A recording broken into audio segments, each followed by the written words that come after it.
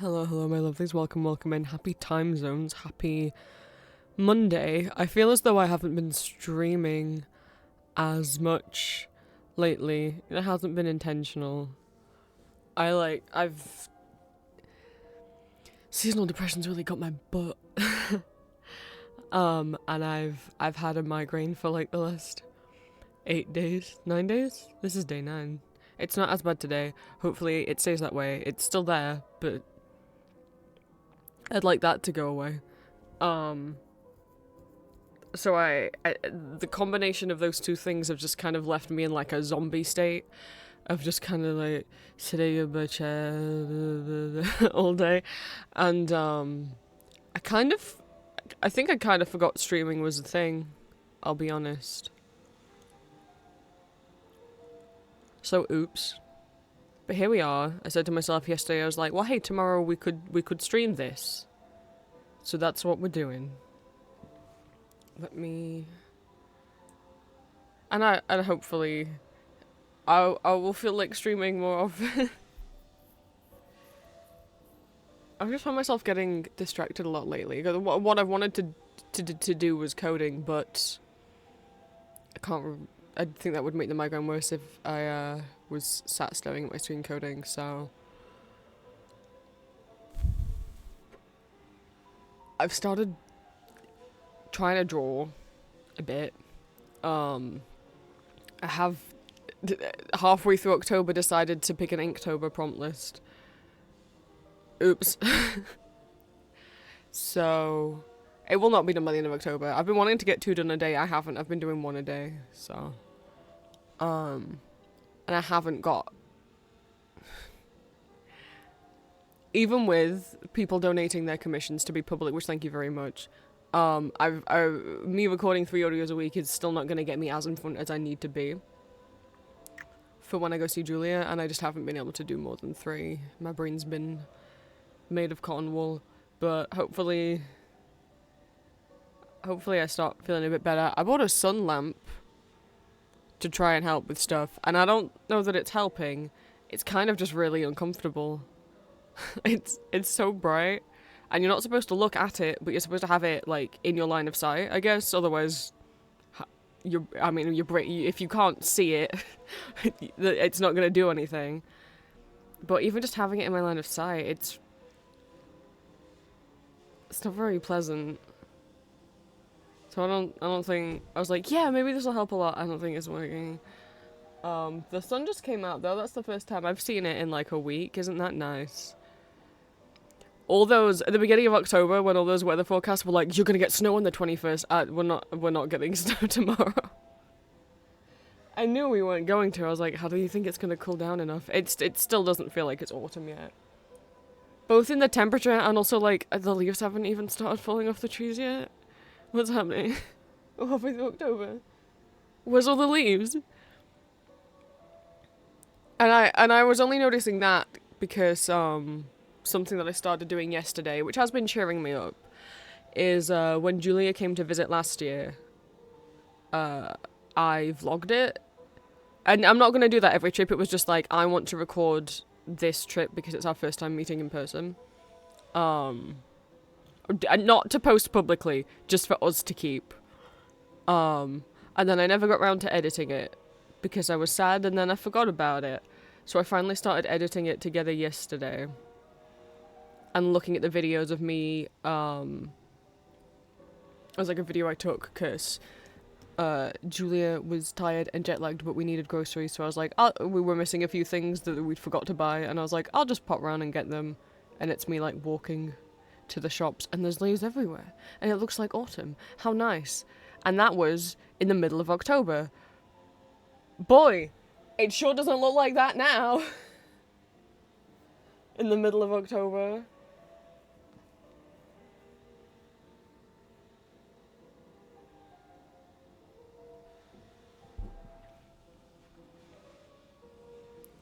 I hope it cools down soon. I have all my favourite clothes to wear. But the majority of the clothes I own are for cold weather. Let me scroll back in chat. That's what I was doing. That's why stream's a little late. I was doing that. Forgot. Olivia, welcome in. Snazzy, welcome in. Colby, welcome in. Green, welcome in. Midromiel, thank you for the resub. 8 months. Elixir, welcome in. Green, thank you for the 24-month resub. 2 years. Jones, welcome in. Anyone who is lurking, welcome in. Oh, speaking of lurking, that's the thing to mention.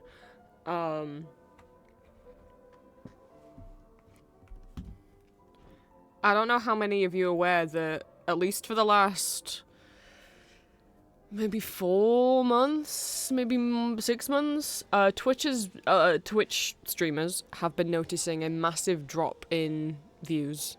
From little guys, I mean, I haven't so much noticed, but I also don't really look at my view count. And mine's been around the same, but the point is, anyway, a lot of big streamers and a lot of streamers of all sizes have noticed massive drops in views and of reporting to Twitch like, hey, are you like fucking up the way that you're detecting viewers? Because this seems really weird that it's happening to like every single user. I definitely was getting around 20 views for each stream. We've got 10 right now. I don't know if that's just because I just started stream. I thought we were about the same, and that often it's around 15 to 20. Maybe if this thing is affecting me, it just turns out I've actually been gaining viewers, but Twitch hasn't been showing it. Because to me, it looks like we're at the same count as I was at the beginning of the year.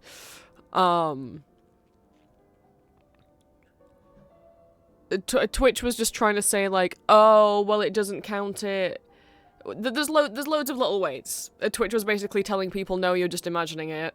You're not, you know, or it's your own fault, even though it's like, really, it's every single streamer.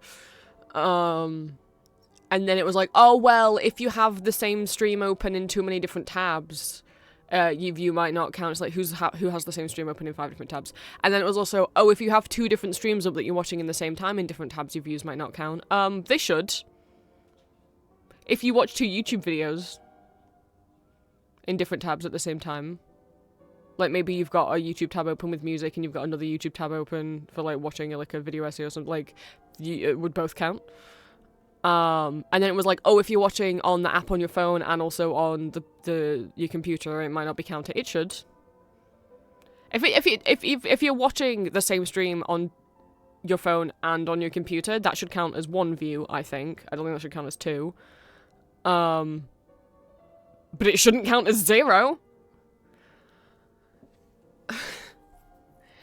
And, you know, Twitch were just saying, oh, no, well, then it's because all your viewers were bots.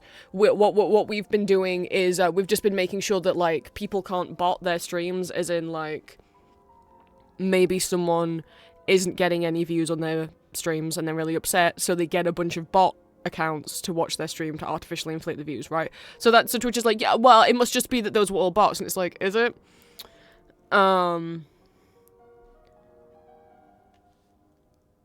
So, no, it's not. It's more than that. So Twitch, I mean, kind of admitted, kind of didn't. Twitch finally admitted that anti-bot system is negatively impacting authentic view counts from real people, alongside a bunch of other bizarre choices for what makes you count as a viewer. We were all right to complain. This is from Basil Wolf on Blue Sky. These past 3 months, their average viewership has dropped from 300 to 150. It's kind of embarrassing to point out, but it's reaching the point of seriously affecting their community. Their community is full of artists who work and lurk alongside them, and Twitch decided they don't exist. Izzy, Bell Beeps, on Twitch, who I do follow, it's crazy demotivating, and it hurts. It feels like a discouragement of lurking. So many communities, mine included, are built on co-working and lurking, and it's just so upsetting. BooTuber, well, they didn't so much as admit it, they blamed viewers for using third-party apps and watching more than 1 stream at once. Which, you should be able to watch 2 different streams at the same time. If 2 creators that you really like, or 2 of your friends are streaming at the same time, you should be able to watch both of those and it count as a view towards both of their streams.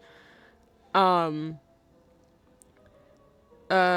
Salem, what's wild is both of these things have been, these have existed for years. Like, the watching on multiple platforms and things like that, like, and using third-party apps. Those have been a thing for years. They can't possibly account for the severe number drop that happened this year. But yes, what I then saw someone else saying, it seems now you might be like, why are people bringing up lurking? It seems Twitch is punishing lurking, which is ridiculous considering Twitch has an official category. So a category on Twitch is, like, if you guys look right now, the category I'm streaming is habromania, because that's the game I'm going to play today. You know, it can be a game, like it could be Undertale, it could be Minecraft, right? But then there's also the art category, music, co-working and studying, right? They literally have a co-working and studying category that you can stream in. But it seems like, and I haven't read up on this, but what I'm gathering, and I don't know the lurking situation, but what I'm gathering is that if you watch a stream and never chat, or you watch a stream and rarely chat, that Twitch might not count you as a viewer, or might, I guess, like if you just lurk the whole time and never chat, you might not get counted, or if you like chat once and then stop for a bit, you might get minused out of the view. I'm not sure. Alex the Streamer has said, you know, so there's people who've tried to prove that it's not just a bug. So they were watching a streamer who had 750 views. Like, that's what it said. The count said 750, right? And they asked everyone who was lurking to send a message in chat. Didn't matter what it said, they just asked everyone who's lurking, send a message now. And their view count jumped from 750 to 1,000 viewers.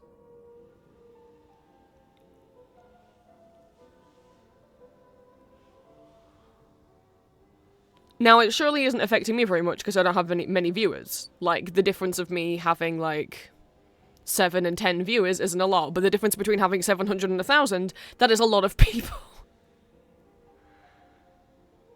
Best guess is some, Alex Zuber, my best guess is some corpo loser looked at the numbers and convinced the higher-ups that lurkers provide less money to Twitch on average. If they slowly made lurking not viable, lurkers would be forced to become more active to have to support their favourite streamers, which is stupid.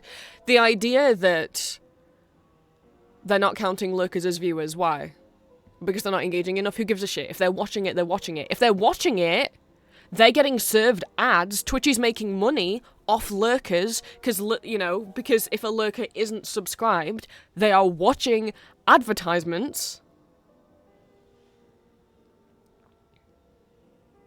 Right? So firstly, to say that, like, if it's Twitch thinking that lurkers just aren't making enough money off them, firstly, they're sitting through ads. And if they're not sitting through ads because they're subscribed, then Twitch is still getting money, because Twitch takes 50%, 60%? I forgot the cut that Twitch takes off every subscription. Like, when you guys pay to subscribe to someone on Twitch, it's like $4.99 now, is it? Twitch takes 50% of that. Either 50 or 60%. I forgot what the split was. That's so stupid. The idea that lurkers, like, aren't giving you money, it's like, they are. I don't find that people who lurk are less likely to subscribe. I don't think that that's... I think it's pretty even whether someone is lurking or whether someone chats all the time in how likely they are to subscribe. Thank you for the first time chats and an Emerald Spice. I like to watch on my TV while working. Right, it's an extra to chat on your phone, exactly. And thank you. I mean, that's not me asking. Thank you for sending the message. I wasn't asking people to. But it does feel... It seems like there's an increasingly stupid number of ways that Twitch won't count your view. Which might have been implemented as a way to stop bots, but just seems to have very severely affected anyone's views. And, you know, it's not a big deal for me who doesn't do this for money. I do make enough off Twitch to get a paycheck every month, but, like, just barely. So you have to earn, if you're in the UK, it's £50 that you have to have before Twitch will pay you out. If in a month you make £20, they won't give you that payout. They will hold on to it in your Twitch wallet until you eventually reach 50, and then they'll give you the money. And I make about 52, 53 pounds off Twitch every month. That is not a livable wage. Twitch is not anywhere near my main source of income. I do this because I find it fun and it's a nice way to get to socialize for someone who doesn't leave the house a lot. But for people who do this as a full-time job, and especially like people who, you know, I just don't leave my house a lot because I do work from home for my other stuff and I just don't have any friends that live near me and stuff like that. But for people who do this because they are housebound through disability or illness or whatever, right? You know, people who, or anyone who does this as their majority source of income, what the fuck, Twitch? And obviously that doesn't mean less people are going to subscribe. If you're making your money off your subscriptions, you're doing fine. But I have to imagine that is a big impact for, you know, like I said, it's not taking off people's subscriptions, but I imagine it must not help if you're trying to grow as a streamer. Twitch might not feature you if they think you're getting less views. It must, if you're someone who's trying to reach partner, because if you want to reach Twitch partner, I'm Twitch affiliate. Twitch partner's like the highest level that you can be on Twitch, and it means you get extra perks and stuff, and it used to mean that Twitch took a lower percentage of your wages. Like if you're affiliate, they take 50 or 60, and if they're a partner, they take 50. It was like 10% less that they would take, but I think they changed that, and I don't know if that's still the thing, but that was the main perk of partner. But to get partner, you have to have an average of 75 viewers. And if people's views are being cut, boy, it's going to be real difficult for anyone to get partner, isn't it? I'm not aiming for partner. If it happens one day, it happens one day. But me having 75 viewers is a long way off. But imagine if you genuinely do have the 75 viewers, but Twitch is only counting it as 50 or 40 or whatever. That sucks. Like, it's not really something that's like, obviously it's something that's affecting me, but it's not something I'm bothered about for myself, since this is for funsies. But it bothers me because it fucks over other people who are doing this as a full-time job, or trying to, and it bothers me because, like, fuck Twitch. Oh. I was gonna say fuck Twitch, and then there's another reason that I'm saying fuck Twitch right now. Did you guys see what what happened at TwitchCon? I'm so angry. So I didn't know that TwitchCon has which is Twitch's in real life convention, right? That people go to. And this is TwitchCon LA, not TwitchCon Europe, which happens in France, or the Netherlands, whatever. There's a TwitchCon here that happens in mainland Europe, but oh my god. Okay, so, you know, when you're a convention, whether you are TwitchCon, whether you are Comic Con, right? Whichever Comic Con, like, because there's loads of Comic Cons, you know, you've got, obviously, like, New York Comic Con, San Diego Comic Con, you've got MegaCon, you've got, KatsuCon, I'm trying to think of American conventions, Anime Expo, right? When you've got guests, when you've got celebrity guests, what you need, I mean, frankly, even without the celebrity guests, you need good security. That's the main thing of any convention. I've been to cons in the UK, I've been to mega cons here, and I have been pissed off at times about their security, because when I first started going, they implemented bag checks at one of their venues, but not the other venues, and now they don't implement bag checks at all anymore. That doesn't make me feel terribly safe. All they do is check props and have you walk through a little metal detector scanner thing. And then if it beeps, they're just like, oh, have you got metal on your cosplay? You're like, yeah, they're like, okay. But,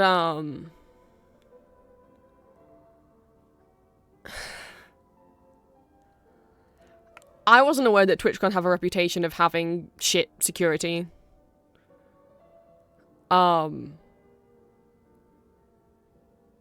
So, there's a creator. here on Twitch. She is a facecam streamer and does a lot of cosplay. She's called Emery. Hang on. I'm gonna get the full... Because I feel like I got... It's not... Is it Emerichu? Or is that's a different person? That's where I was getting confused. Not Emerichu. That's who I thought it was at first. And I was quite confused. But it's not Emerichu. It's Emiru. Who is Emerichu's an art streamer creator. Emiru is a cosplay facecam. And she was hosting a meet and greet, as one does. Like a meet and greet photo op, right? Trigger warning for sexual harassment, assault. It didn't get very far, but we're gonna put that out right there. So she was in her meet and greet. There's a line. Firstly, she's had people stalk her before because she's a woman online and people can't be right. So she's had her own private security that she's brought to TwitchCon and conventions that she goes to. And a couple years ago, someone stalking her tried to get to her at a convention, and one of her private security that she had to hire out of her own pocket because Twitch wouldn't do shit to protect her, grabbed the guy's arm when he tried to grab her and held his arm until the police came. And that security guard got banned from TwitchCon for life for putting his hands on an attendee. So, cut to this year. She's in her meet and greet line. She's taking photo with a fan. Some guy...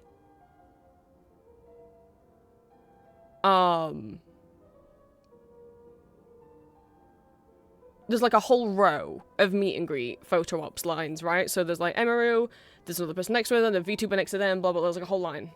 And he gets to the very end of this row of meet and greets with little backdrops and stuff, right? And just like cuts to the front of one of the lines of someone like 3 or 4 spots down from her. And just starts walking through the front of all the lines in the meet and greets. And no one stops him. So she sees him coming and just assumes he must be staff. Right? He comes right up to her and she's thinking this must be staff because no one's doing anything. Now, in the video, because someone videoed it and it went viral, this is only why, like, Twitch is probably doing anything about it, even though they seem like they don't fucking want to. The 2 security guys who are kind of behind her in the corner are her own private security. That is not TwitchCon staff.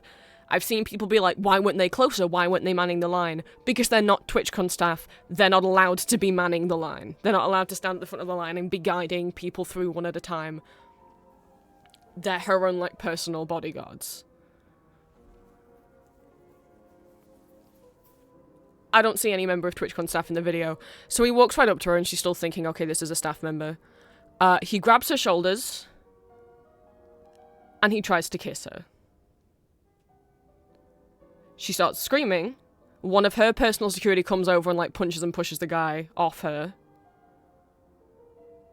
And the guy just walks away. And before anyone is like, why didn't her security follow? That's not their job. They're her bodyguards. It's not their job to go follow this guy down. It's their job to stay with her and make sure she's okay.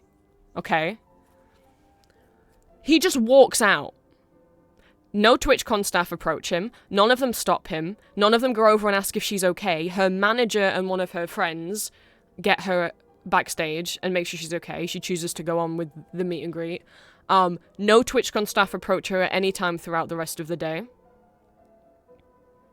Someone else overhears the TwitchCon staff kind of laughing, like, oh, what happened? Oh, that's crazy. I don't know anyway.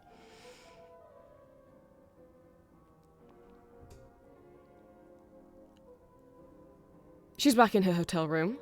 Her manager calls, upset, because she's asked Twitch, what are you gonna do? And they've been like, oh, well, we've managed to identify him. Okay, great. So what are you gonna do? We're gonna ban him from access to twitch.com for 30 days. Not ban him from the convention, ban him from being able to use twitch.tv for 30 days.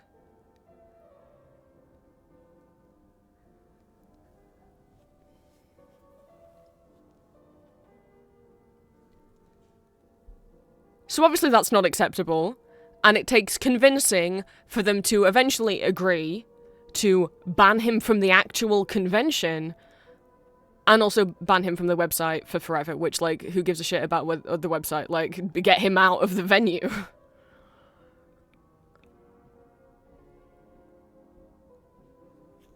And they've posted some kind of statement, but Emiru made a stream in, like, some conference room. I don't know if it's in her hotel or in the convention, like, straight, like, after it happened, because good for her, standing up for herself, because that's not acceptable at all from Twitch.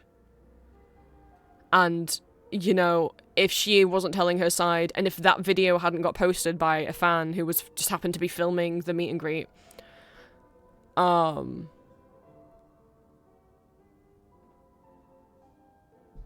Twitch so easily, you know, Twitch could have just said their statement and everyone could have been like, oh wow, that sucks, but at least Twitch has done something about it, without knowing, no, they weren't going to.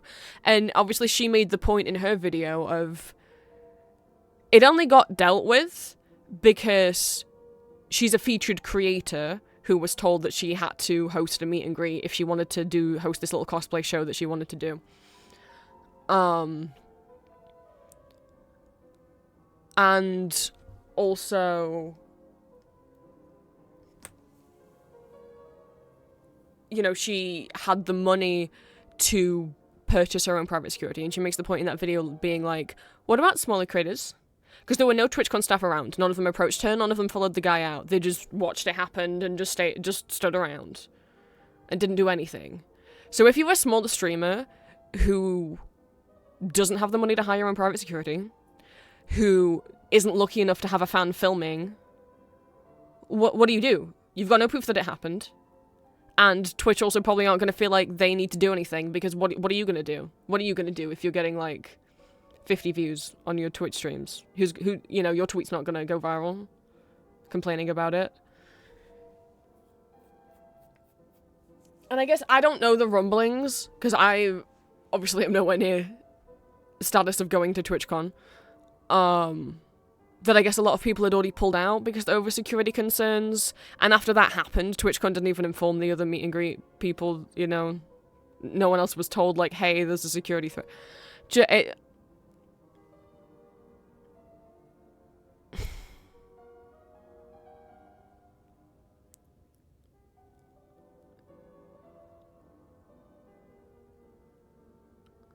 So pissed. So pissed about it.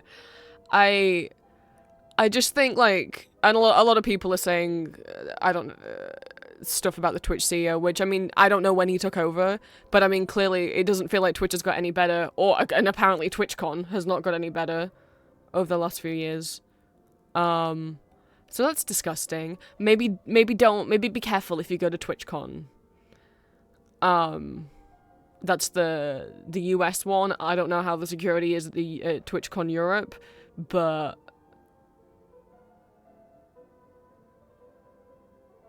I mean, it's still Twitch and Amazon running it, so I don't know that I'd trust it. So I'm in a pretty you know. So sorry, I wasn't planning on mentioning that, but I'm in a pretty frustrated at Twitch mood right now. Like, what kind of wacky world are we living in where someone assaults someone? And assault's like one of your massive creators who clearly could do damage to your reputation if they talk about it. And your initial response is to ban them from the website, but not from the physical convention where they did the assault. Like, I don't know what kind of reality we're living in where any corporate HR, I don't know what security team in charge of that thinks, let's just ban them from the website but not from the venue where they did the crime. Like, what?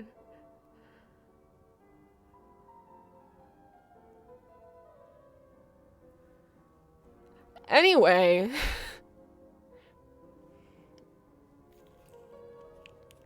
We're gonna play a video. Sorry about that.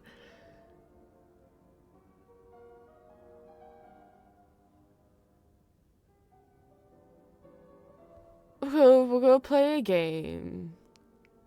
You gotta take care of your guests, right? I mean, like, even just on, like... I mean, frankly, you should want to take care of your guests and attendees and stuff just from a moral, being a nice person standpoint, right? But you would think at the very least, even if all you care about is the money, right? And you don't care if people have a nice time, you just want to make the money. Surely you wouldn't be so stupid that you would let your massive creators who you, like, hired to come and labeled as featured creators because they're so big and bring so many fans paid tickets just to come meet her and just to come see her live show that she was doing there, right? Like, that you would risk putting her in danger because obviously, like, if she has a bad time, she's not going to come to the next one, and you're going to make less money on the next one, because her fan base isn't going to come. Like, you should do it from a moral standpoint, but even if you're just thinking about money, this is a stupid fuck decision to not make sure the talent are fine, you know? And then from a legal standpoint, I don't know what she plans on doing, but there's a potential that she could sue if she wants to, you know?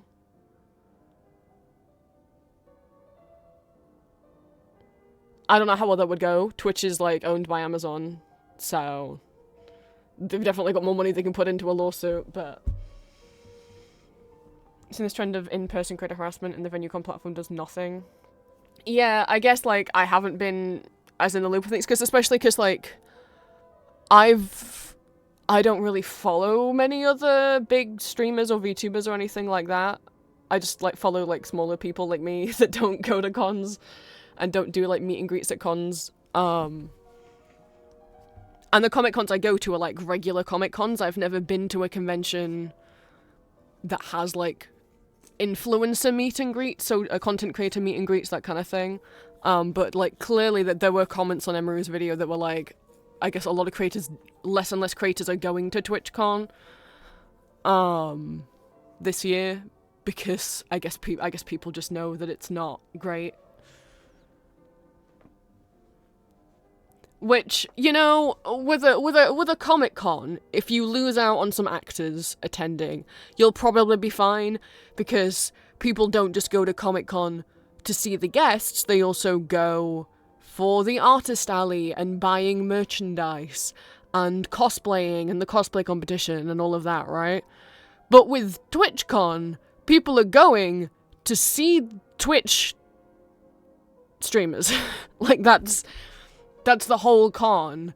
And if you make Twitch streamers hate going, you're not gonna have a con anymore.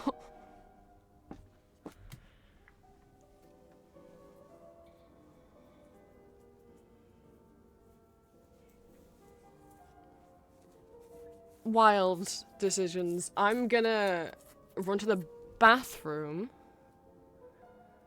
and then we'll talk about nicer things. We'll talk about this game. We're gonna play a game. We're gonna play a demo of a game that I've been following the artist for a while. This has been in development for a while, and this is the free-to-play demo. It is not the full game. The full game is not out. This is a demo to help promote the full game, because the full game is currently a Kickstarter campaign with a bunch of rewards, including, obviously, getting the game. And things like art books, and I'm trying to think, because some of the merch, they had, like, limited hand-painted figurines. Those all obviously sold out. But I think, like, stickers and pins maybe were some of the options. The soundtrack. Was there a tarot deck or something? I have looked at the whole Kickstarter, and I already don't remember. But it's a gorgeous game. It is a Alice in Wonderland retelling, and it is 2D animated. So I'm so excited. Because I love 2D animation and I don't like 3D animation. Not that I don't think 3D animation's bad. I just personally always get uncanny valley with it, no matter how. There's very few cases where I've looked at 3D and been like, ooh. Normally I'm just like, I'm uncomfortable. I did manage to find trigger warnings. I was trying to find, because I was like, clearly there's gonna be some serious elements in the game from the trailer. Like, there's gonna be blood in it. What else is there gonna be in it? So, I did actually manage to find a trigger warning list on the FAQ for the Kickstarter. It is not in the regular text on the Kickstarter. It is not in the Steam page description. I wish it was. So... Oh, I didn't know I could do that. That's not what I went to do. I was trying to select the text. I guess I can drag and drop text into OBS. I'm gonna put it as a pinned post at the top of chat. So this is what the Kickstarter says. I presume this is what is in the demo and not what will be in the full game, but I mean, some of this stuff might not be in this demo, some of it might be for the full game. I don't know. This is all I could find. So what was in the Kickstarter FAQ for what are the content warnings was mental health issues. Obviously, Alice is not doing so well. Substance use, as in like drug use. War, because I think it's set post like World War One. Death, suicide. I don't know if that's gonna happen in. I don't know if that means on screen. I don't know if it means referenced to it. I don't know if that's gonna happen in it. That's all it says. I don't know if that means it's gonna be mentioned. Or if there's gonna be like some mention. I don't know. I would hope not someone doing it on screen. And period typical sexism. So I don't know the details of any of that. And I don't know if all of those things are gonna show up in the demo. I tried to find any information so I could give you guys content warnings, and that's all I could find. And I don't know how like I said, any of those things. Like, I don't know if, like, the substance use is going to be mentioned, or it's going to appear in the game, or even if just by substance abuse, they just mean the caterpillar. Because he is smoking, you know? Like, I don't know if that's what that means, or if more other things. I don't know what substances. There is definitely going to be some serious themes in the game. I don't know how much those will be mentioned in the demo, you know? Because obviously this is not going to be the end plot of the game.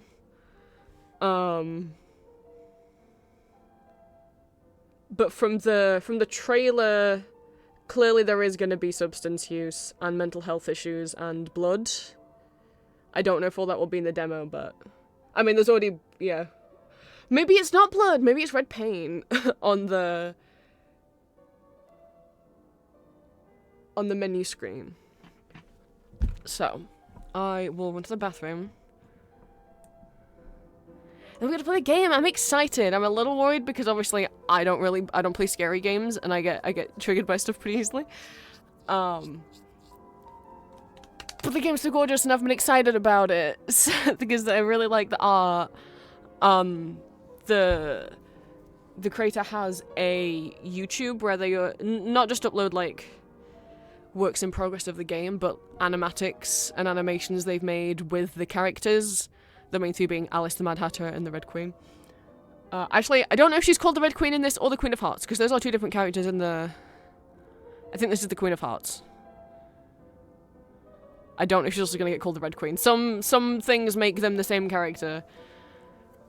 They are not the same character in the book. Collectibles? Oh, there's collectible. I'll be right back.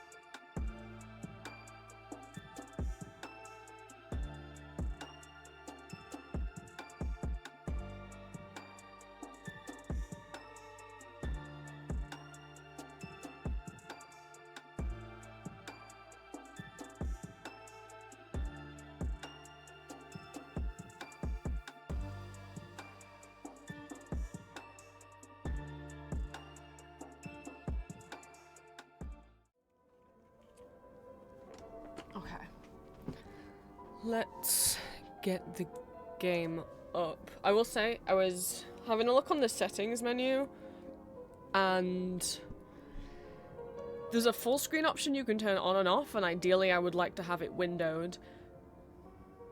But when I turned that on and off, and also nothing happened. Nothing happened. And also when I tried changing the settings down to 720p just to see, nothing happened. So I don't know if that's a bug. I couldn't get windowed mode to work. So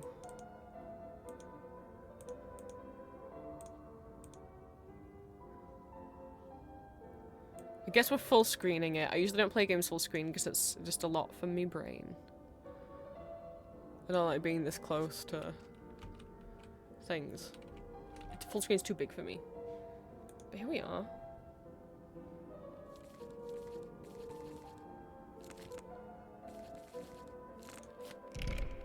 But when I went over here, where's display? It like flashes for a second. And then I click save and nothing happens. It's meant to now not be full screen and be 720, but nothing's happened. Nothing's happened. So, I don't know if that's a bug. I like the menu though.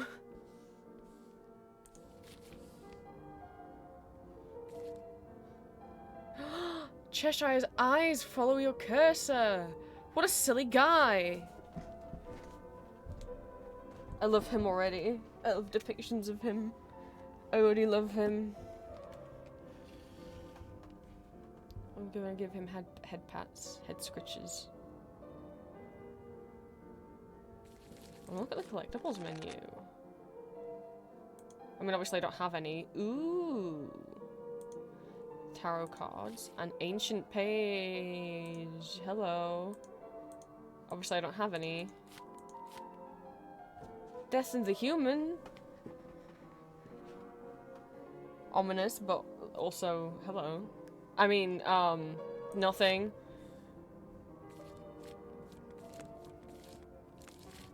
And we got Steam, Discord, Kickstarter, YouTube, Instagram. But I'll show the Kickstarter at the end of the game. I mean, I might do the whole thing on stream today, we'll have to see.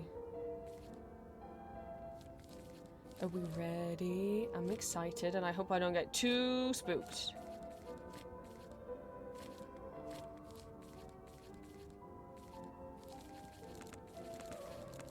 Sorry. I was just doing this.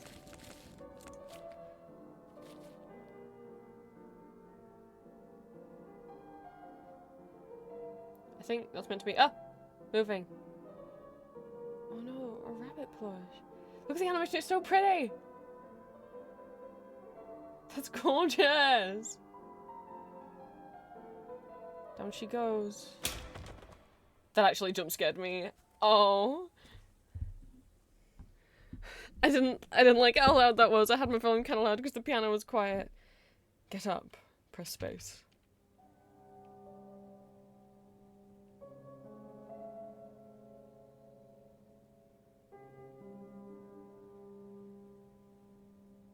Hi, Alice. Don't do loud noises like that. Ow. Oh my god, the piano's like the voice line. That's cute. I don't know if I can change the volume settings now I'm in the game.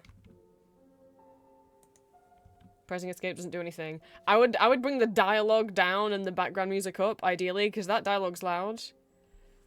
But I don't think you can hear the background music at all now if I turn that down. We'll see if maybe once we're out of this scene I can change it. My head. Goodness, did I fall from all the way up there? It's got to be at least 100 meters. 1,000, actually. Am I not dead? Oh, I've landed on a tea table.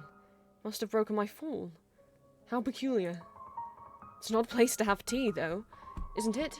At the bottom of a hole. It's quite strange. Oh, good God, my head. I think I must have bashed it on the way down. I can't seem to remember how I got here.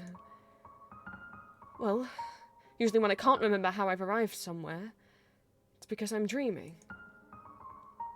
So you must be dreaming again. Oh, I know. You're dreaming again, Alice. Though, usually I wake up before I hit the ground. I've never stuck around after. It's odd. I guess I should try to wake up. Pinch yourself or slap yourself. I don't... Well, I'm not having her slap herself. Ouch! Well, that didn't work. I suppose I should try again? Harder? Pinch harder, slap harder, accept reality. We'll pinch harder. Ow! Ow, ow! That's not working. Oh dear. I'm not dreaming, am I? Then, how did I get here? And where is here? And how am I still alive after such a very long fall? Oh, Alice, your head's just full of questions, isn't it? I can't help but notice the tea table chairs are shaped like hearts.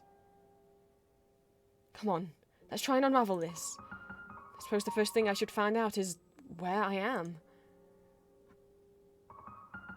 I do remember how to walk, at least, though on such wobbly knees. Well, you fell a long way. Can I? Okay. Oh. I can't? Oh, settings. Okay, here we go. Oh, maybe the dialogue. Okay, turn that.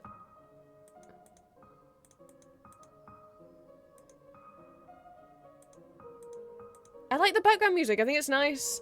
It sounds like, I presume, recorded on an actual piano. Not a MIDI digital recreation, because that's an out-of-tune piano, but it's charmingly out of tune. It reminds me of, the piano my grandma kept in the garage. She had two. That wasn't just what, she had a better one that was in the living room. And then the badly out-of-tune one that was in the garage.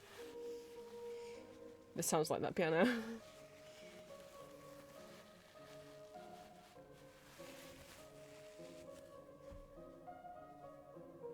But I'd like us all to enjoy the background music without Alice tinkling oh so loudly. Okay, I'm good. Is it? And now we is Alice. Okay, we can no jump. Look at her little, she's so purposeful. Look, her arms go up and down.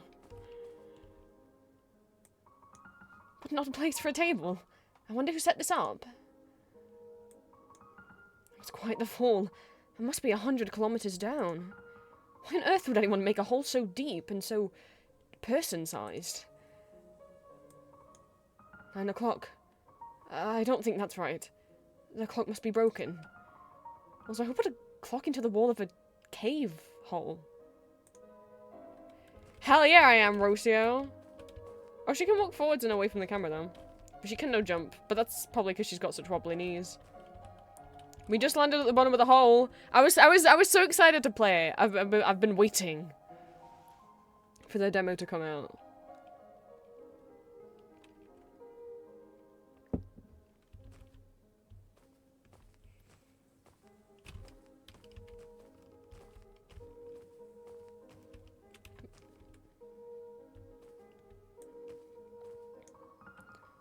I think I can see some light peeking through here. Though I'll shred myself to ribbons if I try to climb through all those thorns.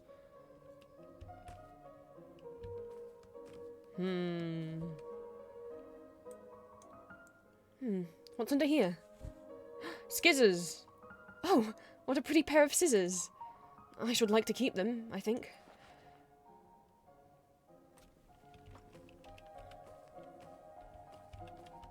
But, yes, welcome in. Trigger warnings are pinned at the top of chat. I don't know if they'll appear in the game. And I don't know if they are, going to be mentioned or on screen. I tried to find trigger warnings. Those were on the Kickstarter FAQ. Best I could do. Those nasty thorns. Perhaps I should check on my newly acquired shiny pair of scissors. Oh, okay. Why?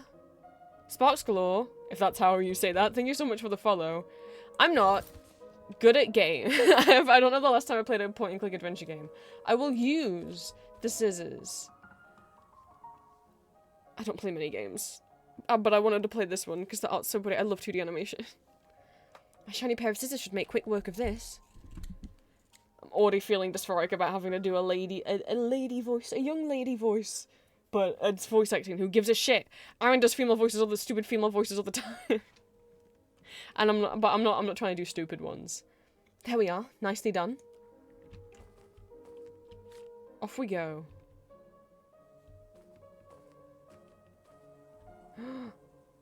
That looks like a cat. Pretty prickly little thing, aren't you?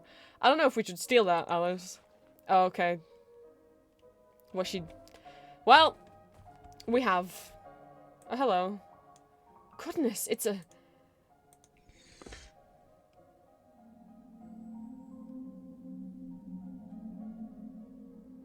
Buddha.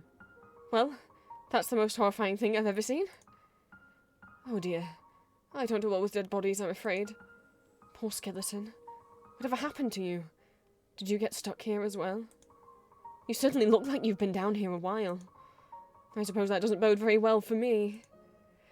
I don't mind seeing the skeleton. If it was, like, dead body-wise, I think skeleton is the most comfortable way to see that, I'll be honest. If it was in any other spot in the decaying process, I'd be way more upset. Is this your bag, Mr. Skeleton? Or Miss Skeleton? I couldn't say either way, I suppose. I should quite like to take a peek inside of your bag, if you don't mind. It's a book. No, a journal. Oh, you're a writer. I'm a bit snoopy, I'm afraid. I might give it a read.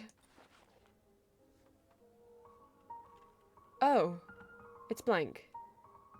Well, what's the point of an empty journal? Journals are meant to be written in. Maybe he didn't get... Maybe they didn't get round to it, Alice. What's in their hand? If you won't use it, I will. I can use this to keep my head on straight. Keep things sorted and organised. Oh, I do hope I remember things soon. Worst case, if someone finds my skeleton here, they'll at least know who I was. But if someone were to find your skeleton at the bottom of a hole, we'd be playing Alice is Dead. Objectives. Remember, my head hurts. Remember your past. Check out journal. What could I use this for? Open diary tab. Open saves tab. Found a way out. How on earth did I end up here? Explore. Is she trying to work out how she wants to, like, have a signature? Look at the little... Shh, look at the little bunny. Look at him. I love him. She's already done so many doodles. He's getting head pats. Okay, let's see. If you're reading this, I might be dead at the bottom of a hole. Oh, if you're reading this, I might be dead at the bottom of a hole, and you've just found this near my decaying corpse. If so, hello. My name's Alice, I'm 19 years old, and that's just about all I can remember about myself at the moment. I've fallen quite a long way down, and I think I must have hit my head. Hopefully no important bits are damaged, aside from the whole memory thing, which I suppose is an important bit, but I can worry about that after I've gotten out of here. Wherever here is.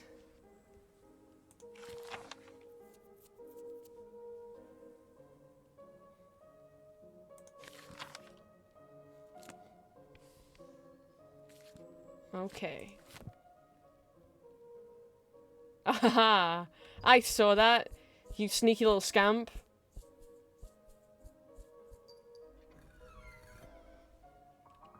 What was that? Hello? Oh, they only open when my back's turned? Oh, did I scare him off?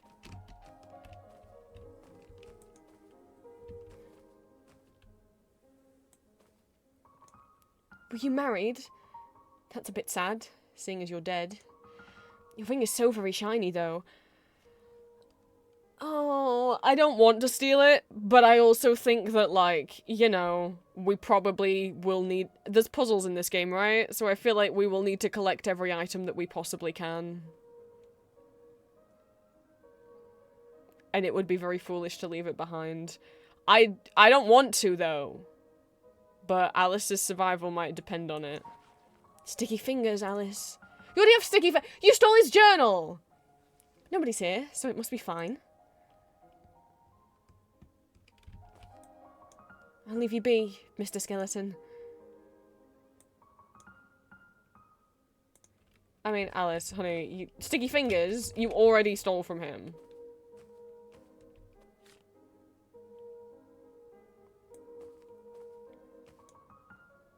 He's seen better days. If this necklace is real, it must be ridiculously expensive. Oh my god, the pretty lady, I mean, she's very beautiful and very nude.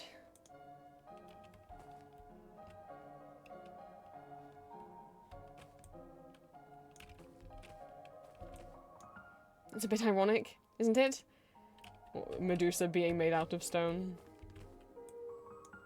What a pretty young lady! What pretty flowers.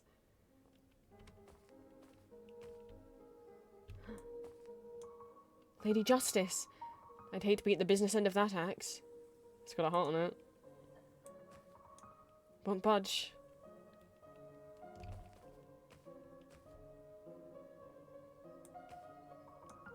Why do they always make old people look so unpleasant? I've always found old women delightful. It's a photograph of a fountain.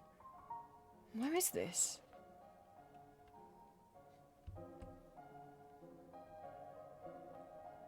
Oh, I know who that might be, because I've watched the animatics. Hello, Mr. Death, maybe. Angel of Death, maybe. With your fancy halo. He's got pet rats. That's so many rats. How do I... Okay.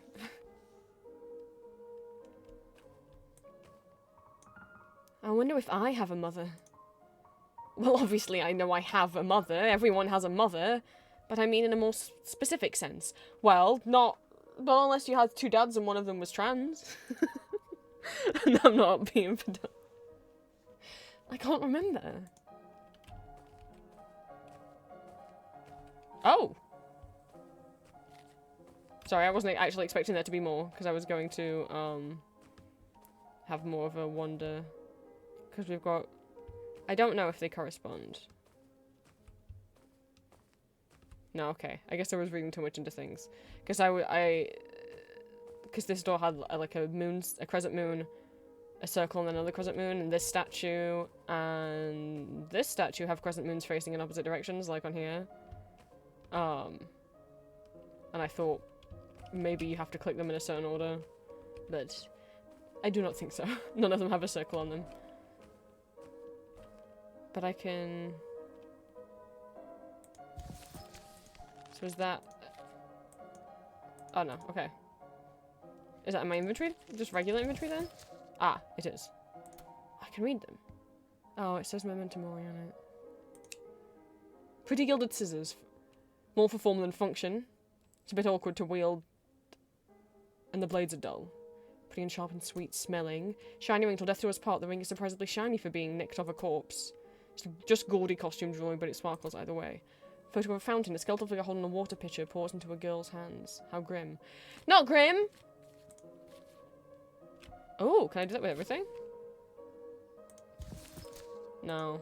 Just with the photograph. Okay.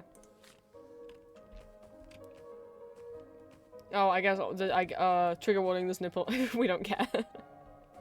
There was a single nipple on the ground. How sad. It's the kind of basket I'd used to go picnicking with. Oh, and it's ours. Could it be? Is that... where's the king picture? Could it be, guys? Could that be a water sausage? Oh my goodness. I know what those things are called. I've played at least one other video game.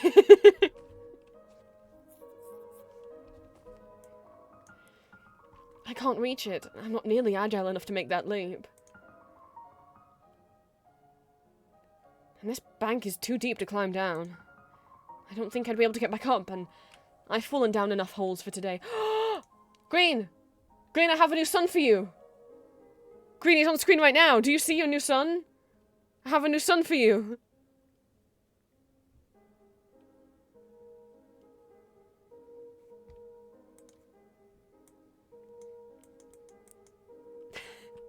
If I can save him for you, I will.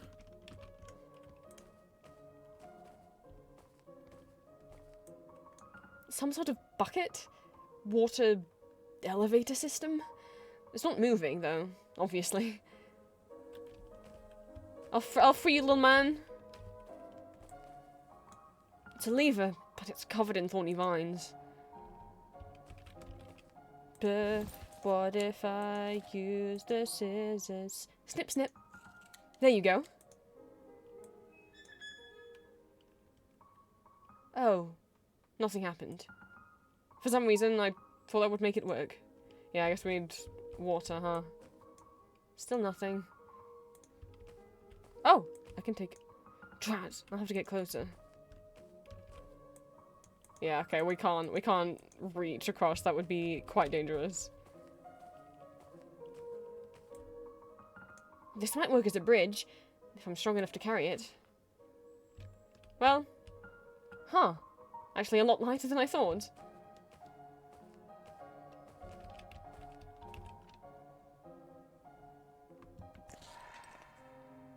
I don't mean to click that. A long slab of wood, seemingly sturdy enough to carry the weight of one... I didn't read all of that, actually. Maybe I can use this plank here. Look at that! A bridge! Very clever stuff, Alice. Now, just try not to fall off it. Which is all too easy to do when you've made it a diagonal. I'm not hungry at the moment, but this apple's too pretty to eat anyway. At least I won't starve to death down here. Though a diet of just apples would get very dull very quickly, I think. Nothing in there for us, Alice?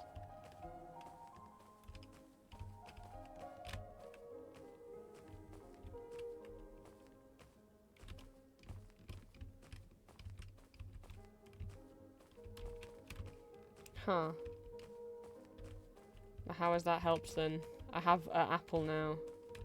In what way has this helped me?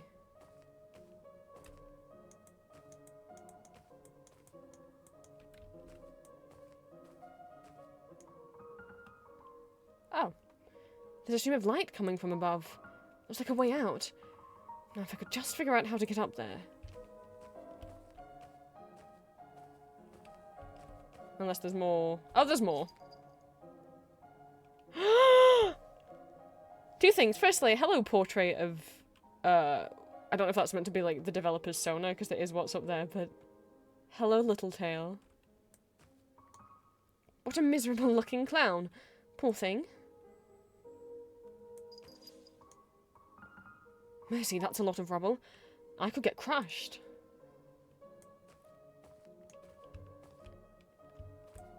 Hello, baby. Oh no, are we taking it? Poor Dolly down here all by herself. Where's your mama, baby? Pull string? Fuck off. Well, that's unpleasant. No, don't! Oh, no, Alice. I don't like that its eyes are open in the inventory, but its eyes are closed over here.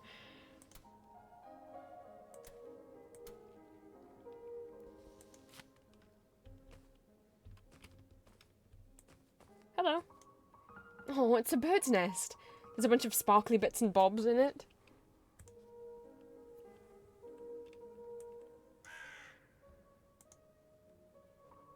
Oh, sorry, Miss Raven. I'll leave you alone. Do we want to give them the picnic? Hello, Miss Raven. That's quite a lovely nest you have there. The Raven blinks in a flattered sort of way. Do we want to give it new nest? Do we need Jug? I don't know why we need Jug, though.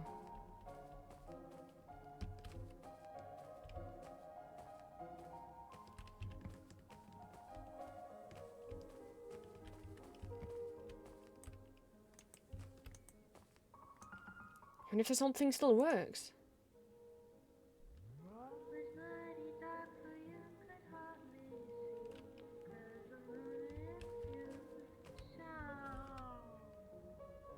Oh. Well, it did more than I expected. What a pretty handheld mirror. Gosh, my reflection certainly looks worse for wear. Chin up, Mirror Alice. We'll get through this. Oh, I hope there's not a mirror there. Anything in here? Oh! I'm so sorry. Was that rat wearing clothes? Or am I mad? I mean, probably both, Alice, I'm sorry to say, but... I don't know who was more frightened, me or the rat.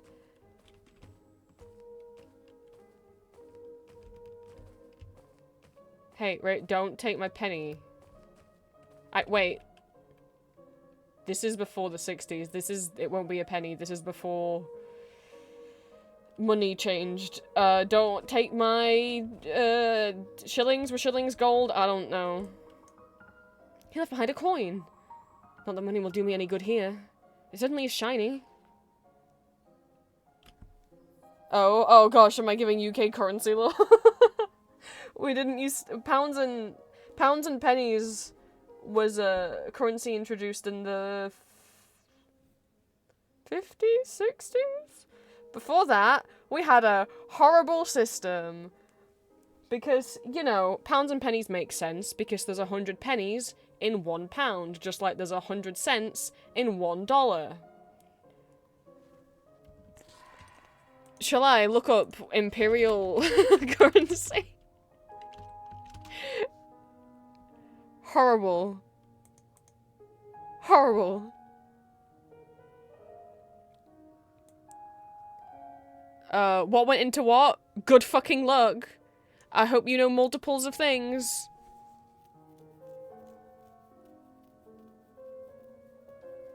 So...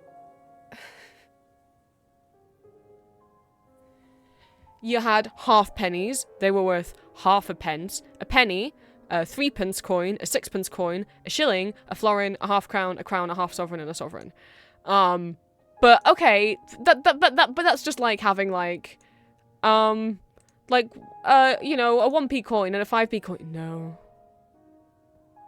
No. Because 100 pennies into a pound is pretty easy math, right? When things are in multiples of tens. You know, if you're like, oh boy, this thing costs 80 pence. Well, how much money is that? Well, I've got 8 10p coins. 8 times 10 is 80. Easy. What if it wasn't easy? There's 2 farthings and a halfpenny. And then 2 halfpennies and a penny. You're like, okay, so a farthing is a quarter penny. And a halfpenny is a half penny. Easy, right? How many pennies do you think there are in 1 shilling? Would you like to guess how many pennies there are in a shilling?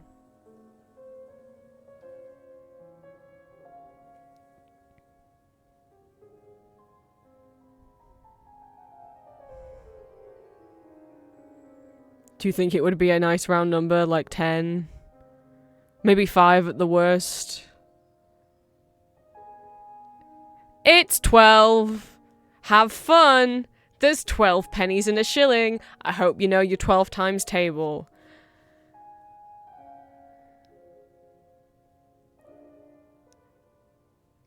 And then, but there's also 3 pennies in a threepenny bit. Yep, that's a real coin, a threepenny bit. There's 2 threepenny bits in a 6p. So you're like, oh, so a threepenny bit is like worth 3 penny? No. No, because there's 3 pennies in a threepenny bit, and then 3 threepenny bits in a 6p. There are 2 6p in a shilling, though, and like we've said, a shilling is 12 penny. My brain already hurts. 2 6p in a shilling, which makes sense if a shilling is worth 12 pennies. However, a 6p, I don't know, is necessarily worth 6, I guess, is 6 pennies, yes. And then Well, now you've got a shilling. What do you do with your shilling, which is worth 12 pennies? Well, there's 5 of those in a crown.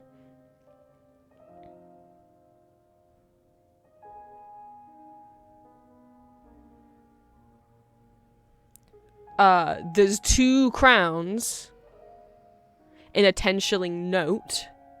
We're back to shillings. Why? I don't know. And then if you finally want to have a whole English pound, you would have needed either 2 10 shillings, 4 no, sorry. What is that? I don't know what /s tiny s means. I guess we'll never know. 4 crowns, 20 shillings, or 240 pennies in a pound. Not 100, 240. Because why not? Who doesn't like their 24-time table? But you could also have 2 shillings in a florin, and then 10 florins in a pound. And 2 half crowns in a crown. So easy, right? Do you remember everything I just told you?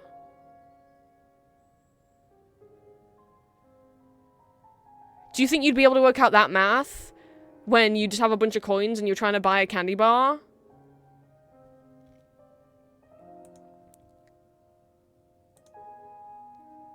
What fun!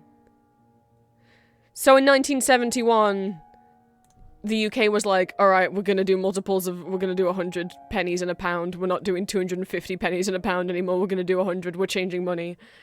And we've had that ever since.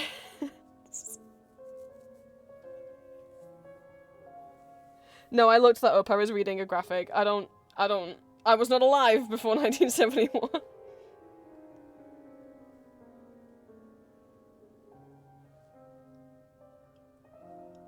I have some halfpennies and sixpences and stuff from my grandparents, but yeah. I mean, you can't use them.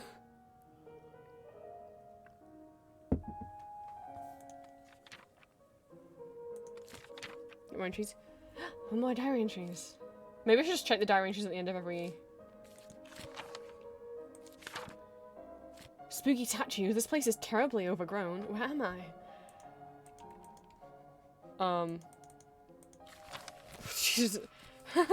Maybe don't go into one menu from the other. The back button got very confused. Did I pick up my shiny coin? I did. Oh, it's not. Anyway, after all that, obviously it's fake made up Wonderland currency. That sure looks like a queen. If only a person could buy their eye out of here. Well, I think if she wanted money, you'd need more than that.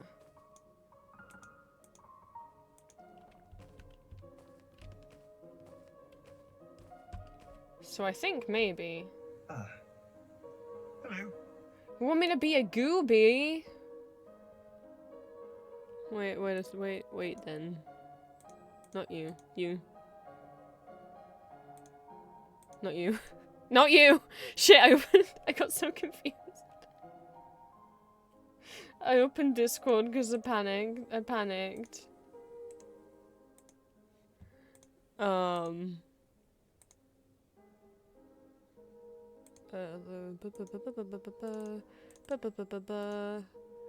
I'm gonna be so scared if I look at this going around Wonderland.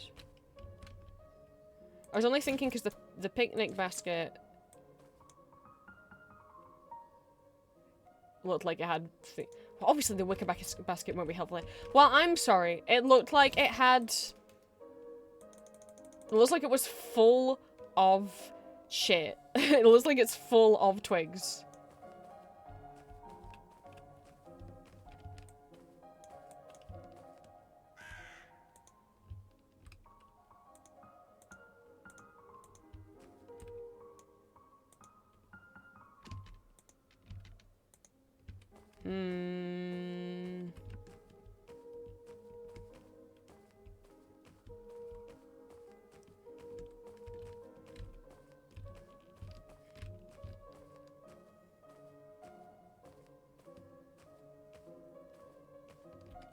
Yeah, I thought, okay. I didn't think there was any way up here.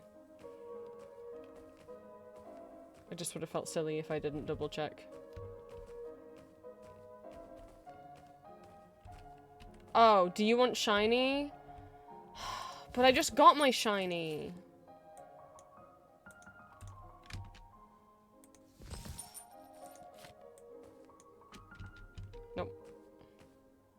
Now's the part where I'm gonna start feeling stupid. Okay, what else have we got to do? Obviously water. And the door.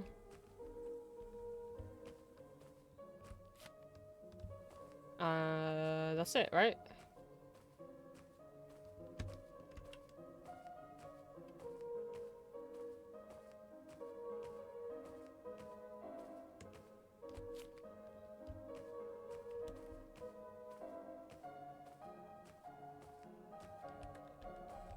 Okay.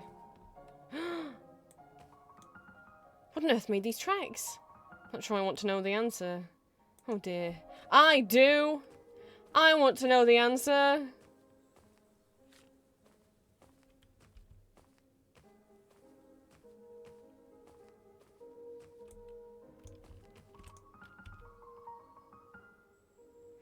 Okay. The symbols on here are the same ones as the tiles near those statues. Is it the moon side? Well, that's what I was thinking. Okay. But there's not a circle one.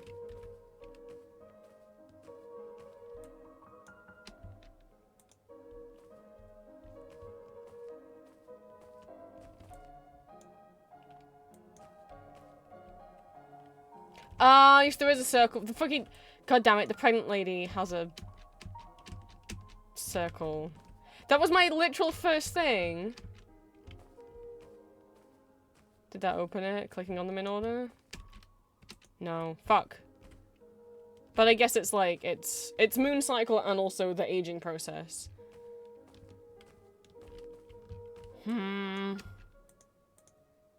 Unless I need symbols to put in the bases of the statues.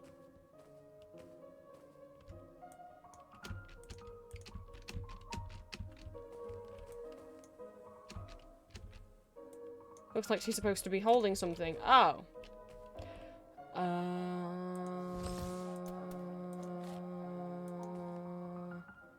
It's because she said it reminds her of Snow White. Would you like this apple, ma'am? The smell's glowing now. How very strange. Oh, are they all missing some? Do you want a baby?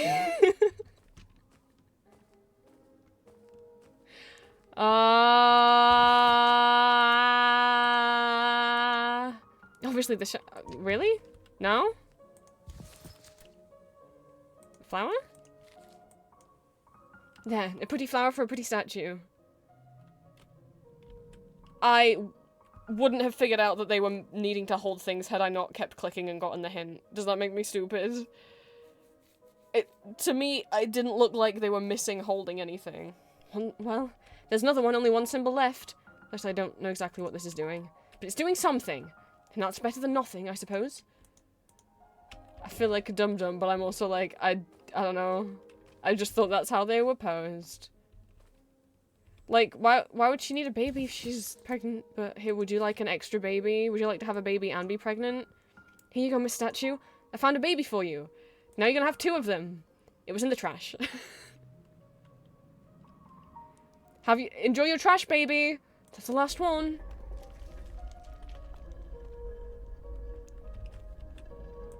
Goodbye, ma'am. Enjoy your trash, baby.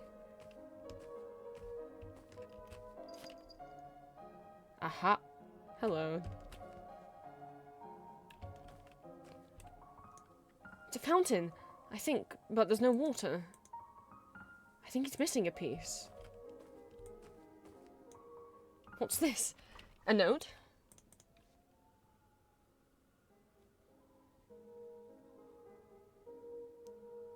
One. Death and life were not enemies, as the humans had always supposed. Just as there could be no warmth of the day without the cool hand of night, so too could there be no life without death.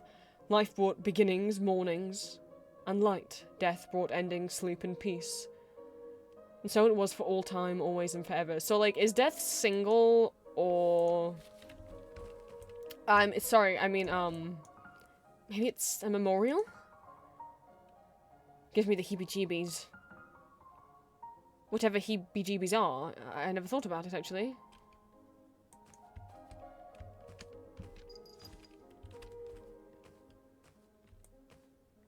Maybe it's not meant to be anyone specific.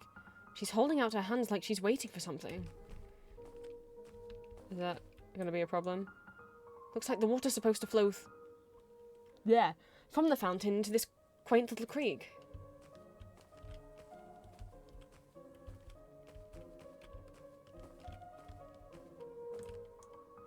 The incense smells of roses, or maybe that's just the air. The whole place reeks of the stuff. Roses and dirt. That's a lot of rats.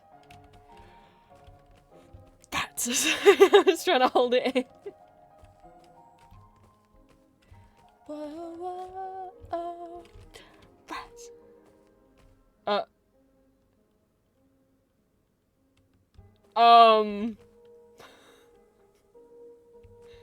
Lady Justice? I'm going mad. Well, there's supposed to be a statue here. Where did she go?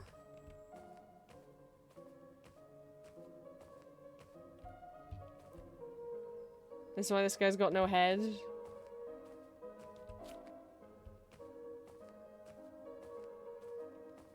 I just want to check back here.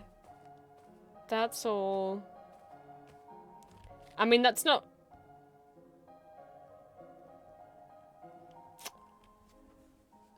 What I was about to say is that's not good if justice is gone from this land. I feel like the world needs justice. Hey, girly pop. What did you do? There is blood on that. And you took off, you didn't chop your own eyes out with an axe, did you? Jesus, Joseph and Mary, is that Lady Justice? Is that blood? Lord help me. Statues shouldn't move around like that. That's quite frightening. I did not know she'd be back here. I just wanted to... Whose blood is that? Thought it would be better to check back here before I went forwards. Part of me wants to take the axe, but I feel like I shouldn't touch her stuff. I don't want her to move again or anything. Either she killed somebody else and now she's crying. I'm just a bit because of the whole idea of Justice being blind, so part of me's like, she didn't, like, blind herself, did she? Because she sure took off her... She took off her blindfold and now the blindfold has blood on it. Either it just got blood on it because she got blood in her hands and then ripped the blindfold off, meaning, like, she's done something bad and now she feels like she can no longer be Lady Justice. Or, did you notice that there's no justice in this land and now you've... Okay, just have a little head pat. Oh, it's making the eye in the back go a bit crazy. Okay. This is where she is now.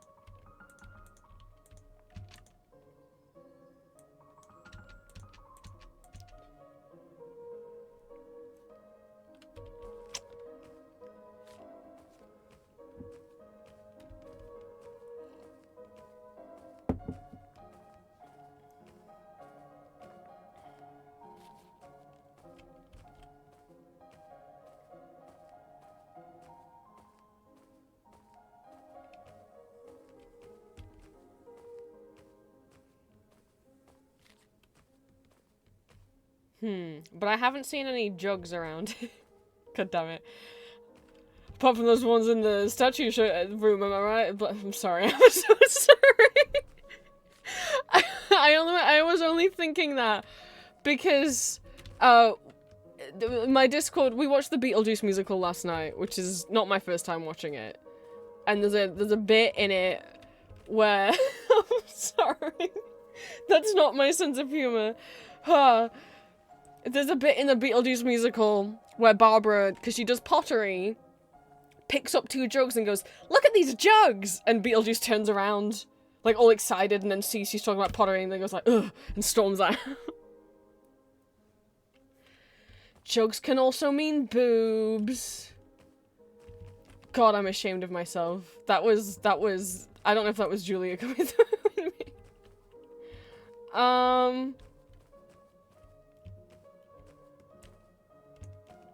Well, I don't want to be stuck. Would I have in my... Especially not so soon. This would be really pathetic of me. I'm supposed to be a smart boy. What have we got?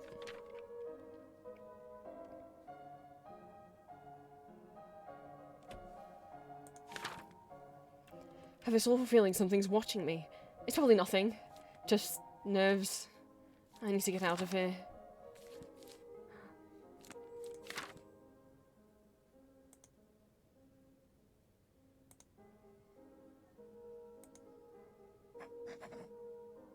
I just wanted to know what that did. Okay. What have I got? Can I? I can't move these things around, huh? Necklace. Oh! Would you like this instead?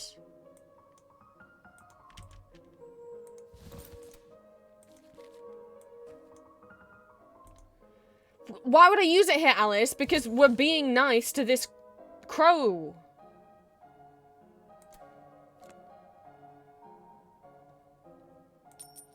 Is why.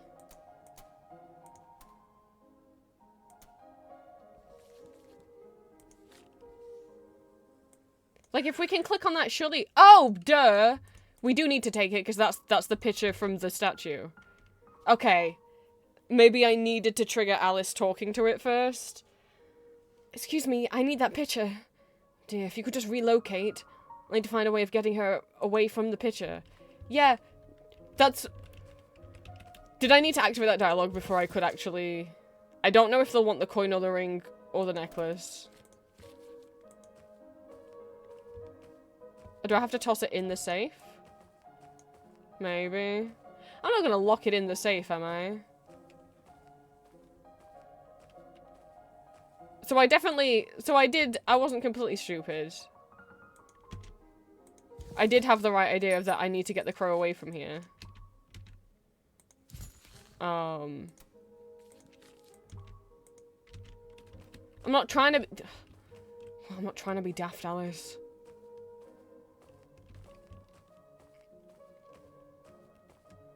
Like, do I need to toss it somewhere else?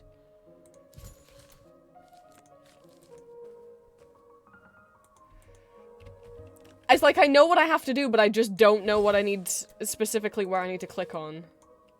Hello, again? Would you consider— Oh! Did I not do that earlier? I guess maybe I wasn't allowed to do it earlier, because I hadn't triggered the right... Maybe you're not allowed to try and give the crow the picnic basket until you've already seen the death statue in person. That's really frustrating, though, because it made me think that I was completely stuck and didn't know what to do. Because I'd already tried using the wicker... Unless I didn't click on the crow with the wicker basket last time and I only clicked on the picture. That's a little frustrating. Oh, I need to move Julia. That's a little frustrating, though. It made me... Oh, I could just change my model back. It made me start feeling a little bit upset that I was stuck. I don't know if that's because I just didn't click directly on the crow last time. Or if that's because it won't let you do it until you've seen the death statue. Which I can, on one hand, I can understand you want people to solve things in a linear way, but that would also make me think, oh, I must not be able to use this item here, and wander around aimlessly for hours until I cry, and be like, I'm stupid, I can't do this again. Would you consider moving your nest into this wicker basket instead of that picture? Raven considers it, but isn't convinced. You'll have to sweeten the deal. Yes, I know, it's a bit drab, I suppose. I could just it up for you, if that would be better. The Raven's unreadable. I'll take that as a yes. Oh, we have to combine things.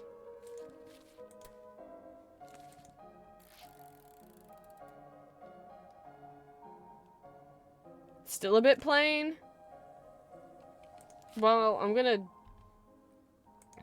try anyway. I don't want to get rid of an item that I'm just really worried I'm gonna use an item I should. Is that alright? I put a nice shiny thing on it. Looks over it with interest, but isn't moving.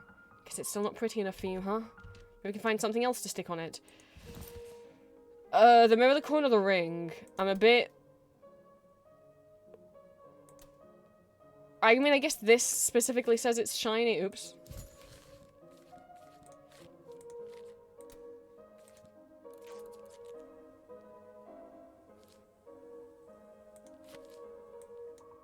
Is that alright? I put some nice shiny things, plural this time, on it. Oh, the raven looks over with interest, but isn't moving. It's still not pretty enough for you, huh? The coin or the mirror? I'm a bit worried about wasting one of them. I mean, I would hope if I'm not supposed to use it on the nest that it just won't let me.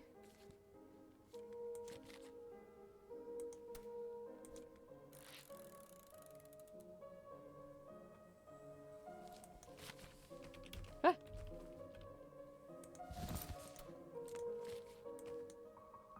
That should be enough, I think.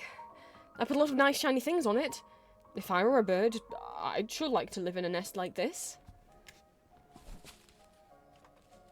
But, I mean, they can move the shiny things from the last nest to the new one. The raven looks very happy in her new home. She has a gift for you too. I mean, I think it'll be more comfortable. Like, it's a lot wider for you to get your butt in, unlike the picture. Oh, for me? A feather. Oh, thank you very much, Miss Raven. Finally, it's the picture. If I can stick this back where it belongs on the fountain, hopefully it'll work. And head pats for the raven.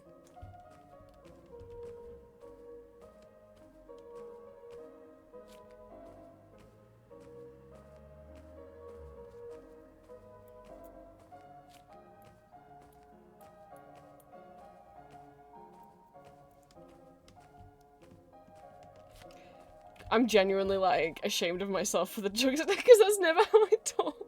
I'm so embarrassed. My friend was like, that's so stupid, don't say it.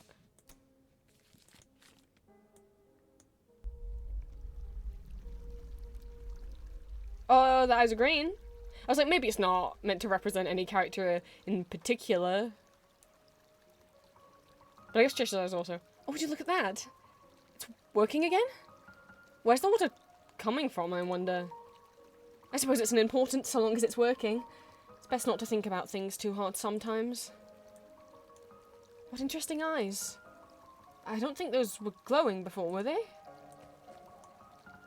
feels poetic or something. I don't know, maybe I'm overthinking things, knowing me. Probably.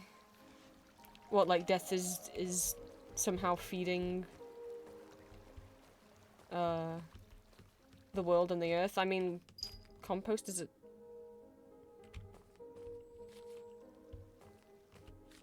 What was that sound? Are they all meant to be holding things? Are you meant to be holding something? You're supposed to be holding... God, okay. I thought I heard like a jingly bell. Unless I am meant to... She doesn't want the axe, does she? Seems oddly appropriate.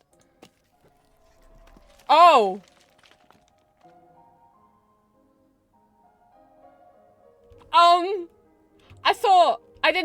I thought she might... I didn't know she was gonna look into it. I thought she was gonna... I thought she'd face it away from her. I didn't... The fact that it's not something you usually say made it funnier. Okay. Never thought Medusa was all that scary. I thought it was rather unfair what happened to her, all things considered. Me too. The whole getting her head cut off as a trophy thing, I mean. Wait, we're not taking the sword? Alice? What did we do that for? Oh, the snake. God, I was like, did we just kill this statue for no reason? It's left behind a snake head. It's a bit frightening, actually. But if I combine this with a long vine, it could make a pretty convincing fake snake. Alright, I was like, surely we did that for a reason. Alice, I swear to God.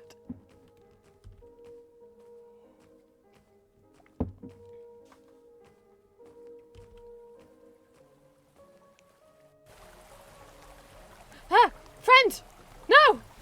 He's gone. Looks like it goes all the way up. Oh, he's fine. Maybe later, I just want to have a little bit of a... He seemed happy. There he is.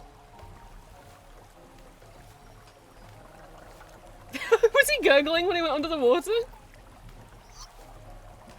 And then he's spitting the water back out. Oh no.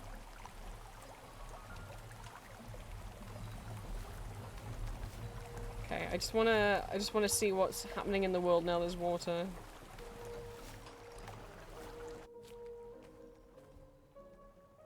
You can hear the water in the distance. Okay, I guess we're good to go over there. Just wanted to make sure.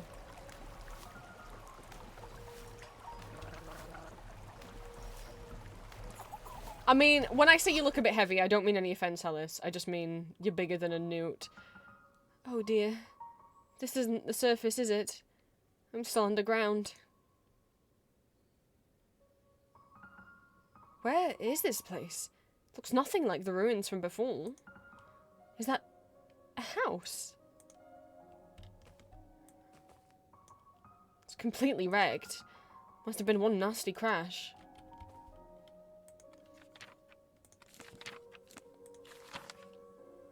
I don't know where that well spat me out, but I'm still deep underground. How did I fall exactly? And whose house is this? Why anyone would want to live here, I have no idea. Everything's destroyed. It looks like a bomb was dropped here. A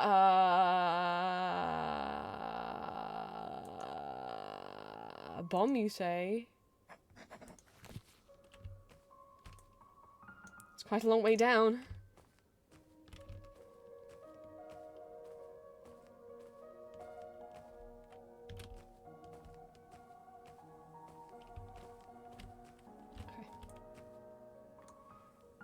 Is anyone home, I wonder?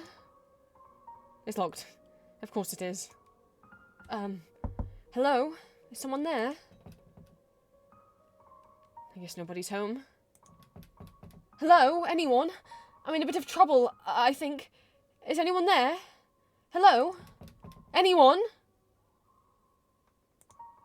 I don't think I should even bother. I'm rather weak, unfortunately. I didn't want to kick the door open anyway, Alice. I just was like, well, if we have to. In for a penny. Oh. Hello. Not scary painting. I don't like this painting very much. But it's 9 o'clock up here too. What's this? Bit ominous. 2. Life sowed the seeds of the living, and when the time came, death harvested. He cleaved their souls from their flesh and blood and teeth and brought them to the after. He would leave them there, because their souls did not belong to him. Death did not belong to anyone, anywhere, and no one and nothing belonged to him. I could belong to him if he want. And all death knew was taking. And there was so much taking to be done. He only knew taking, but he never got to have anything that he taked. Does he want to have someone? She doesn't look very happy. They're a very attractive couple. No, we've got different coloured eyes. I don't think they're meant to be this. I don't know. These look brown and this looks blue. Oh, all the clocks say 9 o'clock. The complete works of Edgar Allan Poe. What a sad poem.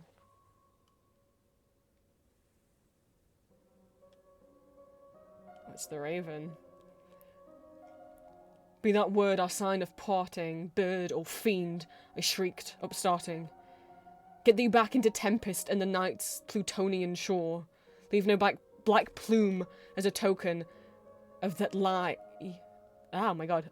Of that lie thy soul hath spoken. Leave my loneliness unbroken. Quit the bust above my door. Take thy beak out my heart. Take thy form from off my door. Quoth the raven, nevermore.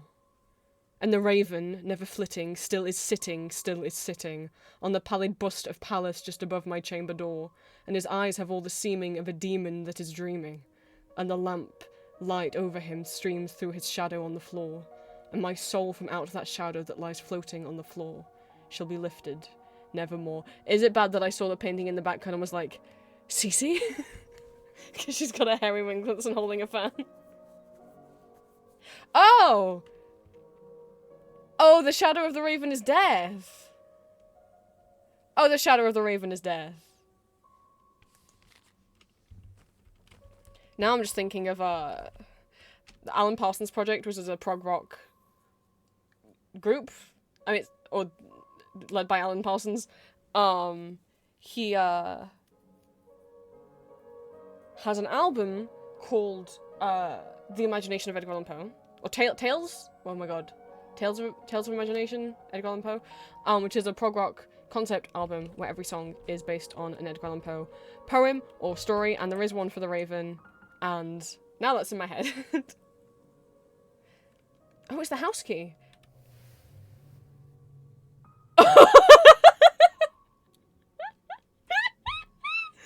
Okay. Sorry, I was too busy still thinking, like, does that make me look uncultured if I say it makes me think of a prog rock album? But, like, it's a really good... I really love that album. I'm sorry I was stood in a position where you guys maybe didn't see the hand that came out and took the key. Oh my god. I hate that quite a lot. God help me.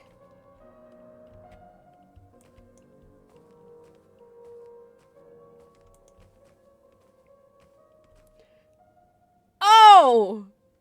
Oh, were you being helpful, Mr. Rabbit? Is that key? He didn't have that before, did he? That makes no sense. How did that even... Well, in any case, I can have the key now.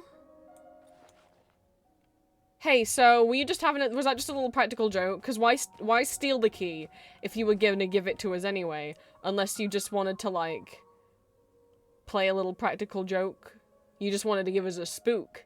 What sort of world do real things fall out of paintings? Such an unpleasant painting, that is. I don't think it's that bad. But, I don't know, is it just me? I'm like, I don't think it's unpleasant. I think it's kind of cool.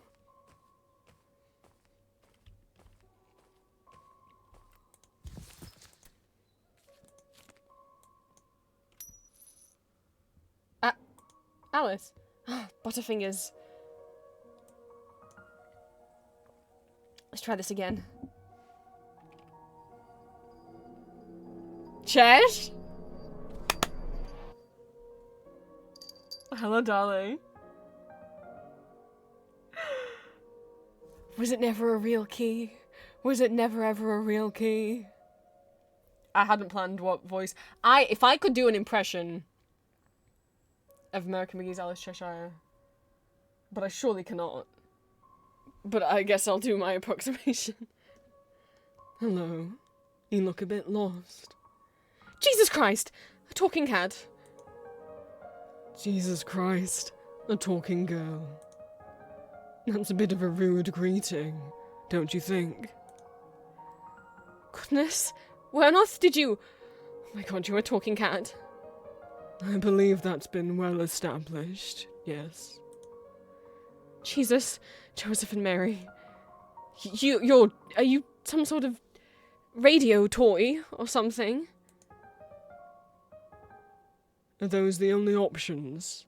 Radio toy or something? In that case, I suppose I would be a something. Oh, gosh. Now you've done it, Alice. You've hit your head and now you're talking to cats. Just like Aunt Edith. Your Aunt Edith is a cat? Oh, sorry. No, I mean she talks to cats. But she's loony. So am I guess.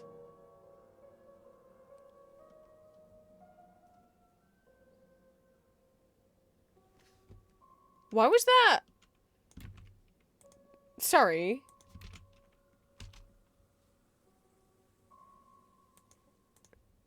Allow. Jones saying the word... Jones sent a message saying piranha teeth, and Twitch Automod held it for misogyny because of the word piranha. Apparently the word piranha is misogynistic language. Does piranha mean something else that I don't know that it means? Twitch. This should make Cheshire a marketable plush. Okay, so... Flying Frog, thank you so much for the follow. As far as I'm aware, they did, and he was a makeshift campaign, and I missed him. Or he's going to be a makeshift... I think he was a makeshift campaign, and, he gone, sadly.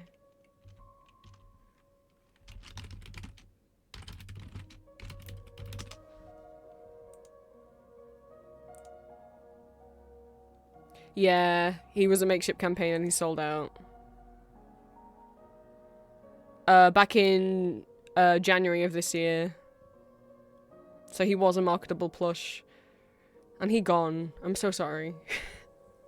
God, the American McGee's Alice Chesh plush is gone too. I was saving up. I was waiting to buy it when I moved out because I wanted to get the Autism Bunny as well, and my parents can't see that I have the Autism Bunny, and because shipping's a lot, so I was gonna get them both at the same time, but they don't sell Cheshire anymore, and they're never gonna get him back in stock. They have a new, different version of Cheshire, but it's not the version from the game, so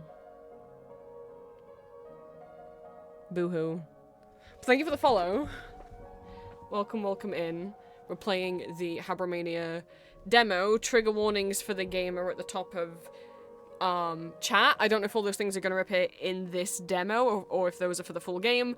I was trying to find trigger warnings anywhere I could, and those were listed on the Kickstarter FAQ. So, but what? Ow! I caught my finger on my desk. But welcome in.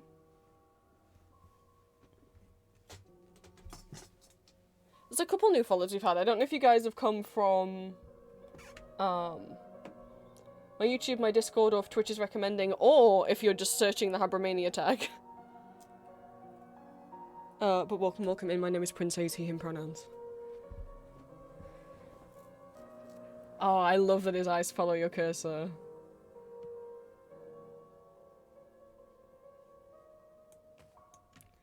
So, you seem shocked. Certainly you've seen a cat before. Not a grinning one or not a talking one? I guess not a talking one. Oh, yes, of course, but not... Well, I can't say I've heard one speak. Really? I found most cats quite verbose. Maybe they just don't want to talk to you. Well, they meow at me, but obviously I don't understand them. But you speak English. I'm also fluent in German. Okay. I think I must be hallucinating. I hit my head, will give me a moment. I hit my head pretty hard earlier. Yes, I saw. That was quite the fall. Nobody's fallen down here in a while. You saw? Have you been watching me? Oh, sure. You're quite clever, Alice. Getting that fountain working again. The last one just fiddled with those statues for a while and then gave up. Well, wait, sorry, how do you know my name? I mean, Alice... Honey, you've been saying it out loud. Multiple times. So if he's been watching, I would also think he's been listening. I wasn't bothered about how he knew your name. I was bothered about what the other ones who fell down here before you meant. Is that who the skeleton is? Because you look like an Alice. Because that's what you are, aren't you? An Alice. What does that mean? Well, means you have to fight to the death with your doll sibling. Sorry, that was the Rose and Maiden reference. How exactly does an Alice look? Well, you don't look like any old Alice. You look perfectly like yourself. And since you happen to be Alice, it means you look rather like an Alice. After all, how else would you look? I'm terribly confused. Well, then, which is it? You're either confused or you're Alice. Oh, jeez. Don't give me dad jokes, cat. Which one? Both. I'm both, I suppose. I'm a very confused Alice at the moment. Sorry, I'm just a little overwhelmed right now. So much has happened since I woke up, and it's all just a bit much, you know? If you could just help me get my head sorted, I would very much appreciate it. He's like, Sure. Very confused, Alice. How can I help? How do I get over our argument? Where are we? Do you know where we are? We're here. Well, yes, but where is that specifically? It's not where you were before. Sorry. I hope this isn't rude, but I'm not asking what it's not. I mean, what is this place? Does it need a name? It's a different place than you used to be. A place we both happen to be in at the moment. Well, how do I get back to where I used to be? The opposite of wherever you fell in, I should think. Though, it's usually a one-way trip. See, that's just the issue. I can't remember anything from before. I mean, I remember a few things, like books and basic arithmetic, how to speak English, of course. But all the helpful memories are just gone. I don't know how I fell in. I just remember waking up. Does that sort of thing usually happen to you? Forgetting things, I mean. How should I know if I usually forget things when I can't remember who I am? You're Alice. Well, obviously, but... Look, do you know the way out of here or not? Sure. It's in the house. Really? Oh, well, alright. May I have the key back, then? I shouldn't think so. No. Why not? Does it belong to you? No, but I don't want to tell him that. Saying, yes, I found it, that doesn't mean it. If you find a wallet on the side of the road, Alice, it doesn't mean it's yours now. Oh no, this feels important. Do I lie and say it's mine? But Chesh will know it's not. But also he's a little prickly cat. So I could just be, it's mine, and he'll be like, oh, okay, just give it.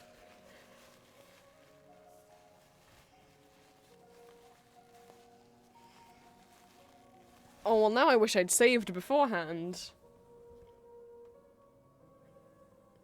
Me, wants to tell the truth. Alice might lie, though. No. Well, no, it isn't mine exactly. But I found it, and this whole place seems abandoned, so I thought I could keep it. Yes, I saw how you took that ring earlier. Quite the little looter, aren't we? Well, if I hadn't took the ring, I would have been able to do the raven, which means I wouldn't have been able to get the statue back working and the water flowing. I didn't. I guess I figured he wasn't using it anymore, and it was very shiny. And I'm not a thief. What would you call someone who takes things that don't belong to them? Fine, but then the key isn't yours either, is it? It's mine now. You little shit. How come? I stole it from you. Look, Mr. Cat, I just really need to get out of here. Can I please have the key? No. Can you at least just unlock the door for me? You can keep the key. I just need to get in. No. Well, why not? There's nothing behind that door for you yet. But you just said it's the way out. Yes, but not for you. Not yet. See, this is just the demo. And the house, and everything after, all its content that's not quite ready for you yet. That's early access stuff in there. Early access? What are you talking about? Well, this is the demo. It's only the first tiny little bit of your story. If you'd like to experience the rest, you'll have to wait for the next bits to be out, which is going to be years. So that's up to you two. To me? What do you mean? If you want the rest of the game, you can check out the Kickstarter that's currently up. That's where you can gain access to the rest of the game as it's developed and released. Kickstarter? Yes, it's where they're hoping to get funded for full game production. You can find the link on the title page. Tell me more. Could you tell me more about the Kickstarter? I was going to show the Kickstarter afterwards anyway, but... How much story is left for me? Oh, quite a lot, Alice. This is only the first half of the first chapter. And they're planning for 12 chapters and at least 4 unique endings, depending on the choices you make. 12 chapters? And how will those come out? Or one at a time, or all at once? The story will be divided into 3 acts, with each act containing 4 chapters. Plus the different endings in the last act. Quite right. Hello again, Mr. Cat.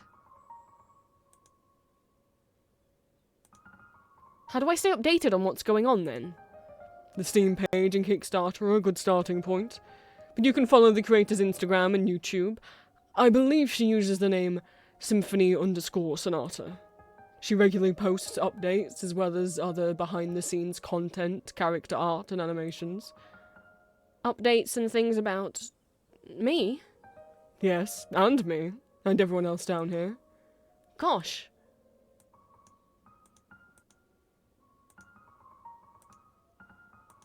Sounds like they have much of their work cut out for them. Any way I can help?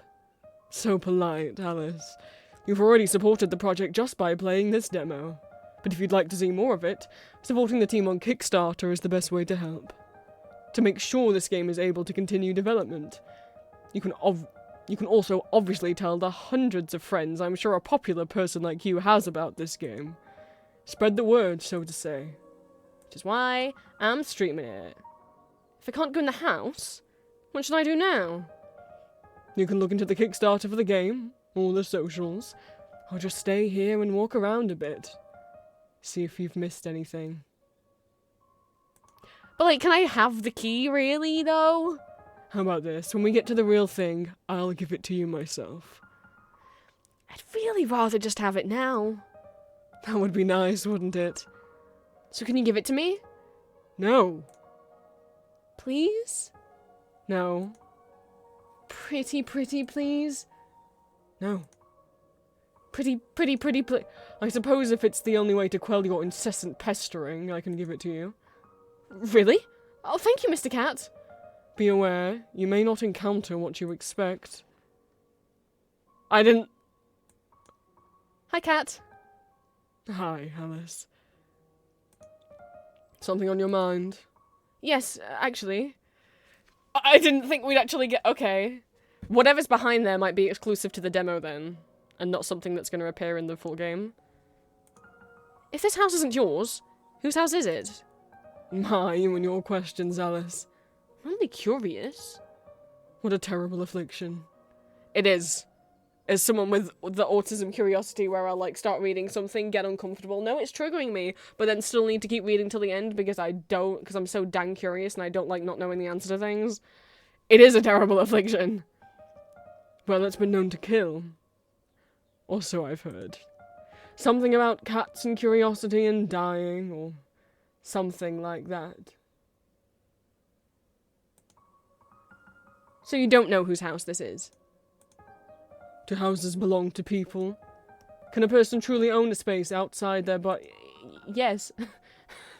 I guess that's a... No. I just want to get all the dialogue. I love Cheshire. I love every version. Well, I don't know, maybe this version. It's quite a grin you've got. What are you smiling about? What are you not smiling about? Oh, just like, you know, everything in the state of, like, stage capitalism. Nothing, I guess. Exactly. Okay, then. Don't tell me. What a strange sort of house. To be at the bottom of a hole. Cave. Certainly looked like someone lived here once. Oh, what's the ... You're not feeling very talkative anymore, Cat. He knows something. Talking is something done, not felt. What would you like to chat about, Alice? Anything, I guess. What a terribly narrow category of things to discuss. Alright, well, would you like me to start, or you? You start. Alright. Anything is the absence of nothing. It's similar to something, but it's decidedly not something, because something is specific and anything is anything but specific. No, sorry. When I said I want to talk about anything, I meant anything in the more general sense. Anything is already very general. Anything is the most general. Yes, but I didn't mean I wanted to talk about the word anything, or the concept of anything. I just meant... You should have opted to go first if you were going to keep correcting me. Well, I didn't know you didn't understand what I meant. I don't think you understand what you meant. Never mind, Cat. Forget I said anything. Forget anything in the general sense?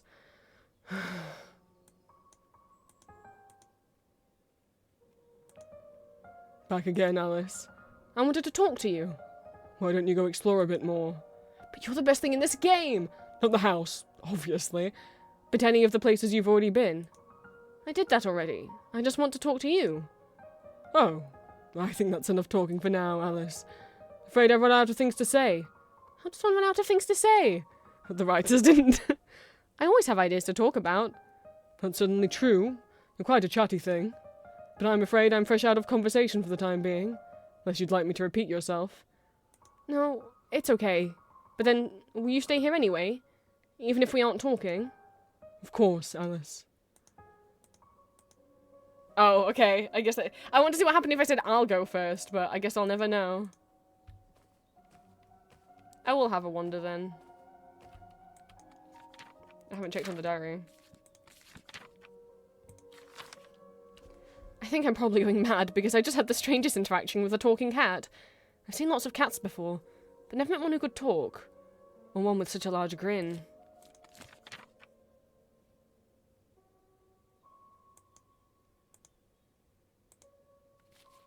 Oh no, I clicked load! Oh no! I clicked load save. There should be a button that's like, are you sure you want to load a previous save? Oh, for fuck's sake! I wanted to click save to override that save file. There should fucking be a button that's like, are you sure? You want to load a previous save and lose all your progress? That's not fair! Why is that not...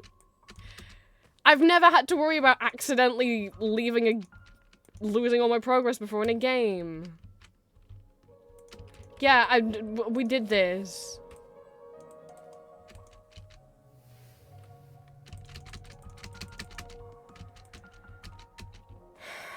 There's no run button. I have to do all this again. I mean, when the full game's out, I don't know if it will be DLC. I assume it'll be a whole thing and not DLC for the demo. So I guess I don't need to do all the Trish's dialogue again, but I want to. I want to know that I did everything.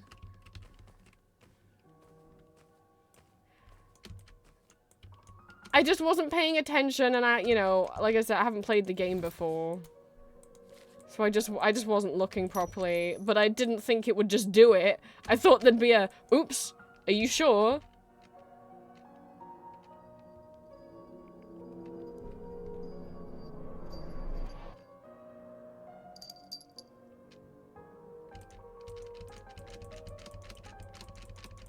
You just can press space to...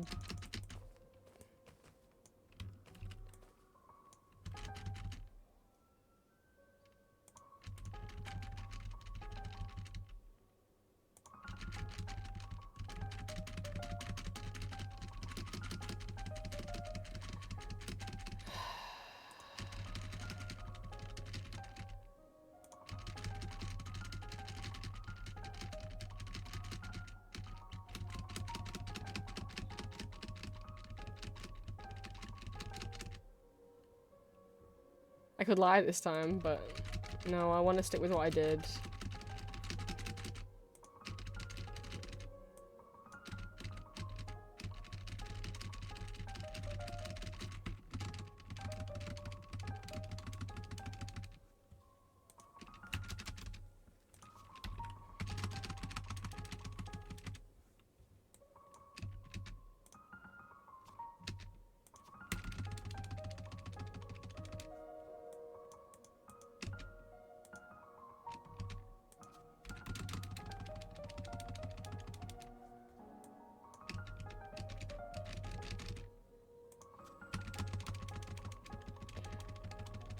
I feel like it's gonna be something exclusive to the demo behind the door, or it's gonna be like empty texture.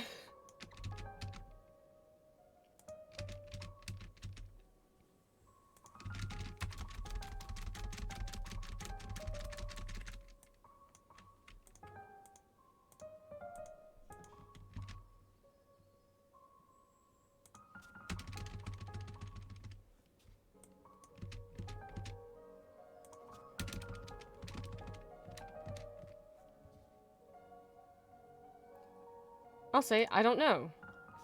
I guess it's just nice to have someone to talk to. It's a bit scary to find yourself all alone in a strange place. You were talking quite a bit before you saw me. Well, yes, but it's nice to have a real person to talk to who isn't me. I'm not a person. Yes, obviously, but you know what I mean. Do I? You know what, Kat? Forget I said anything.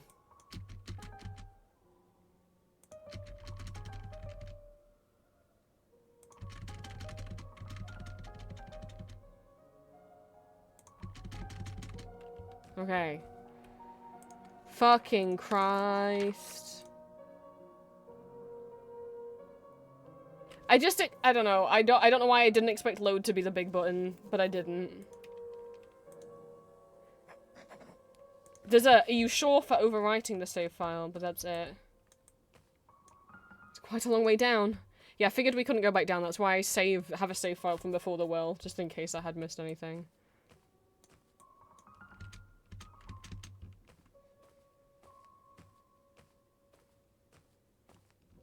No, I don't think anything else has suddenly appeared now.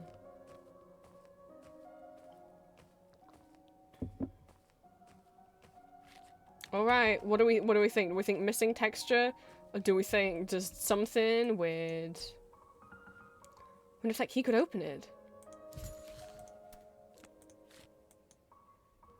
Well, here goes nothing.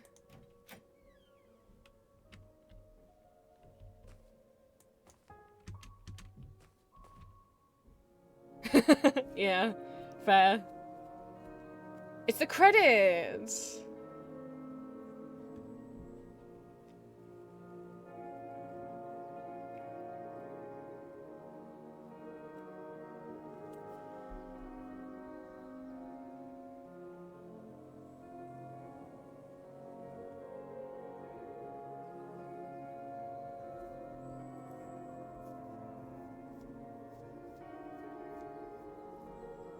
Business advisor, world's best dad.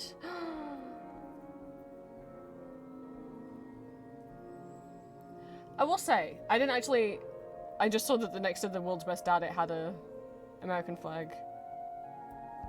I do want to have another look at the credits, just because I was quite impressed. Thank you for making it.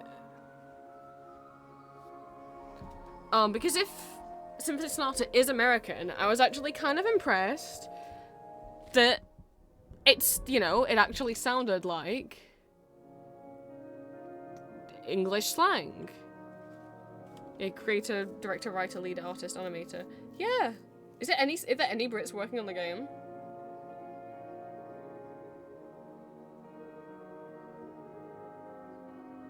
I don't think so. Little things, like her saying, like, don't be daft, Alice.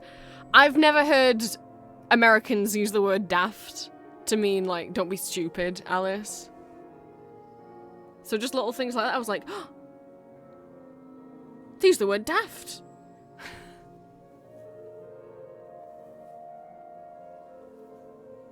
That's a very Britishism.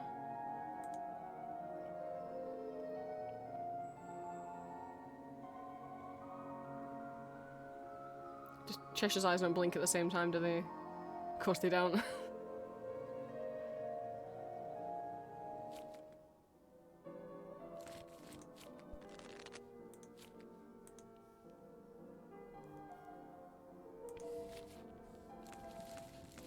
But I will get the Kickstarter up. Give me a second. I don't know if the demo OST is on YouTube or anything. Let me have a little look.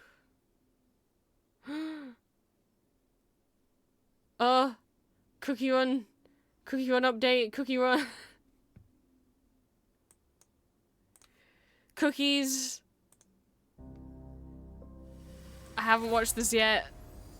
Soul Gem speaks to Soul Gem, and yet yours remains silent. I know. That is why I have to try and mend what I've broken. I saw some people being like, oh, Silent Sonic is gonna be mean to White Lily. I'm like, dude, think about it from his fucking perspective. He sacrificed himself to seal all the beasts away, and then White Lily accidentally fell in poison. She'd unslipped into a poison bowl that made an evil clone of her, and now her evil clone has freed the beasts, undoing all of Silent Salt's work. You know, freeing the people who killed all of his people, and then they went on to kill his only living friend. So, you know, I know it's like, but White Lily isn't dog in trans. He doesn't know that yet. He hasn't met her. I'd be kind of pissed at her if I was him. Even if my dough crumbles to dust, I will never give up. But we have a new... Heed my words, seekers. Here you shall face the mistakes of your past. Yeah, somehow one of his knights is alive again or something. Straight to me, Salt Stellar Cookie. What you have learned. For solidarity! So one of his knights is somehow here. Your worth.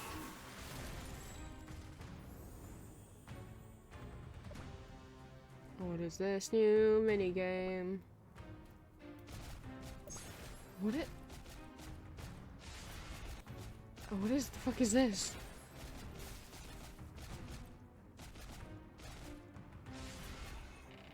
Well, I do have every cookie, so if that's what you need. Mushrooms? Why are they selling mushrooms? Wait! Were those the April Fool's Day mushrooms? No. What are they then?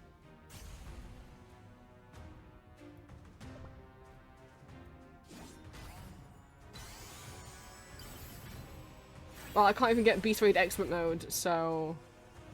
I'm not really bothered about playing Master Mode. Sugar Gnome Hot Cosmetics? Oh my god. You can make them into fucking pumpkins. I don't care about anything else in this update. You can make the Gnome Hots into pumpkins.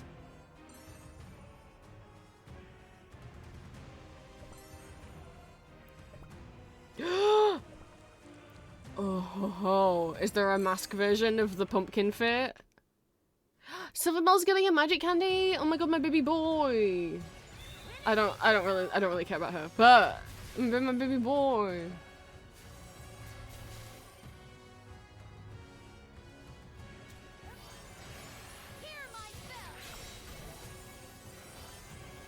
My baby boy who people picked on and said, well, he must be a girl based on his voice. Like, okay, so you're transfer. I mean, Silverbell's not canonically trans, but to be like, because he's got a higher pitch of voice, he can't be a man. Fuck you. For you have already plunged the world of cookies into a dark abyss. Which, yeah. I move forward into the unknown, seeking no recognition or salvation. Those are questions without answers that beckon me. My resolution. I will never give up. And she looks gorgeous. I've already seen this. She looks gorgeous.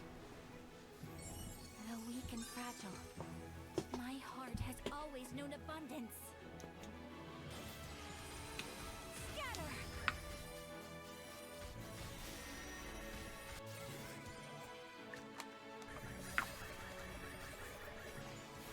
For freedom!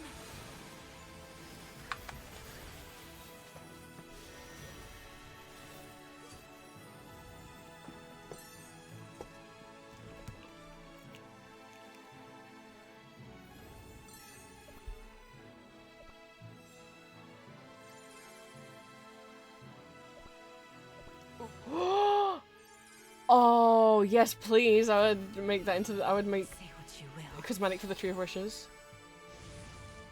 True freedom comes when every cookie finds the strength to confront their destiny. Whose voice is that? Even one whose past is marred with ashes.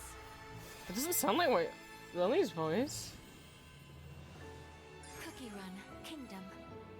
Unless that's the new... Freedom! Is that meant to be... Am I crazy that I was like, that didn't sound like her? Someone pointed something out. Someone was like, okay, but, you know the Avatar of Destiny ghost angel blob thing that Dorael found in the void? I've seen a theory of, like, what if it's a version of White Lily? Because they think the voice sounds similar, and it's talking about wanting freedom, which is White Lily's whole thing, and that something about I found out the truth about the witches, which White Lily did. Gosh, she really is just fucking evil clones of her, just messing everything up.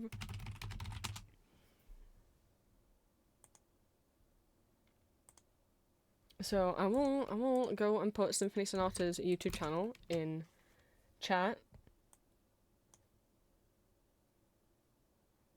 There's habromania stuff, and there's also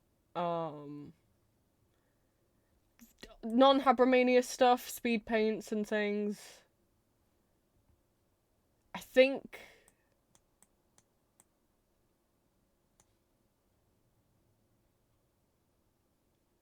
that is her, and it is giving CC. But I think this was the first video of theirs I ever saw. Hello, Hatter. But much more for the touch of your whips, dear. You can raise wealth like nobody else as we dance to the masochism tango.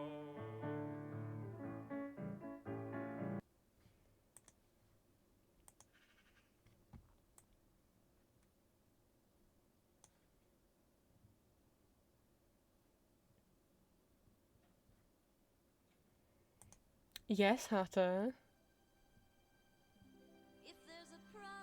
And this is Queen of Hearts and Hatter might have a thing or have had a thing.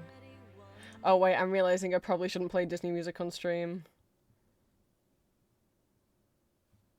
Let's just mute it. I'm realizing I might get in trouble.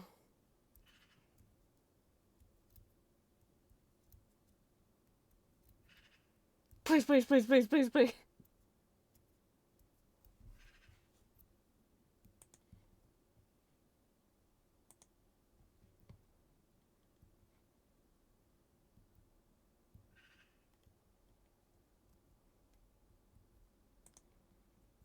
These are other peaks. This is the tarot card stuff, collectibles.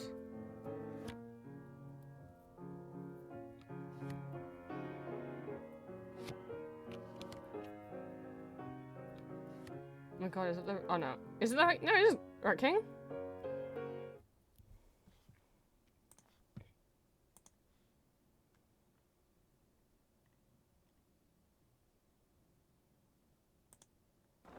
This little looping animation of them.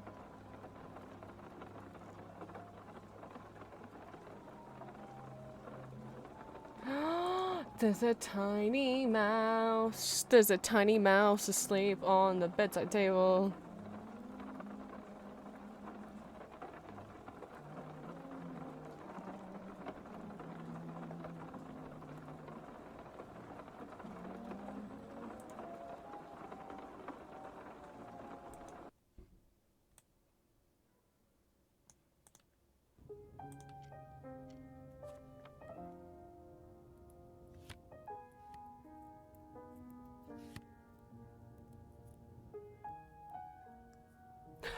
Jesus Christ! Sorry, I read the description. Big Grin cigarettes guaranteed to give any man, pregnant woman, or child a big grin. Pregnant woman? I mean, I guess I should be more bothered about child than pregnant woman, but...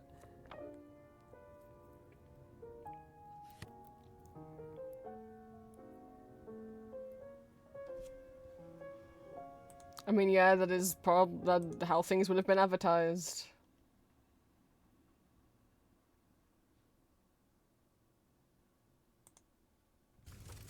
Oh, Alice. Your eyes sure are glowing.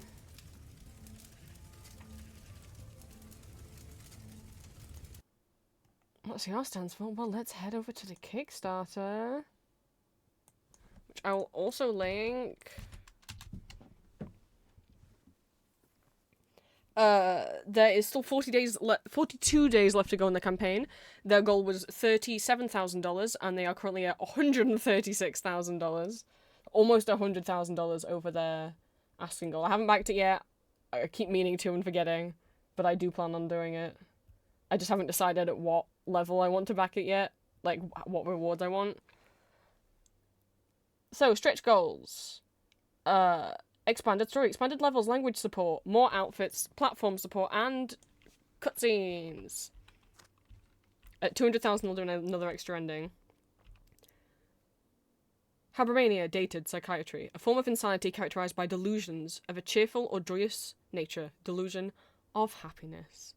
Habromania is a dreamy or nightmarish Alice in Wonderland-inspired RPG that follows a 19-year-old Alice's quest to escape Wonderland. Point-and-click, choice-based adventure game with branching endings and undertones of psychological horror.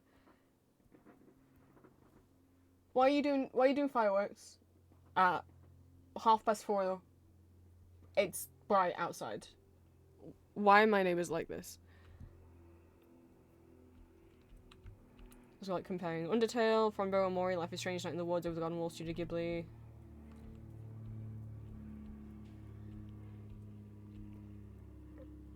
Actually, oh, I should show the full, because there are things in the full trailer that weren't in the demo. I'm so silly.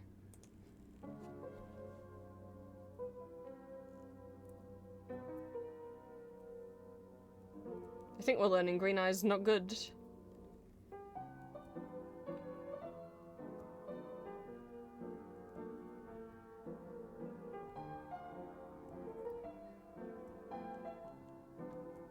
Oh, that did happen in the trailer, I didn't remember. Make friends! Oh, yeah! Oh, you can put the mirror in the nest? Would that fuck you up if you put the mirror in the nest? Would you not be able to get the snake head? To be fair, we didn't use the snake head for anything. Could I have picked a vine off the ground and used it with the snake? But what would that have done for me? Like, could I have picked up one of the vines that I cut off the lever? But even then, what would that have achieved? More characters!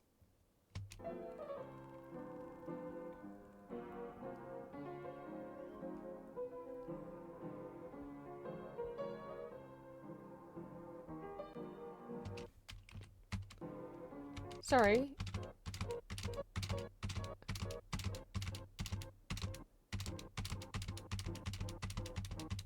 Aha! What was that? I saw that. Fuck. I never remember what the buttons are for going back and forwards a frame on YouTube.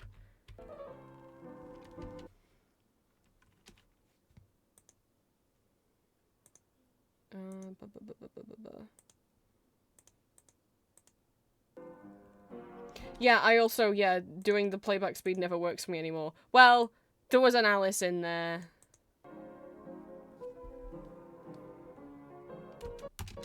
I'm not gonna get it.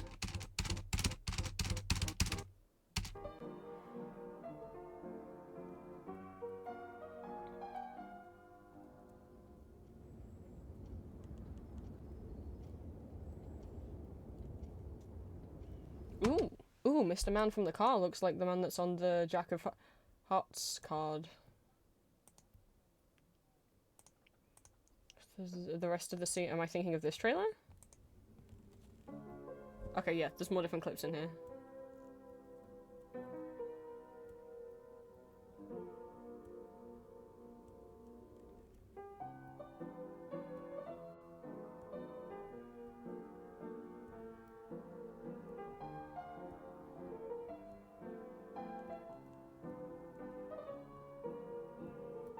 Cat, what are you doing in my mirror? Oh! He had legs!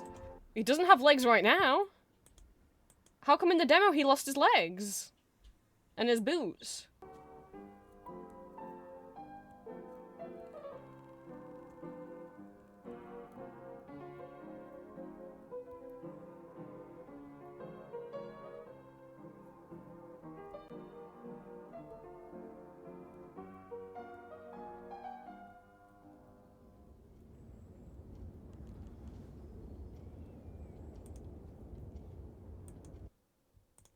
Okay. Alright, I wanted to find if the...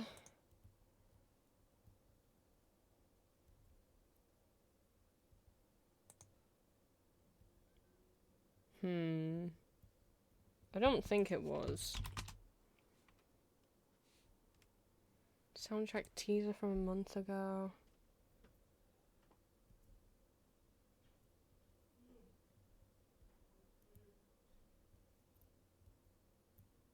I couldn't wait for Habromania's OST, but I knew Over the Golden Wall.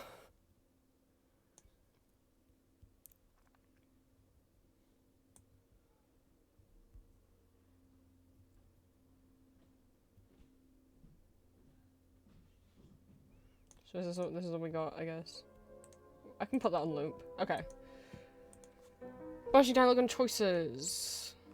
Hellcat. Collectibles. Okay. Let's zoom in. Characters. We've got Alice. We've got the Hatter. He's madly in love with a woman he's never met.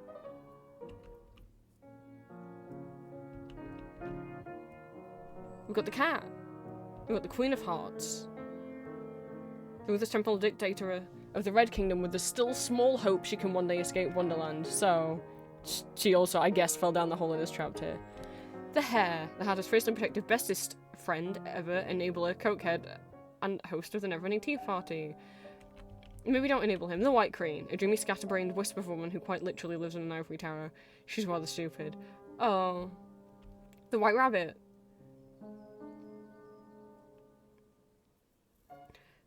The White Queen's dirty right-hand rabbit. He's also secretary, treasurer, chief of justice, chief of staff, advisor, event coordinator, assistant to himself, and the assistant to himself. And whoever this is! It looks like it's slashing between someone with green eyes and someone with red eyes. I mean, that rabbit portrait had red eyes. Alice meets many more people than just the main cast. Here's some guys. These are Red Kingdom NPCs. Hey, Green, would you like to meet Egbert? Ace of Hearts, 8 of Diamonds, 2 of Clubs, 7 of Spades, Egbert, Francesca? I can't read what that says. And Peppermint.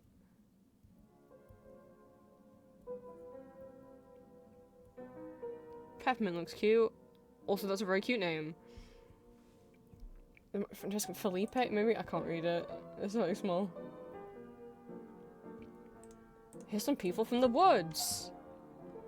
That's right, they got Bill the Lizard. Marianne the Cook, the Duchess, Pepper, Bill the Lizard, Tweedledee Tweedledum.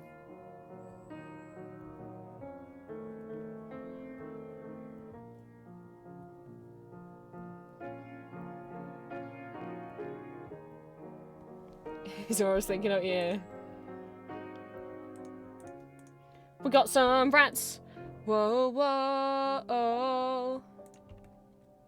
We got Theo, Stewie, I can't read that, Donnie, Mitch, Oatcake, Julius,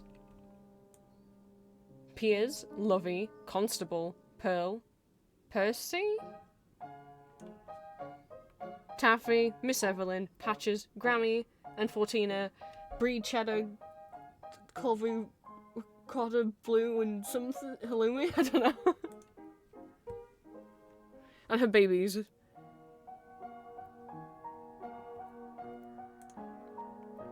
And we got some chess pieces. So, the Queen of Hearts is her own thing, and we don't know if there's also like a... In the book, I don't remember it ever being established that there's also a Queen of Diamonds or Spades or Clubs. The White Queen and the Red Queen... The White Queen and the Red Queen... My god. Different characters, they look like chess pieces. In American McGee's Alice, it's that the Red Queen and the Queen of Hearts have been combined. Then you get things like Tim Burton's Alice, where it's the White Queen versus the Queen of Hearts, and the Red Queen and the Queen of Hearts are just different names for the same character. Like, she just has different names. Some people call her the Red Queen as a nickname, I guess. Whereas with American McGee's Alice, it's that they genuinely have been melded together, even within the lore. We got some chess pieces. We got Penny, Bosch, Nat, Brooke, Rick, Nicholas, Belle, and Pip.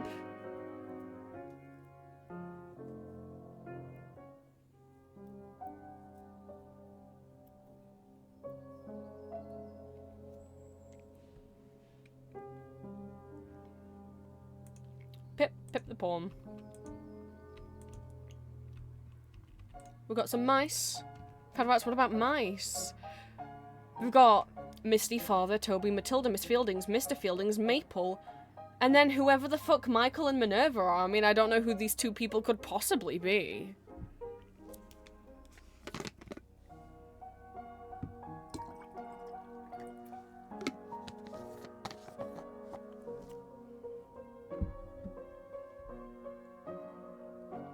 Certainly, definitely not from any massive corporations.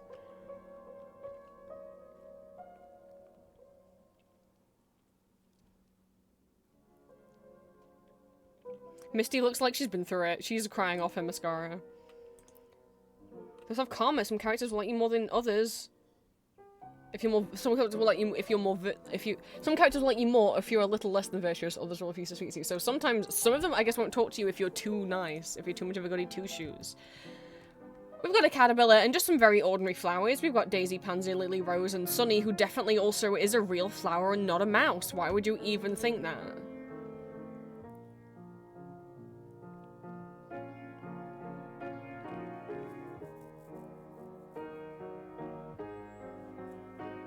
Don't kick him out of the garden.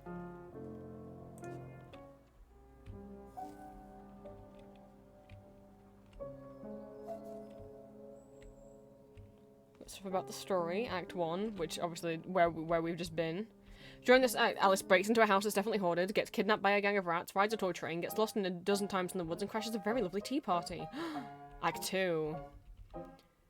In this act, Alice argues with the chain-smoking caterpillar, talks to murderous flowers, gets mugged by chess pieces in the lawless White Kingdoms, gets absolutely blasted, and tries to exonerate the Hatter of a crime he has no recollection of committing before the Queen decides to chop his and Alice's heads off.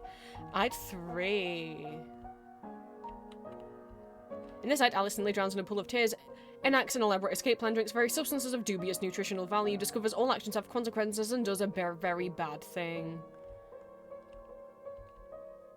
And then endings. That one doesn't necessarily look like a great ending, considering her eyes are green. There will be multiple endings determined by the sum of choices Alice makes throughout her journey. There is no one true ending, all the outcomes are entirely canon, and should have satisfying, if perhaps less than ideal, endings for the characters.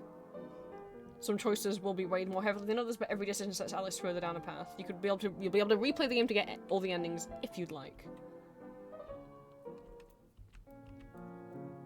We've got all the arts. Yeah, okay, does original OST on a detuned piano? I could tell it was detuned.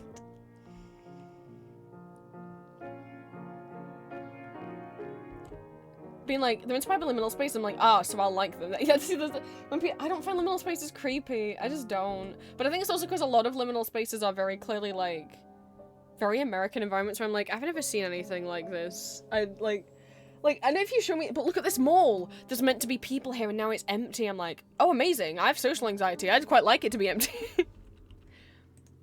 Here's our main cast of characters. We've got the hat. The Dormouse, the Hatter, the Hare, Alice, the Queen of Hearts, the White Queen, and the White Rabbit, who's got a little pansexual suit on. Oh my god, look at the Hare's waist. Oh my god.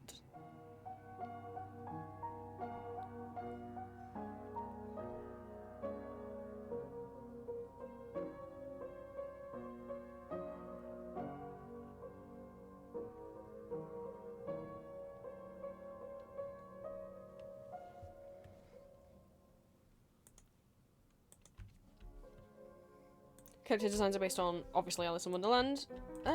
Please scroll here. They also allude to Greek mythology, Edgar Allan Poe folklore, and various well-known tragedies. The clothing's inspired by different decades from the 1800s to the 1940s. Music.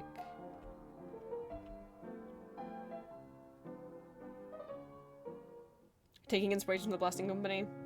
The Blasting Company is who made the Of the Garden Wall soundtrack.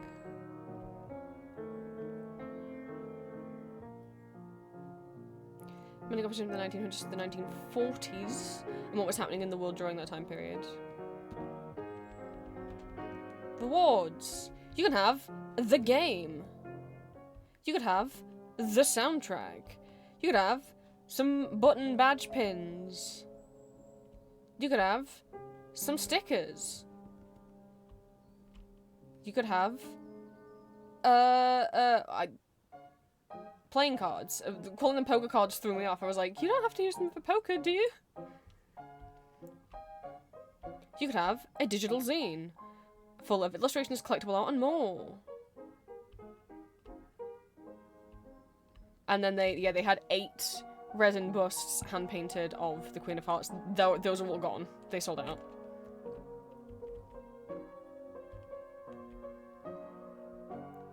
Oh, 8 inch tall. There was 15 of them, sorry. But yeah, they're all gone.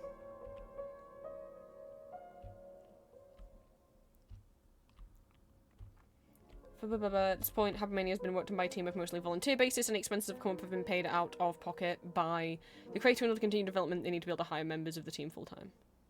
Been an independent studio doing the advertising, publishing, and pretty much everything else themselves. We're able to cut back on a lot of costs. What's left is salary and compensation for the team, as well as processing fees and Kickstarter fees. As long as they reach their minimum funding goal, Habromania Act 1 will be released, but they have many more features and plotlines they'd love to add should funding permit. There are more details about what specifically we'd like to add in the stretch goal section of the page, but their main priority is to expand the stories and levels. Timeline. So, fall 2025, the demo and the Kickstarter is out. That's where we are. Winter 2025, if it's funded, which it is, production will begin. Spring 2027 is when Act 1 Early Access will drop.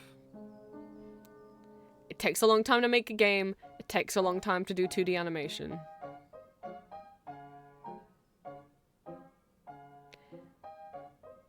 Act 1 Early Access will not be out for 1.5 years.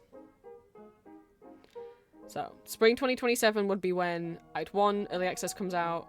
Fall 2028 is when Act 2 Early Access will come out. Spring 2029 is when Act 3 Early Access will come out. And by fall 2030, the full game will be released with all endings. And then after that, the game will get patches. Yeah, I don't like thinking about how old I'll be by the time this full game is out. Julia better be living here by the time the full game comes out.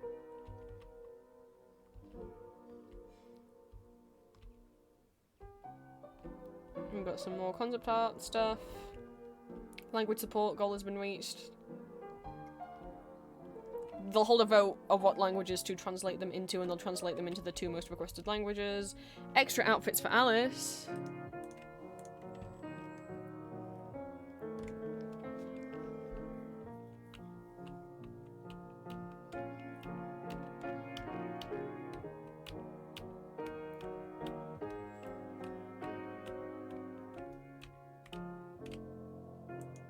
Be nice if there was a yellow one. A yellow dress, because, Blue's actually Disney. In the original book, she wears a yellow dress, not a blue one. The blue one's for the Disney movie. So it'd be cute if there was a yellow one in reference to the original, coloured, John Tenniel illustrations from the original book. Different outfits for Hatter.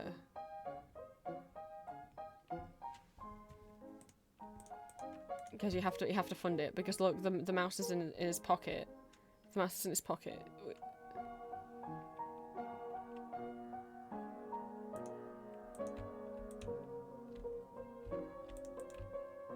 Console support. It will be playable on Windows, but they'd like to also make it available on Nintendo Switch and Mac. Fully animated cutscenes.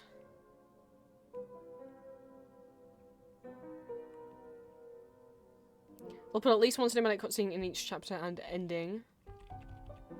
Extra endings. And then the team. Creator, director, writer, lead artist, animators, programmers, composers. Environmental layout artists. Sound design. Prop artists. And World's Best Dad. And then information about each of them.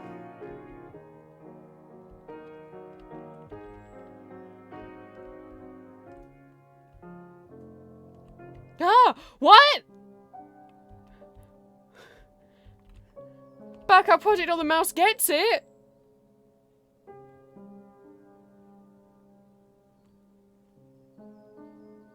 I guess I didn't scroll this far last time I was on here.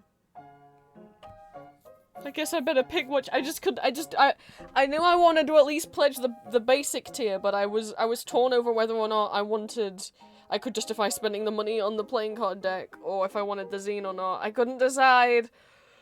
So I hadn't done it yet. Oh god!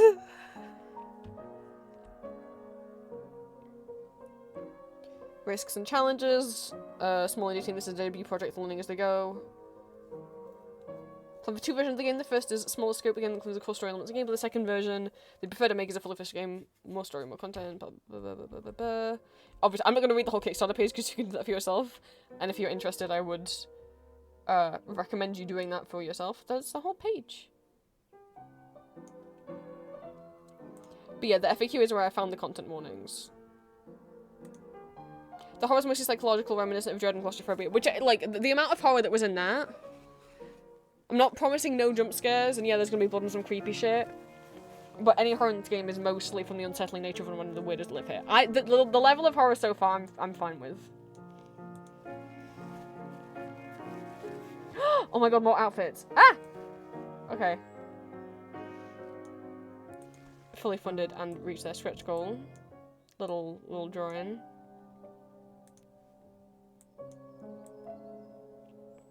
Second stretch goal in 48 hours.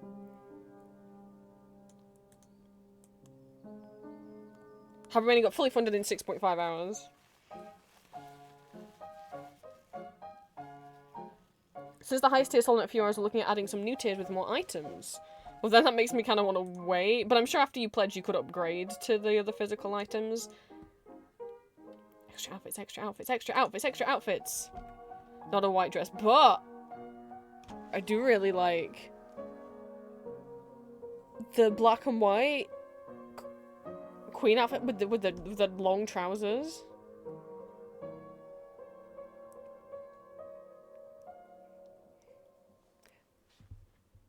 Well, the fact that this one's called Good Ending, I would hope there's an ending where she's okay. I guess that, like, if she became the White Queen, I love the trousers on her. This is my favorite one now.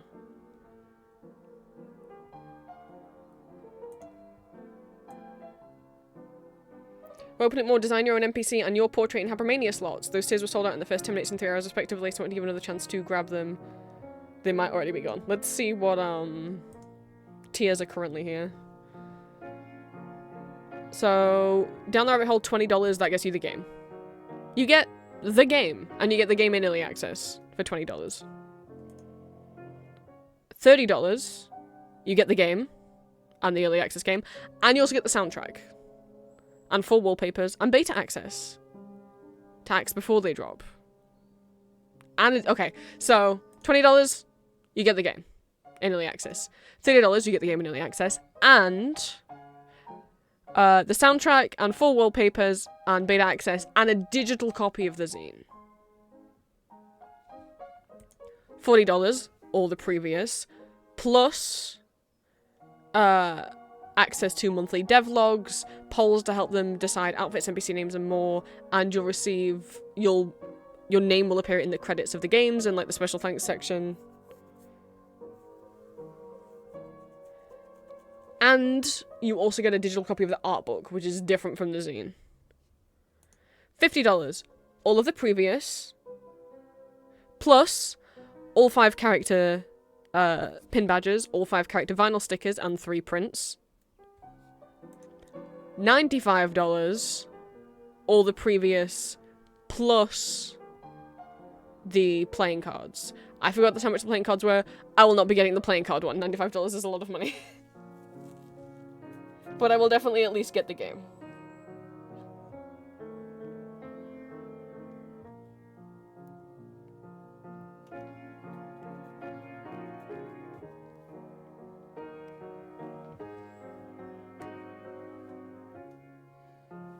So I will unpin the trigger warnings, because I'll post the Kickstarter campaign again. That's the right link, right? Cool. If you want to have a perusal. And obviously, you will still be able to, once the full game is out, you'll be able to buy it on Steam, but it won't be out for purchase on Steam until, like, a couple of years after the Kickstarter backers have gotten, well, because it looks like, I don't know. The timeline had me a little confused. I don't know if they're planning on, because it says Act 1 Early Access, Act 2 Early Access, Act 3 Early Access, and then the full game. So, I don't know if that means they're not releasing it on Steam until all 3 acts are out. Meaning, if you pledge on the Kickstarter, you'll get to play Act 1 in 2027, Act 2 in 2028, and Act 3 in 2029. Whereas anyone else who doesn't pledge the Kickstarter won't be able to play all 3 of those acts together until 2030. Or, if the early access is going to be for so many months, and then each act will go up on stream separately. Because it specifically says early access, so I'm not sure.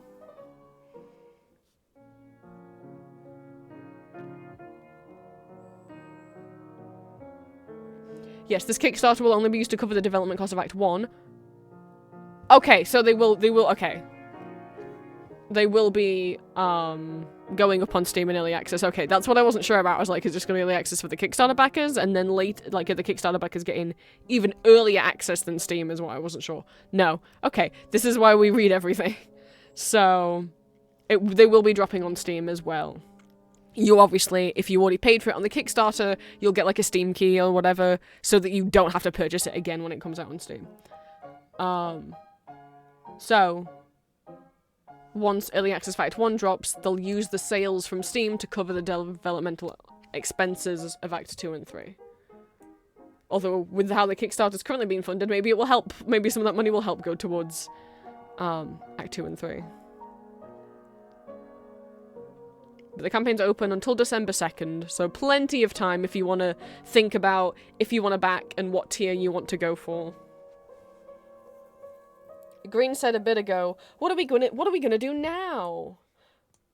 Because you finished the game, what are you gonna do now? What's the rest of the stream gonna have? And it's like, Green, why can't I for once have a normal stream that doesn't overrun horribly into my dinner time?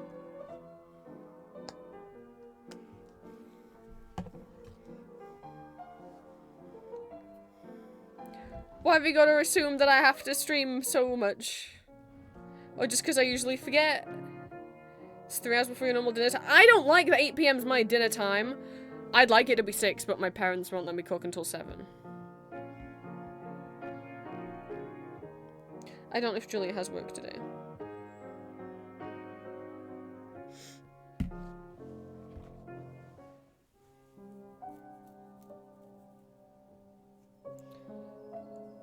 And the truth is, I had no plans of what we would do for the rest of stream. I didn't know how long the demo was going to be. If it said the amount of play hours the demo had, I didn't read that. I didn't see that written anywhere. Oh, did Julia have stream today? I forgot Julia was streaming this week. Yes, she is. She's streaming from 3 hours today, and then the same time again tomorrow. Do I stay live long enough to raid her? But then I'll have to eat on stream.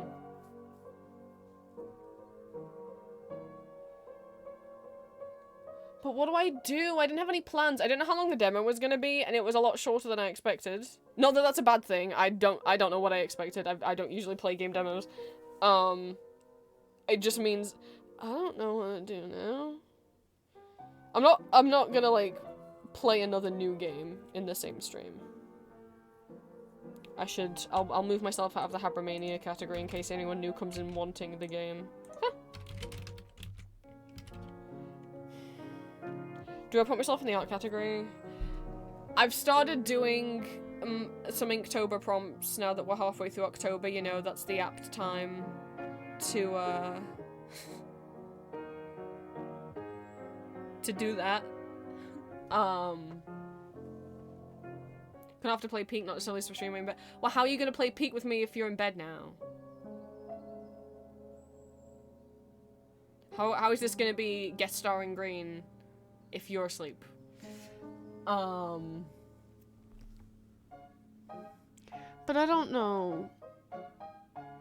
Yeah, we can see the previous arts. I get nervous drawing on stream. Previous arts. I'm doing Cringetober. What's Cringetober? Someone on my Discord is doing it, and I made my own prompt list. Someone in my Discord is doing the Cringetober that someone on Tumblr made. This one. by I Cry Inc. But there's a couple prompts on here that I don't like, that I didn't want to do or I couldn't think of anything for, like overpowered and unnecessarily complex. And first attempt's meant to be, they explained it, it's meant to be like your first time trying a new art medium, and I'm like, if you only do digital art, try and do traditional art, or try and do embroider something, or try and like sew something, or use paint. And I'm like, you underestimate how many different types of art materials and mediums I've used as someone who is only core hobby as a kid, you know, didn't grow up as an iPad baby, you know, like grew up doing every single craft project they could get their hands on and then going to art school. I've done and it got like, some people were like, but what if I've done them? And someone was like, well, what if you could get like flowers out of your garden and try and like crush them up and paint with them? And I'm like, what? I'm not doing that.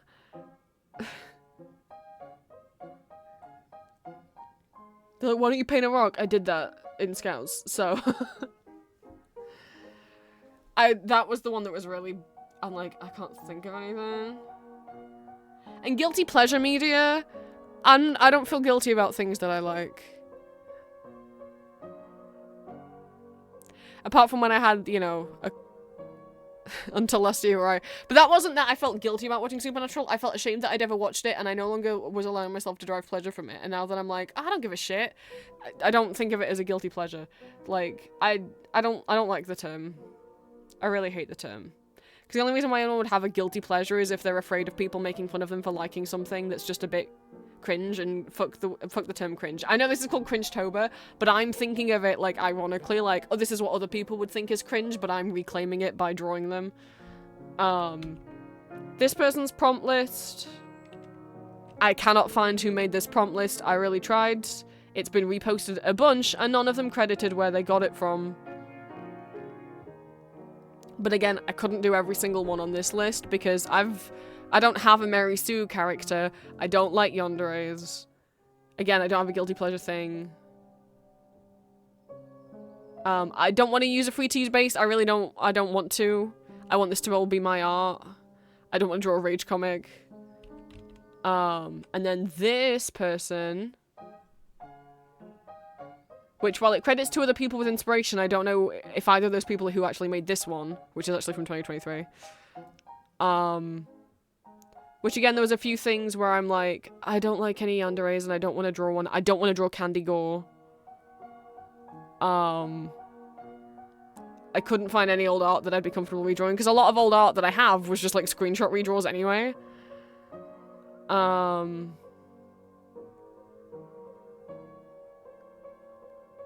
So, I took all three of those and I combined them into my own list, and I'm doing my own list.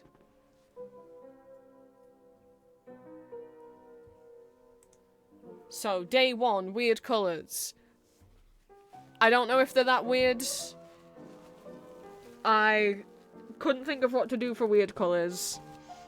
And I went on Google and I looked what other people had done, and someone else had done a red and blue drawing, and I was like, I can do red and blue. I don't usually do lighting that harsh. Day two, Persona. I don't have one of those, but I sure do play web fishing with my girlfriend. So...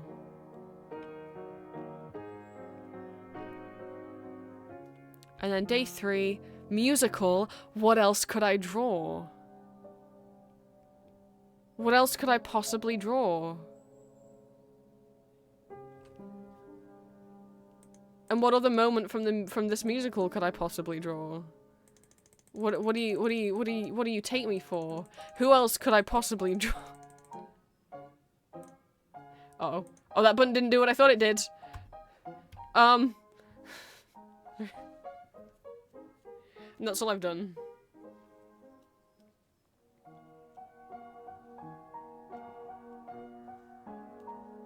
And I'm supposed to do 31 of them. I'm doing them photo card sized, so maybe I might print them off if I wanted to, or could display them nicely if I wanted to when everything's done. Probably won't, but I might at least be able to lay them out nicely on a digital canvas when it's all done.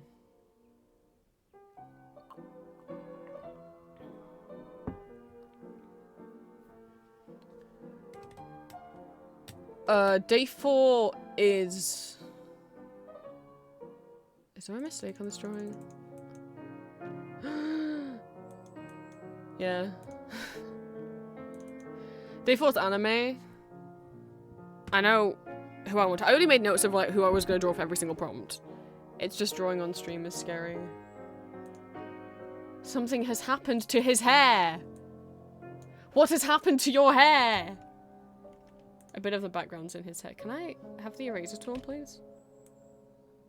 There we go. He's okay now.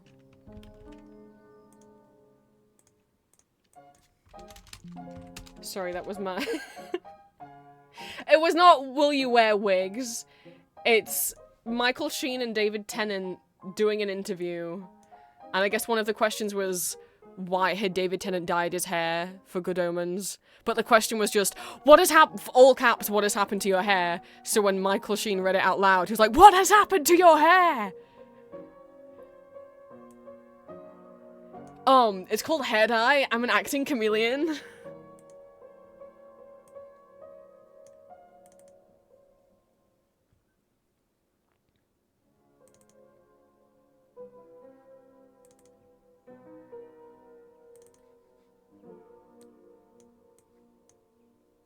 Did I rate the PNG as well? I don't remember what I just did.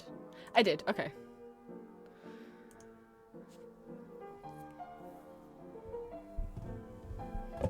Oops. You're reaching Underworld? Oh my god. I got recommended Ramesh Ranganathan's podcast, who's a stand-up comedian here in the UK, and I don't really watch podcasts, but he had Michael Sheen on, and I watched the whole episode the other day, and yeah, I was laughing. It was good. It was very funny, silly, and Michael Sheen was talking about how, like, he gets recognised, yeah, when he's out in Wales, but it's always weird interactions. Like, he's in the supermarket, and some lady is like, oh my god, would you like sign my son's like arm or chest or something? And he's like, what? And then she turns around and goes, Lucian! Lucian! And he's like, oh my god, she, and then her son, Lucian, comes up. If you've rewatched Underworld.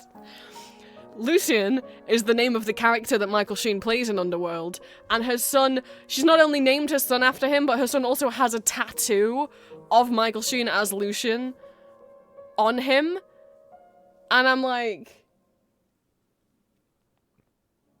so did she make him get that tattoo, or is this a coincidence? Like, did she name her son after him, his character in Underworld?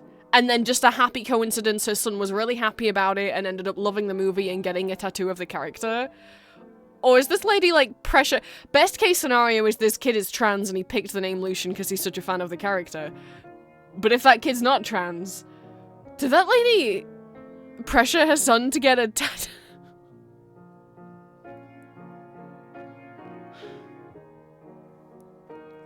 I hope not.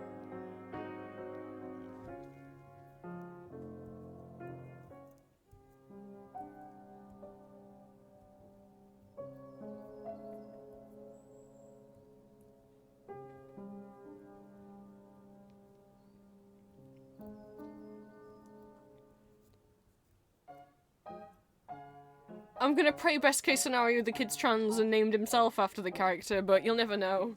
We'll never know.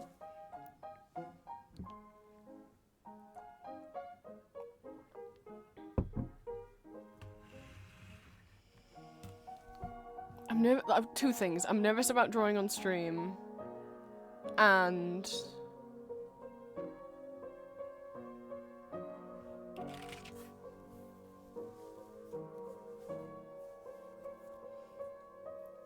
drawing on stream, or it never goes well, does it? I don't mean my imposter syndrome, I mean, like, You'll all distract me. I'll not get anything. You think I'm gonna get a drawing done? I don't know about that. I don't know if that's gonna happen.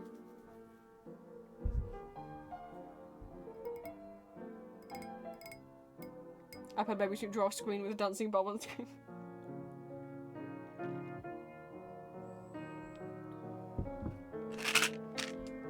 That wouldn't stop me from getting distracted. That would stop me from being as nervous. It wouldn't stop me from getting distracted. You'd still be here. I'd still be streaming.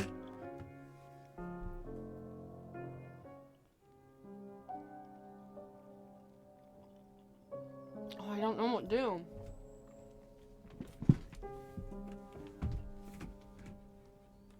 I guess I just kind of thought the demo might be a bit longer. Oh, I just end stream.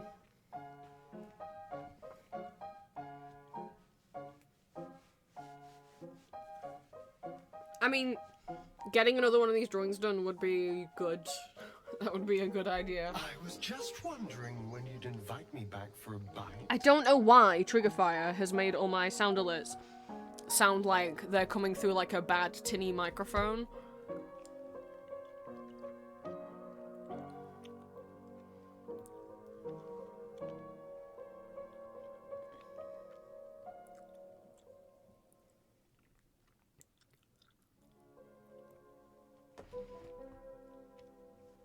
Have a break. What I've been doing, I was working on,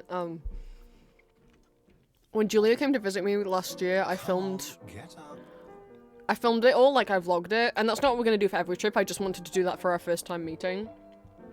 And it's just a video for me and her. And I never got around to editing it because I was sad and then I kept forgetting.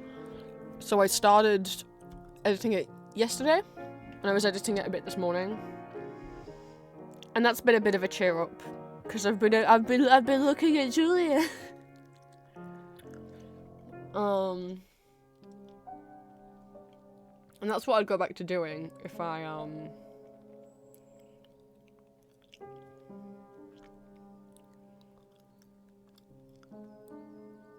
ended stream. But I really need to cut my Oh! Audios.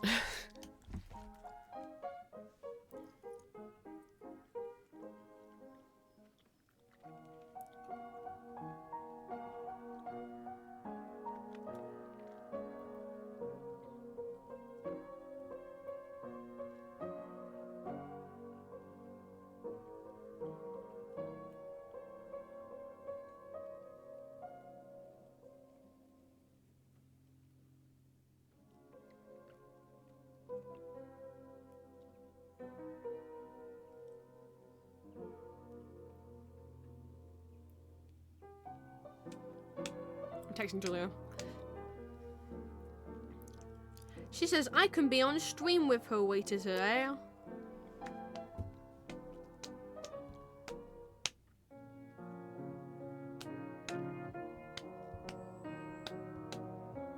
The first intro of that bit keeps making me think of Little Bombardier by David Bowie. I think it's just because it's a waltz and the melody's a little similar. I don't think it's in the same key though. What's Little Bombardier by David Bowie? Oh, it's definitely not where Jim Steinman might have got the melody for Venli Bit and Dearest from. That'd be crazy. Julia has a question for me.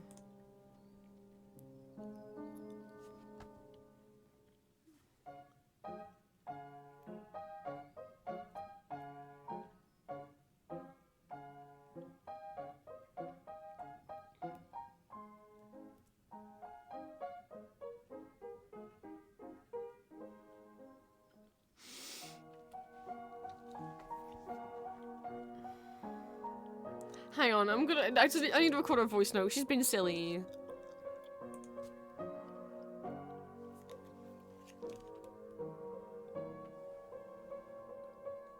Yes, Bubby.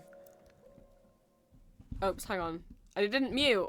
No, you'll know that sometimes I call her Bubby. She's being a like, would you still love me if I was a worm? And I'm having to be like, yeah, I would still love you. If you was a worm. But she's not saying the worm thing. Hang on.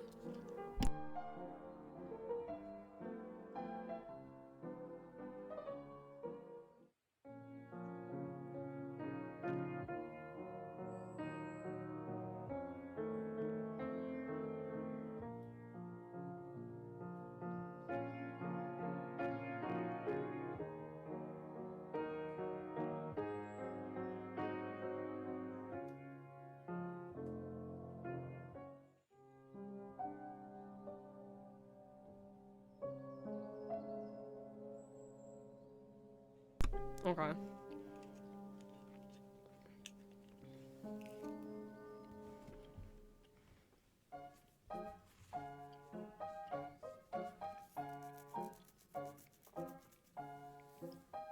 Hello. I definitely clicked it. It like, didn't. I guess I just maybe slightly missed it. I double muted. I pressed mute on OBS, and I... pressed the mute button on my microphone.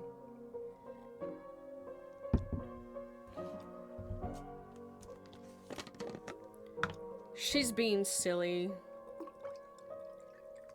She should know I'd still love her if she was a worm.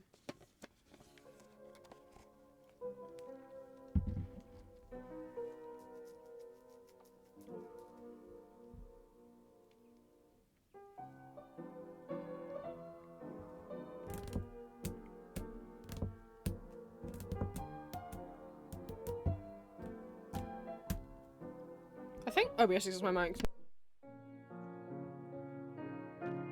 Yeah, it does. I don't know why it doesn't. Tell you what, if I'm gonna draw, then you have to draw too. How about that? How about that be the deal? If you want more stream.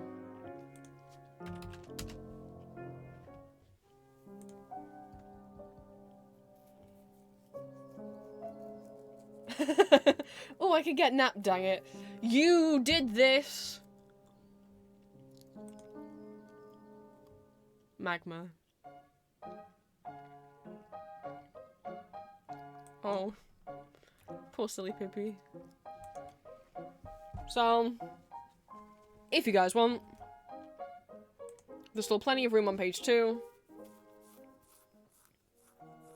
If you want to come draw with me, you can come draw in my magma canvas. I will put the link in Discord.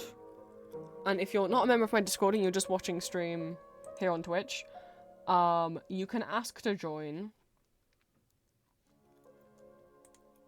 No, Green Herbert does not have any ear piercings. Anyway, you can ask to join. But if you've never chatted before in stream, I don't give first-time chatters the link just because I don't know if you're a bot or a troll. So,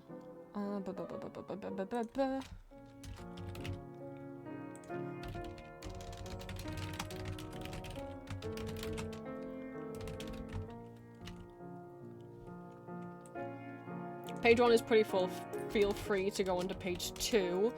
If while I'm not looking you guys fill it up and you need page 3, let me know. I think I might have sent you the link to page 2 anyway. Did I just send you the link to page 2? I didn't mean to, because you guys are free to fill in gaps. Okay. Oh! When did Silly Pippi eat Saturn's earrings? I never saw that before. Silly Pippi? They're not real carrots? Oh no. Oh no. So, Magma is a free website. You will have to make an account where you can draw with other people in the same canvas. If you want to come and draw with us, the link is in Discord.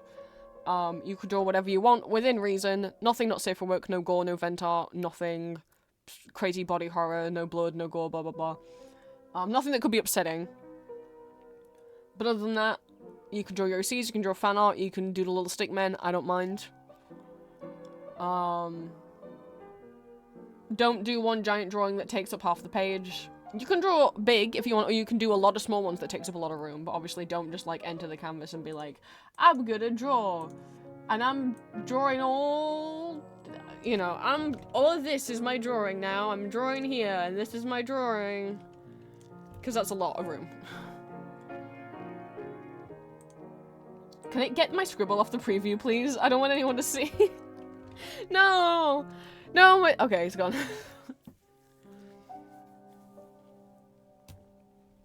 But there's still plenty of room on page 2 if you guys end up needing room on page 3.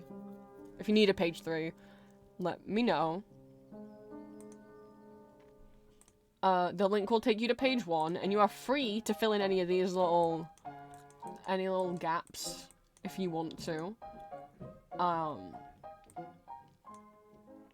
if you don't want to, if what you want to draw is a bit bigger, you're gonna go to the bottom right-hand corner.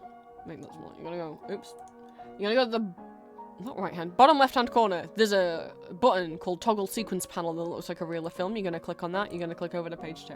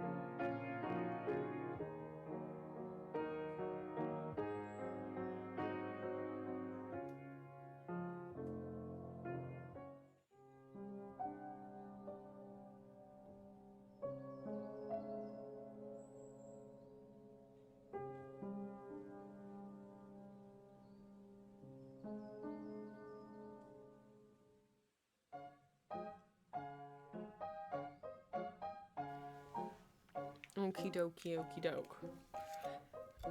What music to have on? To be honest, I mean, it's just fine, but I don't want to get... I don't know if it's going to make me sleepy eventually. Oh, Green's iPad is dead, even though it was charged. I'm sorry, Green. You grumpy now? Oh. Manly Badass Heroes played Habromania. Oh, that's great! Because Manly's got such a big following. He plays a lot of horror games, and that makes me happy. Because that's as many, you know, that's a lot of publicity for the game.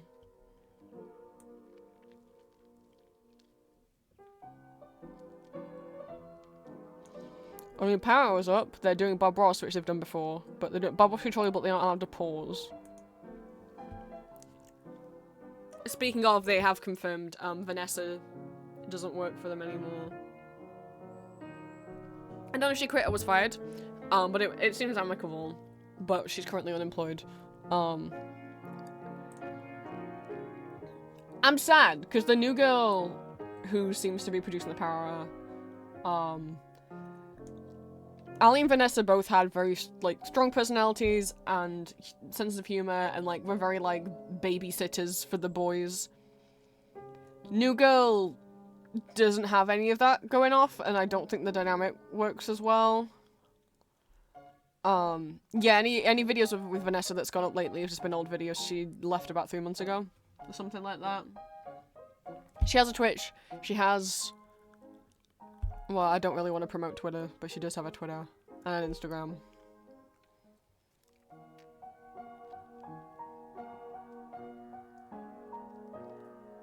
But she was basically almost like solo running the Power, like organizing everything, scheduling anything, getting all the props and all the sets and the locations booked and everything like that. But I know it's not her show, but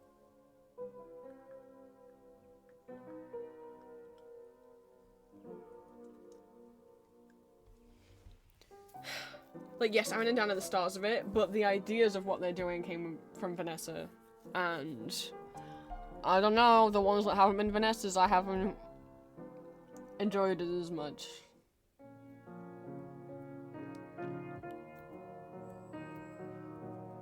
And there've also been some of the same ideas reused that they've done either a while ago or very recently.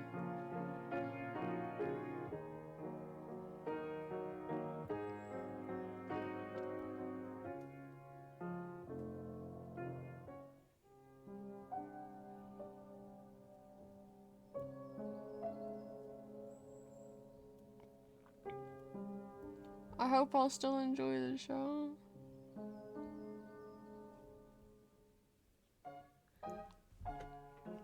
I think I might need to close my curtains now, though.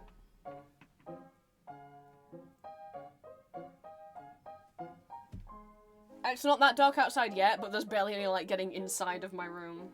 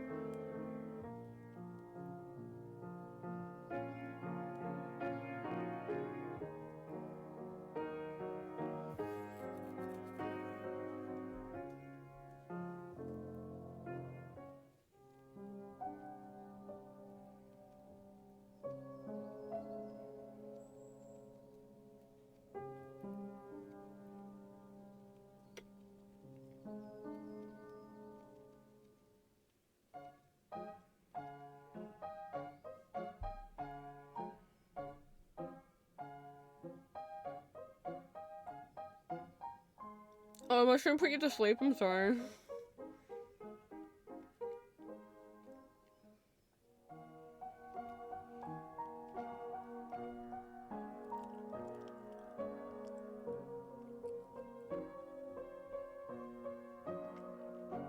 Thank you, bunnies, for giving everyone a head pats.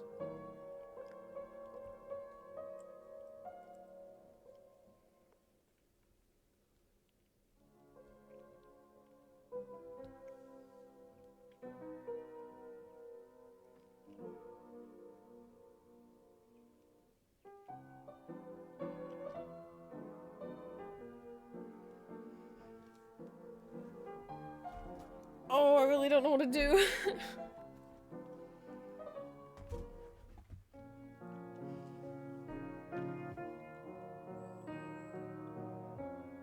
I know I just said I'd keep streaming and I'd do art.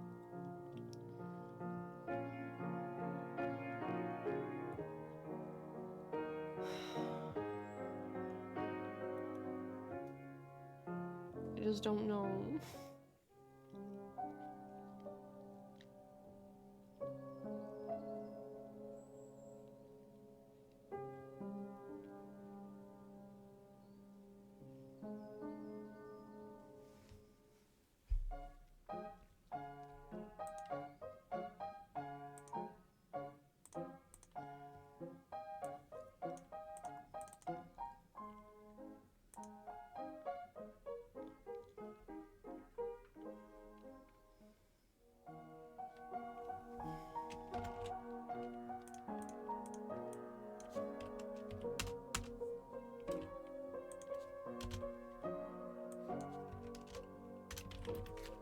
My first instinct for anime was Sebastian, but it did say the more retro the better, and there's an older anime that I love, and I've drawn Sebastian before. I've drawn Sebastian multiple times before, but I've never drawn this boy before.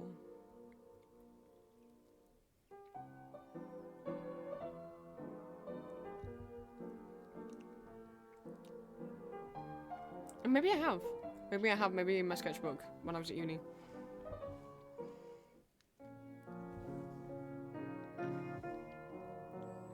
Oh no, I didn't even think about drawing D. Oh, that's a much better idea. Oh.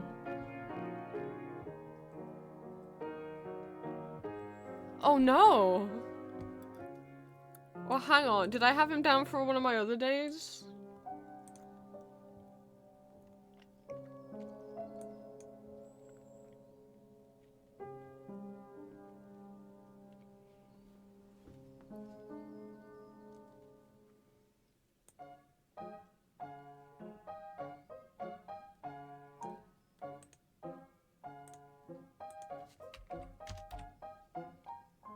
No.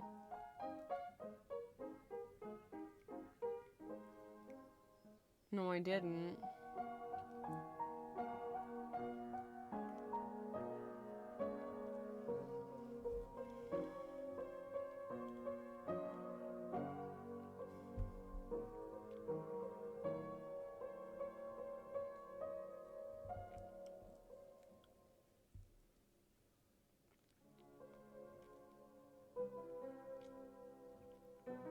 I had thought, okay, there's a day that's crossover, and I was going to draw Eric and Detod, but I had also thought about drawing D and Alucard. If I draw Eric and Detod, that means I'm drawing Detod twice, but if I draw D and Alucard, that also means I'm drawing Alucard twice.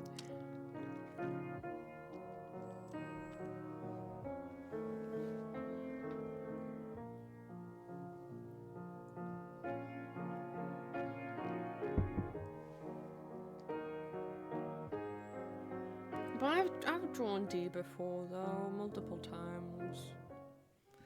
But I do love Vampire Hunter D. Fuck. Oh wait, I'm already gonna draw the Todd again anyway. Unless I can think of someone else. So I could switch that to D and Alucard. And then I can still draw who I wanted to draw for today.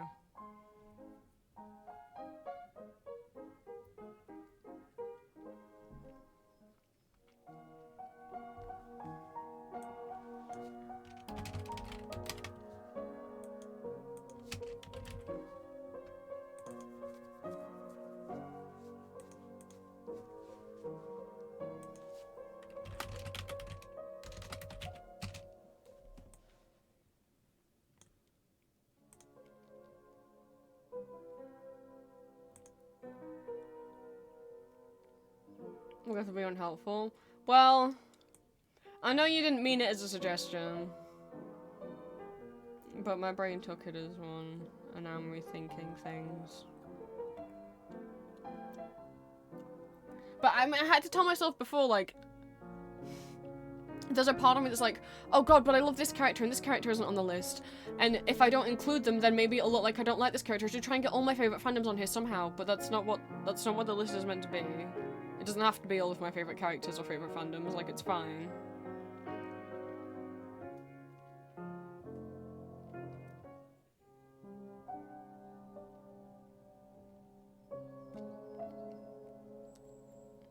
But brain's kind of...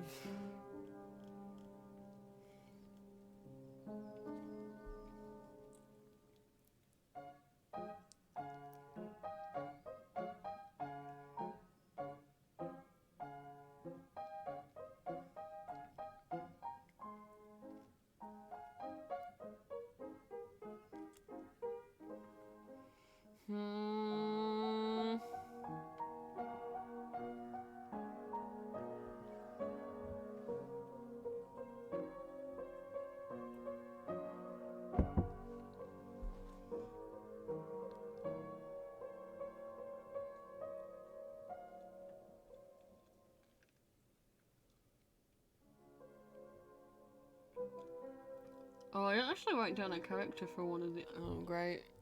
The core aesthetic day, I put love core, but I didn't write who I was gonna draw in a love core outfit. Ah.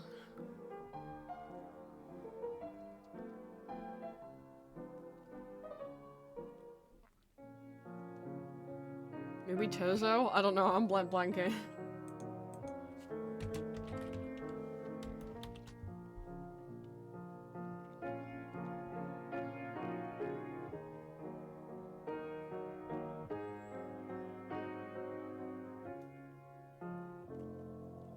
But if I switch crossover to Dianella card, otherwise it meant I was going to draw Detol 3 times.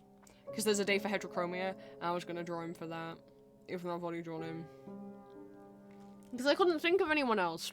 Other than some cookie characters. There's some cookies that have them. But... I mean, I guess I could draw Pure Vanilla, and then I won't draw the same character twice. No, because I'll still be drawing Adrian Trice. Fuck!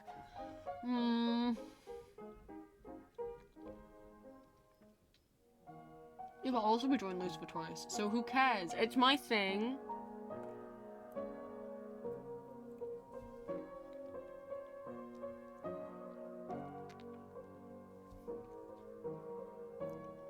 So I was gonna draw Truthless Recluse for the AU day, but I changed my mind because I thought, oh, I haven't got a certain character I like on this list anywhere, so I should probably draw him.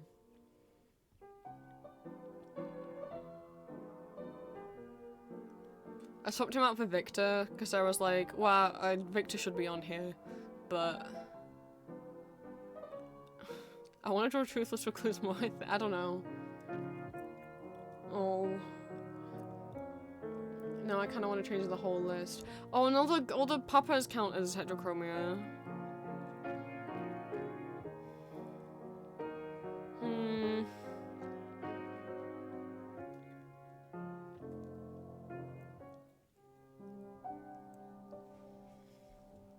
Oh no, I don't like any of my plans anymore. Shit.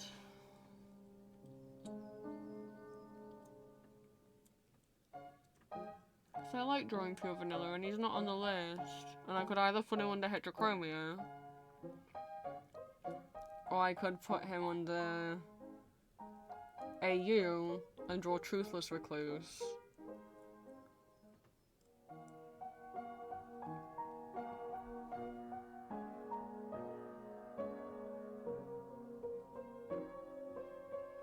It's not that I don't still like Victor, it's just, firstly, I've always found him extremely difficult to draw, that's why I don't draw him very much. His nose in particular and his hair, at least like season 1, like short hair, I find so very difficult to draw, and I think because I associate Victor so much with work as well, I really struggle to enjoy him anymore.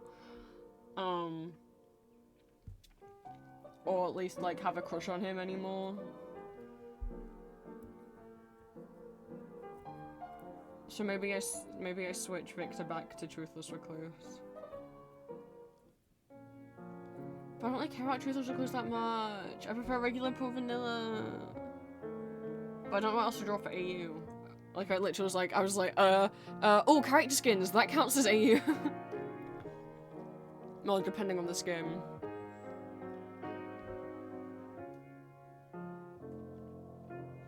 So I don't really make up my own AUs.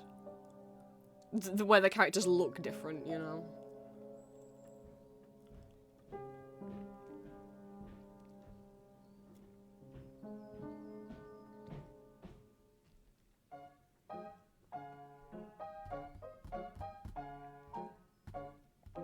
I mean, I guess Shattered Glass Transformers counts as an AU. I don't really want to draw that many mechs, though.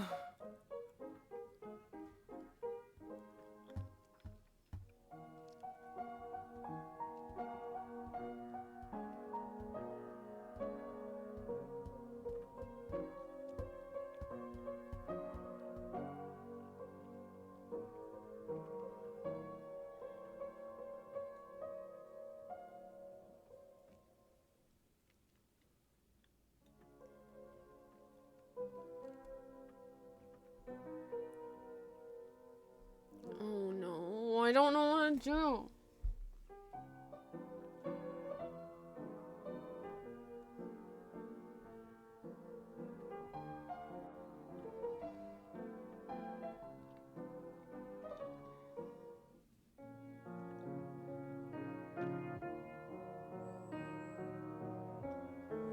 Because if I took out the second attack, that doesn't mean I'm not drawing the same character twice, because it still means Lucifer's on him twice.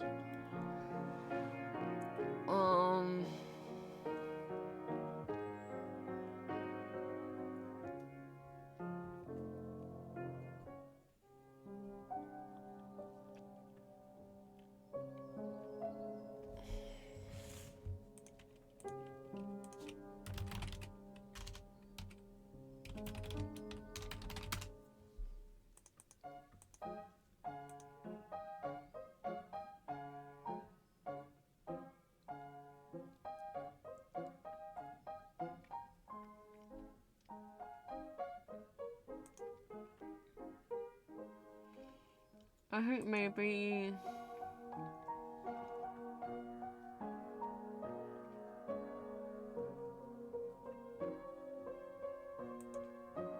I don't know, I was gonna draw Deathsworn Victor.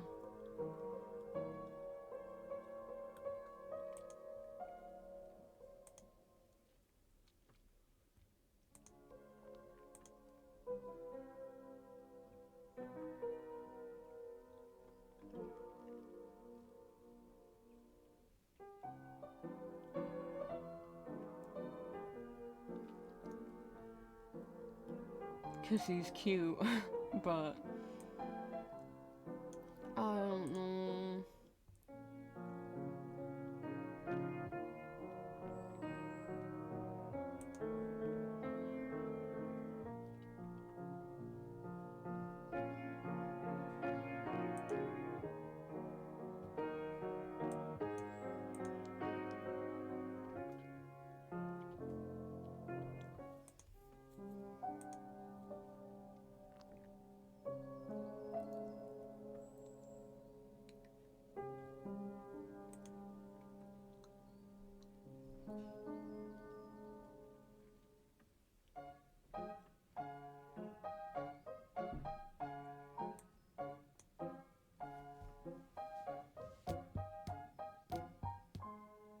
I'm not put Truthless Recluse back.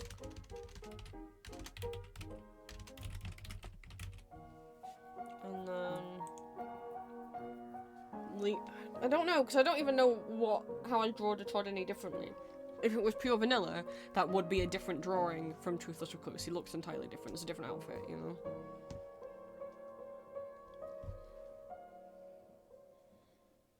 Who else do I like who has heterochromia?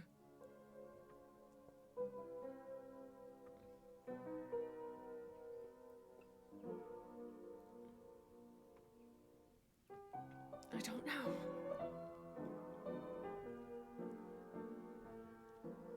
Not that many characters have heterochromia.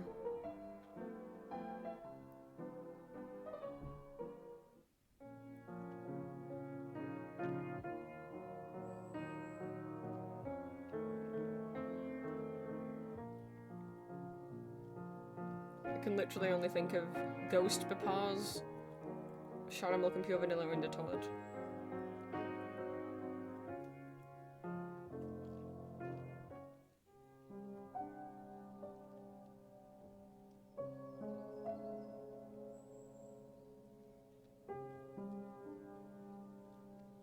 I don't really... I don't know if I want to draw...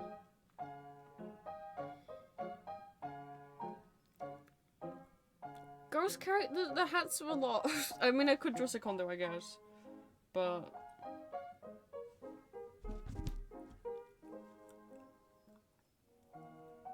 I don't know if I want to.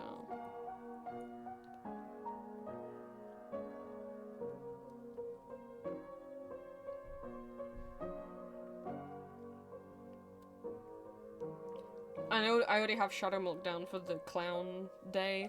Because what other clown would I draw? Jevil? No. So, I don't know any of the clowns. Not personally, anyway.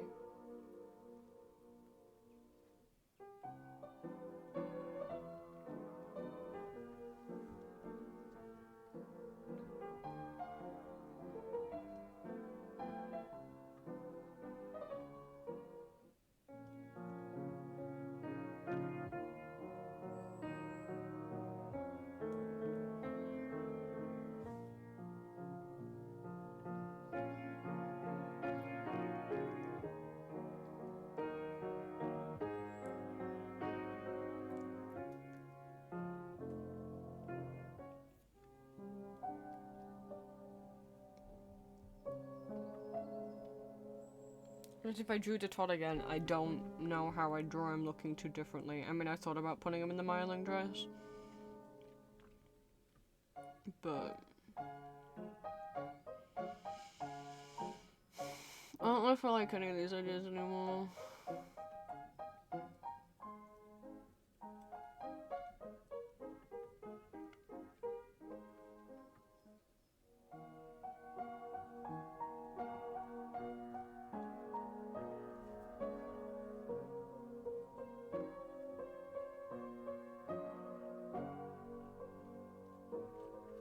I don't know if any of the other cookies have heterochromia.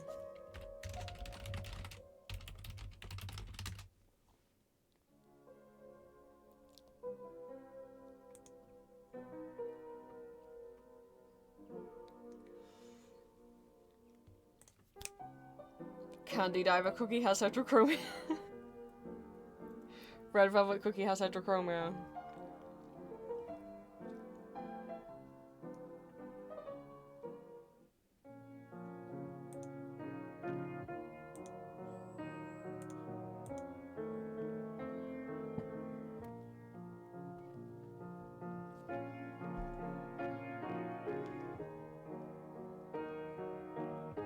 Okay, someone's made a chart, and I don't agree with all of this. So they've put Twizzly Gummy Cookie. We don't know she has heterochromia. She's wearing an eye patch. Black Raisin, I guess kind of... Peach Blossom. He... What? We don't know what his other eye looks like. Having one eye is not heterochromia. Pudding a la mode. She has the same color... What? Shining Glitter. She has the same... Are they saying because the eyes are two-tone? Because two-tone is not the same. Like, heterochromia means each of your eyes are a different colour. Not that both of your eyes are blue on the top half and pink on the bottom half. Like, is that why he's on there? Is pulling element on there because the top half is a darker colour? That's not what heterochromia is. Heterochromia is each of your eyes is a different colour. Clover Cookie, we don't know what his other eye looks like. In what way does Clotted Cream have heterochromia? What, is there a little bit of yellow at the bottom of his eye? All cookies have eye shines in different colours.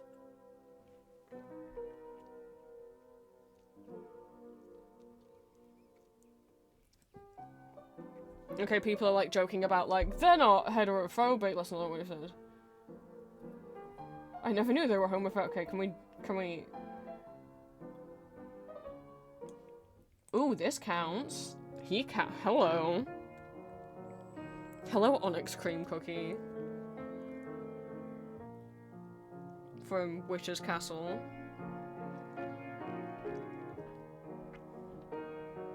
Blink, blink, blink, blink.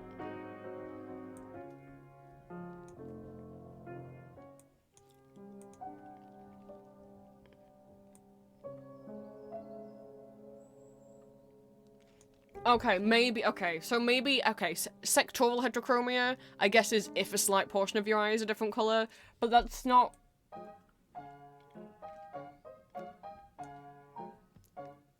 That still doesn't explain why you've got all the characters that only have one eye showing as having heterochromia. These three here.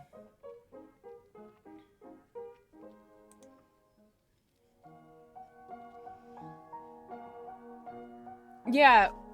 It is a type of heterochromia, because I've seen it in people, but this is an art style where a lot of the time the eye shine is just a lighter colour than the other part of that. Like, I don't think that's what that's trying to be. Like, oh, Affogato Cookie's got like little black lines on the inside of his eyes and the cookies don't. Is that meant to be that he's got heterochromia? No. It's just they draw different cookies as having different eye styles.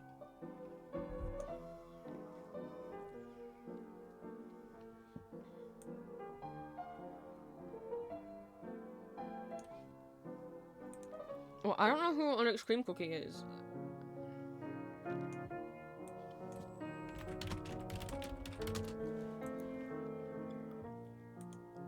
I guess we're gonna go find out. Are they cool though? I don't really want to draw a character that I don't know anything about, just for the sake of, you know, I want it to be reflective of characters I actually like, you know?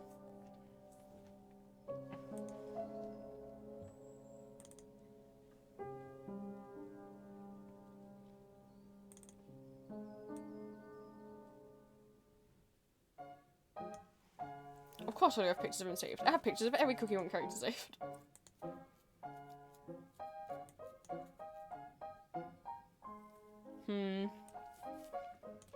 But I do like Candy Diver. I don't know how I would draw him in human-ish form.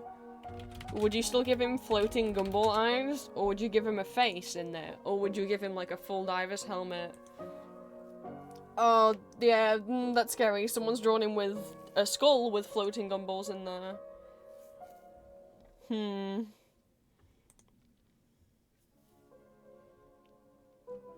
I do like Candy Diver Cookie though. I like him a lot.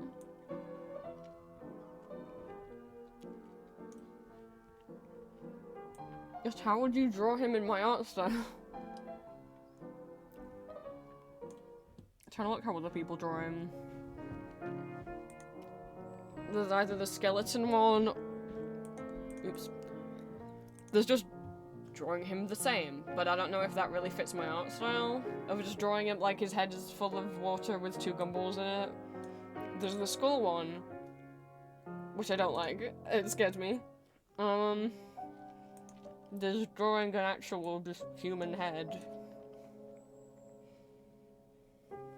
Because like most people just stick with the gumballs, I guess, in water, but I just don't know if that'll look weird.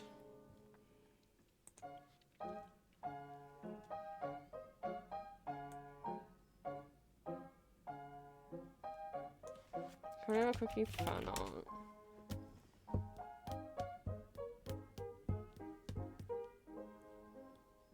There's not a lot. Poor guy.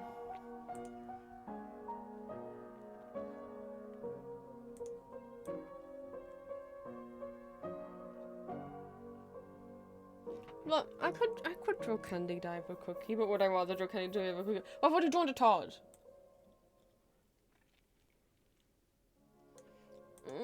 He wants uppies. He wants uppies.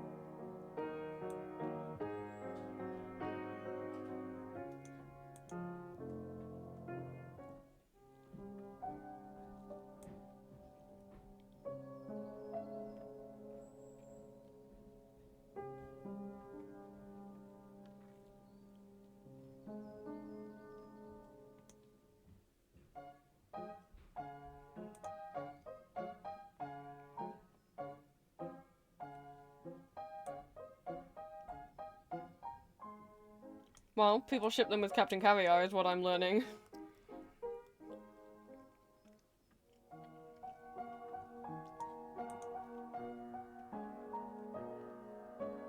Actually, I did forget Candy Diver Cookie's pronouns and I do feel bad.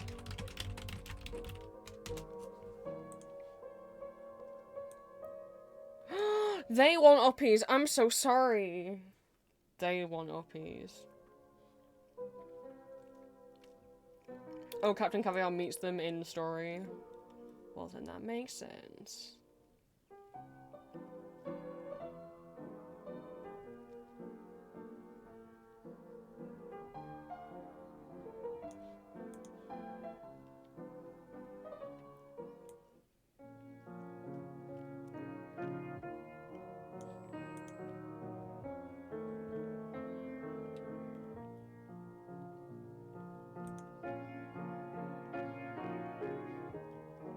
This hasn't helped me now. I'm just looking at pictures of Candy Diver Cookie and not getting any closer to be like, so do I want to draw Candy Diver Cookie? I draw that other cookie, but I don't know anything about them. Or they black onyx cookie?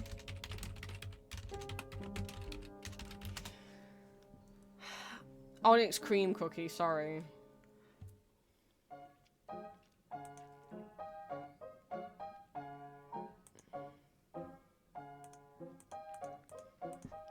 That didn't really help me. I just started looking at pictures of Candy Nova Cookie. I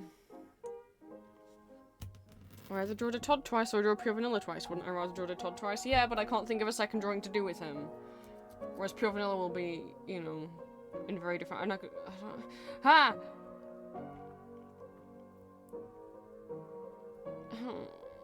I don't know.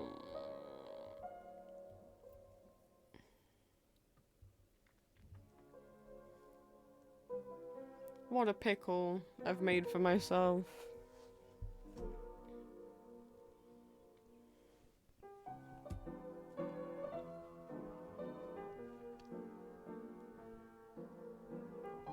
I can't think of any of the characters that have heterochromia that are from things that I know. I don't have any OCs that have heterochromia, so...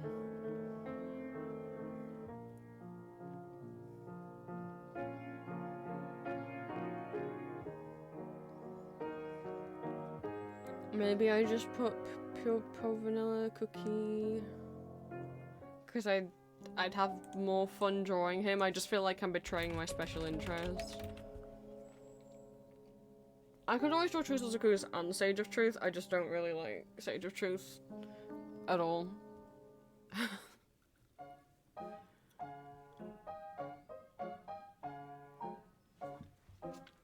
I'll put in parentheses plus Sage of Truth, question mark. If only Elder Fairy had like an AU skin, but he doesn't. Silent Salt has a skin upcoming though. Maybe by the time I get to day 14, Silent Salt's skin will be an option. Because usually the skins for the beasts are alternate universe, or alternate endings, right?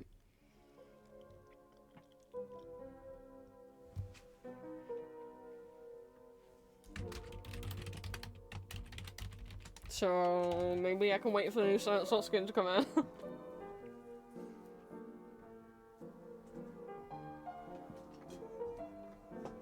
think I'm gonna end stream. I'm sorry, I know I just opened Magma.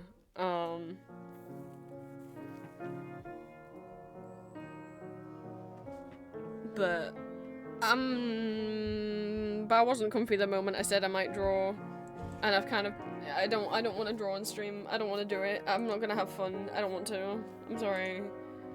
I don't want to.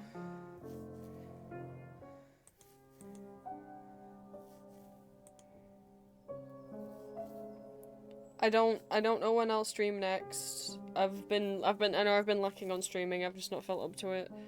But if I get maybe some drawings for Cringe-tober like half done, like maybe the line's done and then I colour them on stream or something, that could be a possibility. Because a lot of the time, the sketch is what I get the most imposter syndrome about. The lines are what I get most distracted from doing, so maybe if I just have to colour them on stream, it won't matter if I get distracted as much.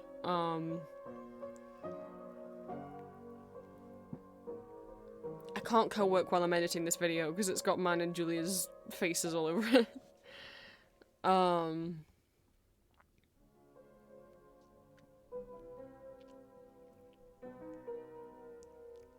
I do still want to play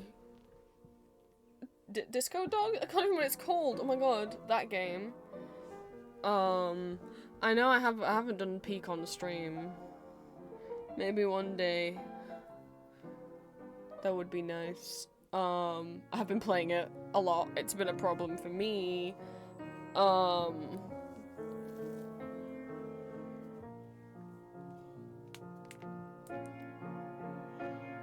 You know, and when in doubt, GeoGuessr streams, but I've just not been fixated on GeoGuessr lately.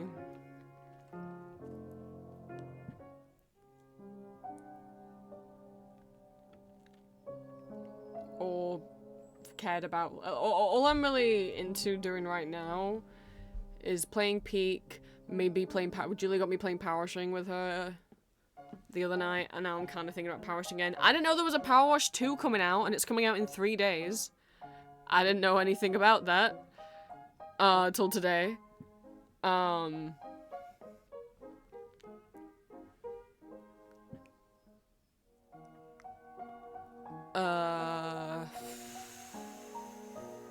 and trying to draw, but I'm all nervous about it right now. And if I'm already not feeling good, I really shouldn't, because it'll just make the imposter syndrome worse. It'll just make me draw worse if I'm shaking while I'm doing it. So I'm gonna go. I hope I feel like streaming more often soon. It's been hard to feel up to it.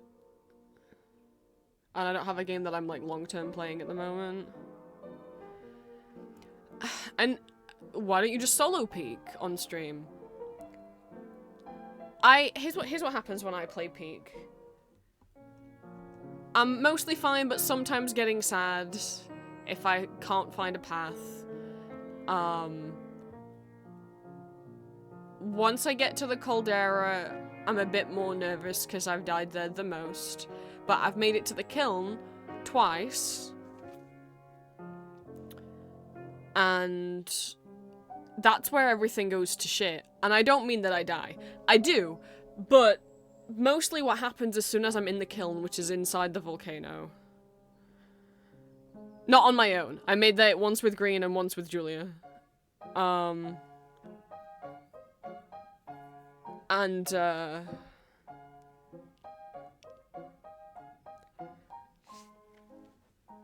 I get so... What I've learned, especially the second time I was in there with Julia, is I feel sick when I'm in there. I just get... Because that's the final stage of the game, and if you fall, that's it, you're dead, because there's lava below you. There's no, like, well, maybe I can, like, grab the wall and land on the ground safely. It's like, no, the ground is lava. You'll die.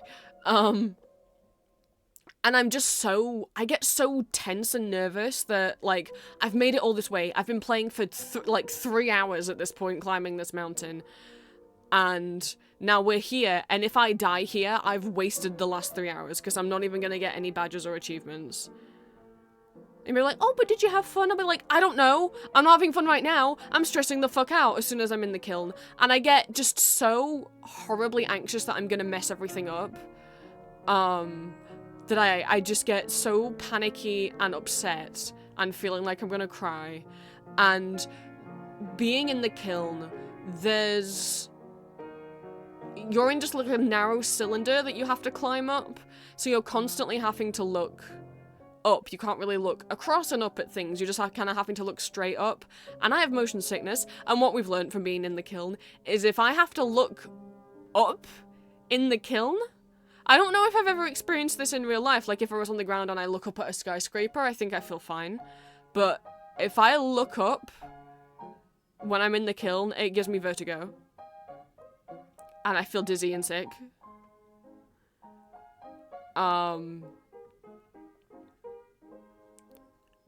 And every time I turn around to try and look anywhere, I think my character's gonna slide off the tiny platform I'm standing in and I'm gonna die, so I'm like scared to look around. But me and Julia made it to the kiln the other day, and we literally just couldn't find any way out. If we hadn't had a chain launcher on us, we would have been absolutely... There was just no... I couldn't find any path. We got like maybe a quarter of the way up, and then we were just like, well, what do we do now? There's nowhere to go. But Julia had a chain launcher, so we used that. But I got so hungry because... None of the chests, when you finish the caldera and there's like 4 or 5 chests around the statue, none of them had food in.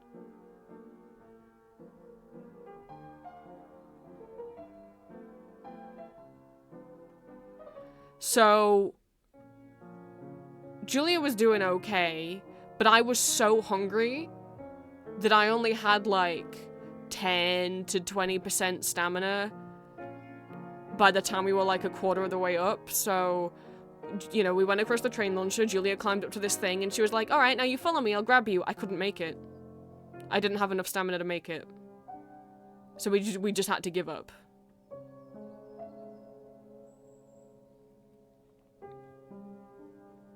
And Julia was like, well, yeah, but we at least got the berry badge. We ate, you know, 4 different berries, and that was Julia's first time clearing the mesa. She'd never cleared it before, because whenever she played, it was just Alpine Day. So she does have the cowboy outfit now. So that was good, that she's got the badges for clearing the mesa. And, we both got the berry badge for eating 4 different kinds of berries that were non-poisonous. And I got my rope badge. So it wasn't all for naught. But I felt horrible. And Julia's like, we'll just have to give up. You'll just have to throw yourself in the lava. And I was like, I started crying. Because I really don't want to kill myself in video games. As someone who has dealt with having those feelings in real life in the past, the idea of doing it in a video game, I was not happy about.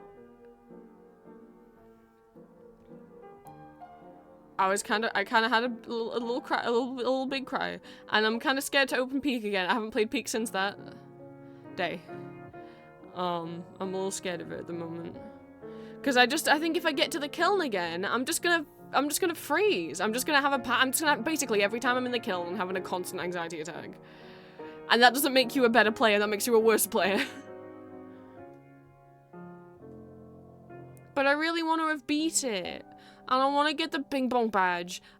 And I want to get the Lone Wolf ears. And I want to find a tomb. That would be cool. We wanted the mushroom. We were playing it to get the mushroom badge, and we only found. Well, we found 3 of the mushrooms, but we couldn't get to one of them, so we only ate 2 of the kinds of mushrooms. But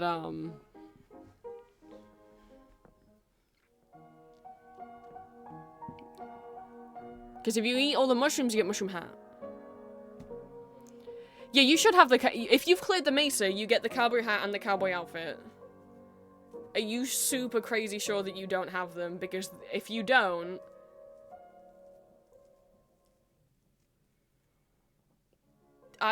maybe, contact the devs? I don't know. That would mean your game is very badly, like, just hasn't given you badges it should have. And you've cleared the mesa multiple times, right? So... At this point, if they've got, like, a support email or something, I'd be like, hey, why don't I have the cowboy outfit? I've done the mesa so many times. Which you can prove if you've got the cool as a cucumber for clearing the mesa with less than 20% heat damage or whatever it is, right?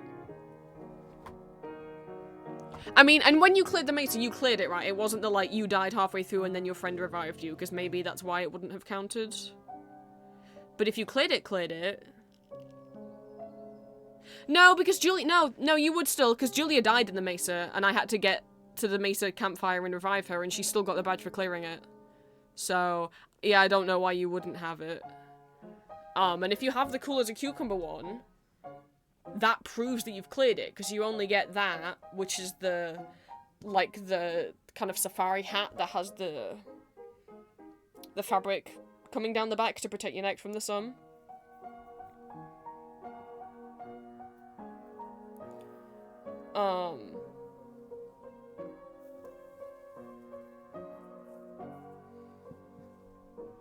You get that from clearing the mesa with very little heat damage.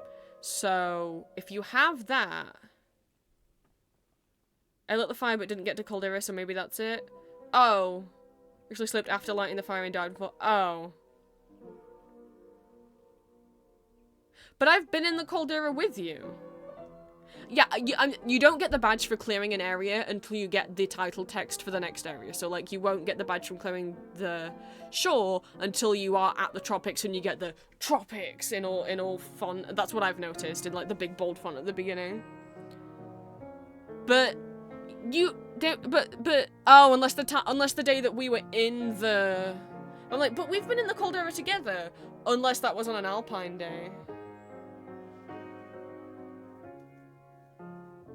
But if you got the cool as a cucumber badge, that means you cleared the mesa, because you get that at the exact same time as the cowboy badge. If you have the cucumber badge, then you should also have the cowboy badge. You can't get the cucumber badge without having had the mesa badge. So I would maybe look into that.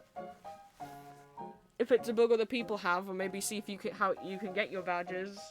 Because that's ridiculous. Because if you have that one, then you've cleared it. Doesn't matter if you died. Julia died when we were in the mesa. She still got it. So... Well, now I kind of want to play Peak, but I know I'm going to get sad.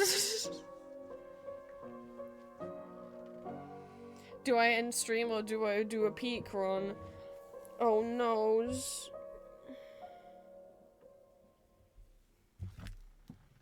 Unless Julia wants me.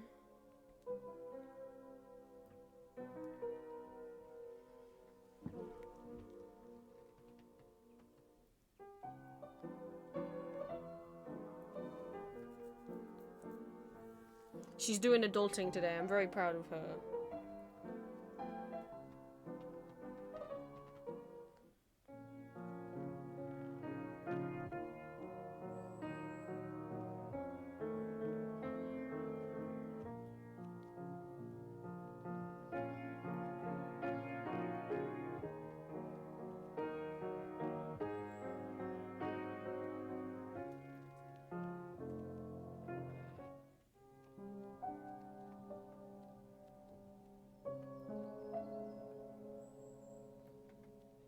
But if I start playing Peak, what if I don't finish in time for Julia's stream?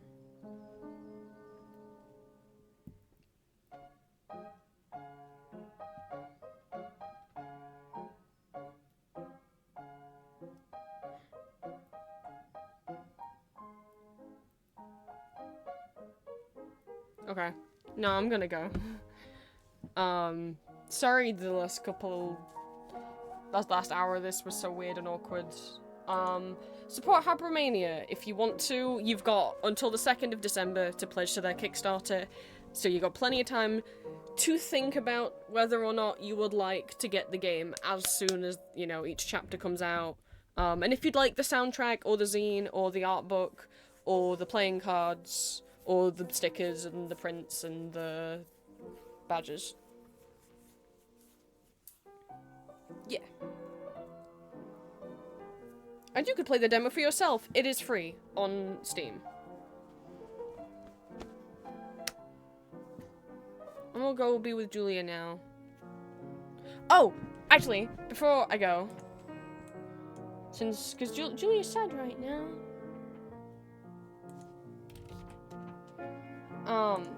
Let me show you. She's sad, but she's been working so hard.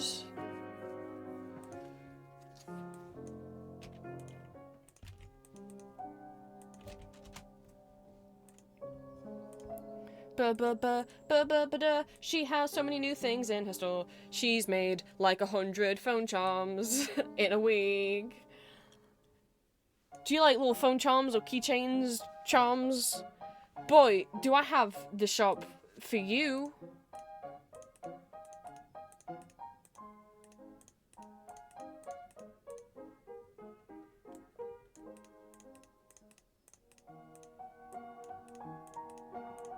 Is that all? I don't know what this is in dollars. It's $6.54 for me. I don't know what that is in dollars. Somewhere between $8 and $10. Because, you know, she got to buy the beads and she made these by hand. Okay. We got... Are you gay? Would you like to subtly show that with this rainbow of stars? Now you can. We got Rainbow Star phone charm. We got Candy Bunny phone charm. They got these little bunny beads and they got these little candy wrappers that have bunnies on them. This one's trans-colored. We got cute soft butterfly. We got yellow and purple and black and white. Little bows, little butterflies and little hearts. We got asexual bad bear. Why is it bad bear? Because look at those bears. Oh, you can't really see. Look at those bears. Look at those bears. They got little angry eyes. They're up to mischief. They remind me of Kuromi's sidekick from the Onagai My Melody anime, whose name I don't remember. He's not a bear though. He's a dog, but the eye shape kind of reminds me of him. Also demisexual colors, you know. We also got aromantic / demi-romantic ones with little butterflies.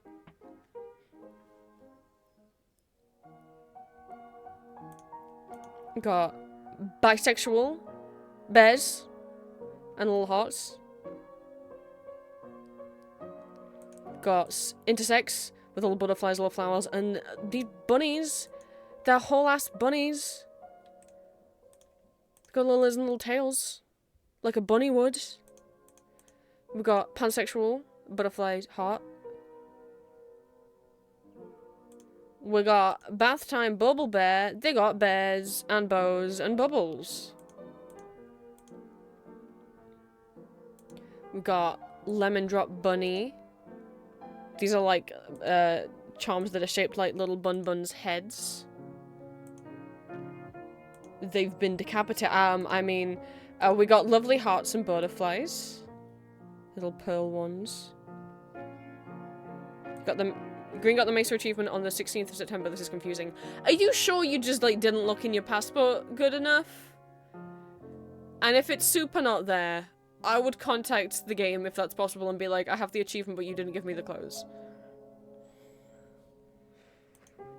We got Sweetheart. We got the pink and white, like, frosted hearts. We got Soda Pop. Because this big, chunky soda bottle charms. We've got Orange Sweetheart.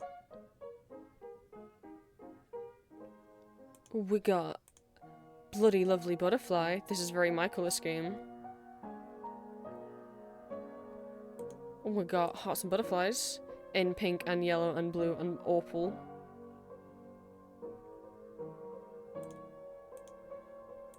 And also butterflies and bows in pink and yellow and green and blue and opal. Sorry, I keep saying opal. Stars with these big. You could clip extra keychains. You could put like a carabiner on the end of these big old star flowers at the bottom in red and blue and purple and black. You could dangle more charms from this charm. We got Hearts and Sweets in yellow and green and purple. We got Bad Bears if you want ones that aren't pride flag coloured in red and yellow and blue. If you like the bear charms but there wasn't one in your flag. We got Sweet Sugar Flower, which is also kind of transcoded. Lavender Bunny, if you like the bunny charms but you're not intersex and feel awkward buying the intersex one, you could get this purple one. It's got a bunny jumping over a moon. That's not how the nursery rhyme goes, but it is now.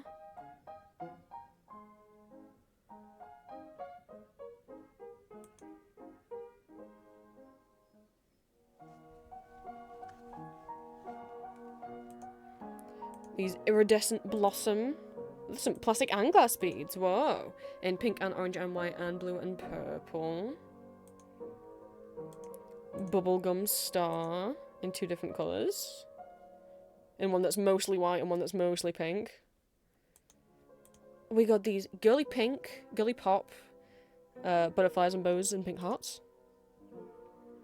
Wax seals. These are so cute.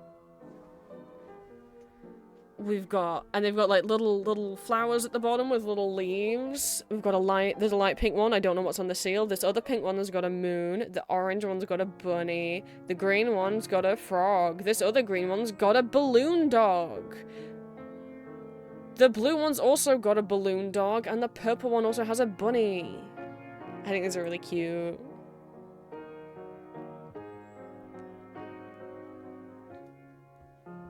With the little flowers at the bottom, the little, like, they're not really snowdrops, kind of snowdrops. Lily of the Valley, maybe. These little butterflies and stars in, like, purple and green and blue and orange. I don't know why I said those the wrong way around. These other shiny heart ones.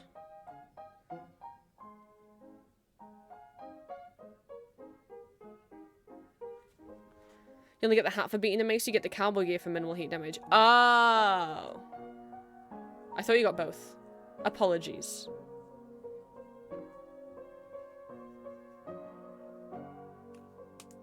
I think I must have got minimal heat damage then. I got that the first time, even though I accidentally... No, I don't think that was the one I accidentally threw my parasol away. Maybe I just managed to stay inside. You just gotta be patient and not run into the sun, but green's not the best at being patient. We got yellow and green and blue and purple and white. And then tiny pearly stars in like yellow and green and blue and purple and white. No, Gringo Neum. I know Gringo Neum. So there's a link to Julia's shop again. And as well as all of that, we've got all of her regular stuff. All of her stickers. FNAF stickers.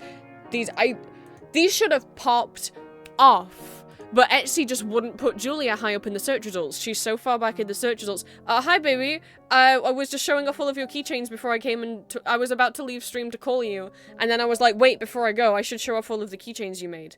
These should have popped off. These should have been bestsellers. But Etsy was putting Julia on, like, page 5 of search results for Arcane instead of page 1. So many people, I think, would have happily had Victor Cat sticker. And yet people don't. But we got FNAF, Milk Tea Snakes, Baked Goods, Pride Cows, Arcane Kitties, Phantom of the Opera, Astarion and some other silly Halloweens, Vampire themed, more Astarion, more cows, Moomins, Jujutsu Kaisen kitties, Five Nights at Freddy's, little animals, alien cats, Volturian lingerie, some of Julia's OCs. Do you like the shrimp emote? You could have it as a sticker. Dragons, those candy hearts, but they say sexy things on them. Dinos, capybaras, Animal Crossing bears, bunnies, cookie run stickers, cowboy ghosts, as there's also bracelets.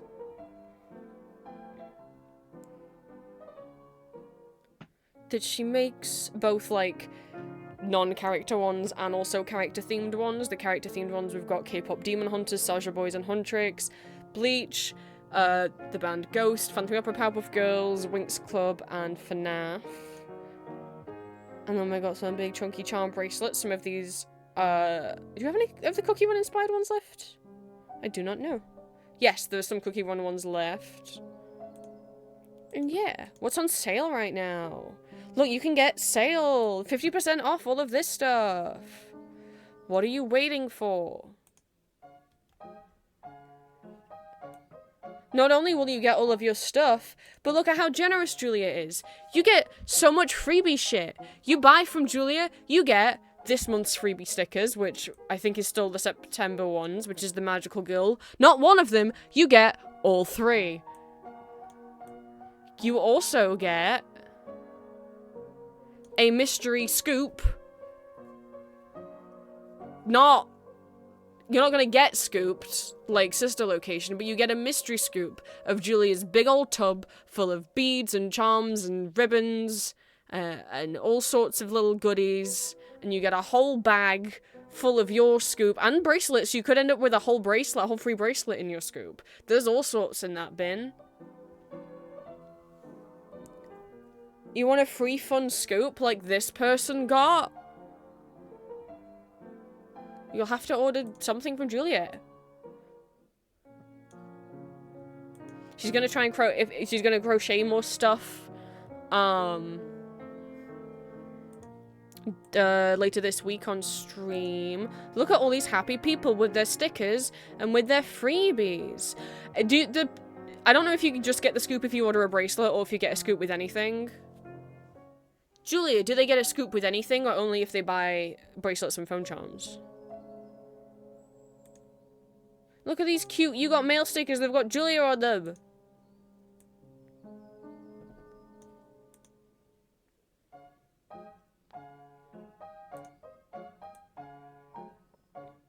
Okay, so you only get the scoop if you get beads. If you just get stickers, you get the freebie stickers. If you get the phone charms or the bracelets, you get a free scoop. Look at what this person got in their free scoop. Look at all this stuff. They've got the bracelet they ordered, which I presume what they ordered was the Eric bracelet. And then they also got, like, a free bracelet. They got the stickers of the month. They got this whole scoop, which has some alphabet beads, some pony beads, some flower beads, this one that looks like a dolphin, heart beads, star beads, 2 little tassels, And an eraser, because there's some little stationery cute stuff in there too. There's all sorts, and there's one that looks like a little piece of candy. You never know what you'll get in Julia's Scoops. You'll have to order a bracelet, or at least one bracelet, or at least one phone charm, and find out. What bang for your buck? Etsy.com/shop/ Julia Boo Art or Julia Moon Art. That's the one that always autofills for me, but what's the quick link? It would be juliabooart.etsy.com, right? Yeah. You can also go this way. Usually, so Etsy have their own little links where it's like the regular Etsy URL that you'll see is etsy.com/shop/username, but they also have links that are username.etsy.com. And the difference being, usually, the username.etsy.com are links that sellers have access to on their shop, like, editing dashboard thing.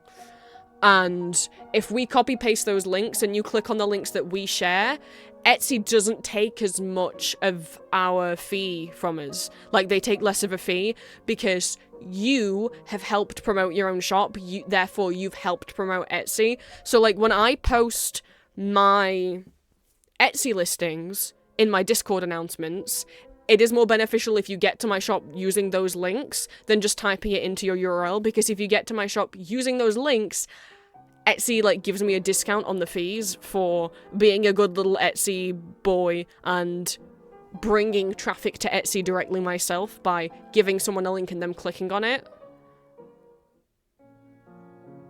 So I don't know if with those links what they're checking is like some like a tracking thing of like, or like a cookie where it's like, oh yes, you came from that, or if it's merely just if it's in the .etsy.com format, that's all it's looking for versus the etsy.com/shop. I've no idea. But that's why usually the links can look different, is because if it seems like if it's that format of link, we don't get as much fees taken off us. The more you know. I'm going to go now. I'm sorry you're waiting for me, Julia. I am gonna come call you, because I did wonder if you would want to, because I really wanna call you and hold you. So I just was like, wait, before I go, everyone should know about Julia's hard work on all these cute charms. You don't have to use them on your phone, seeing as your phone probably doesn't have a slot for them. However, if you have a phone case, a lot of people will just tie them around the phone case, like round the USB port hole. But you know, you can put them on anything. It's a keychain. You can attach it to any like keychain you already have, or you can hang it on your bag, or your wallet, or if you have like an eater bag, you can put it in there. I don't know what people have these days. You can put them on anything. It doesn't have to just be for phones.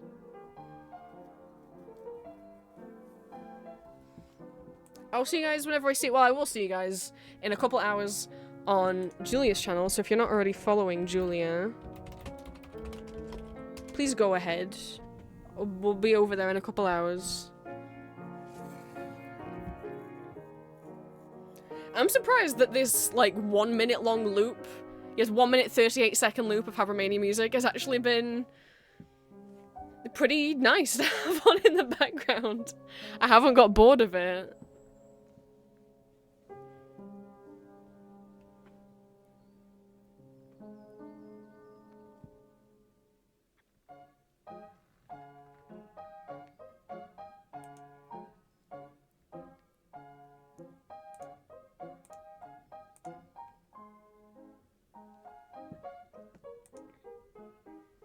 Okay, I hope you all clicked follow on Julia if you hadn't already. You better have, or the mouse on the Kickstarter. You saw how yeah. That mouse will get it. Bye!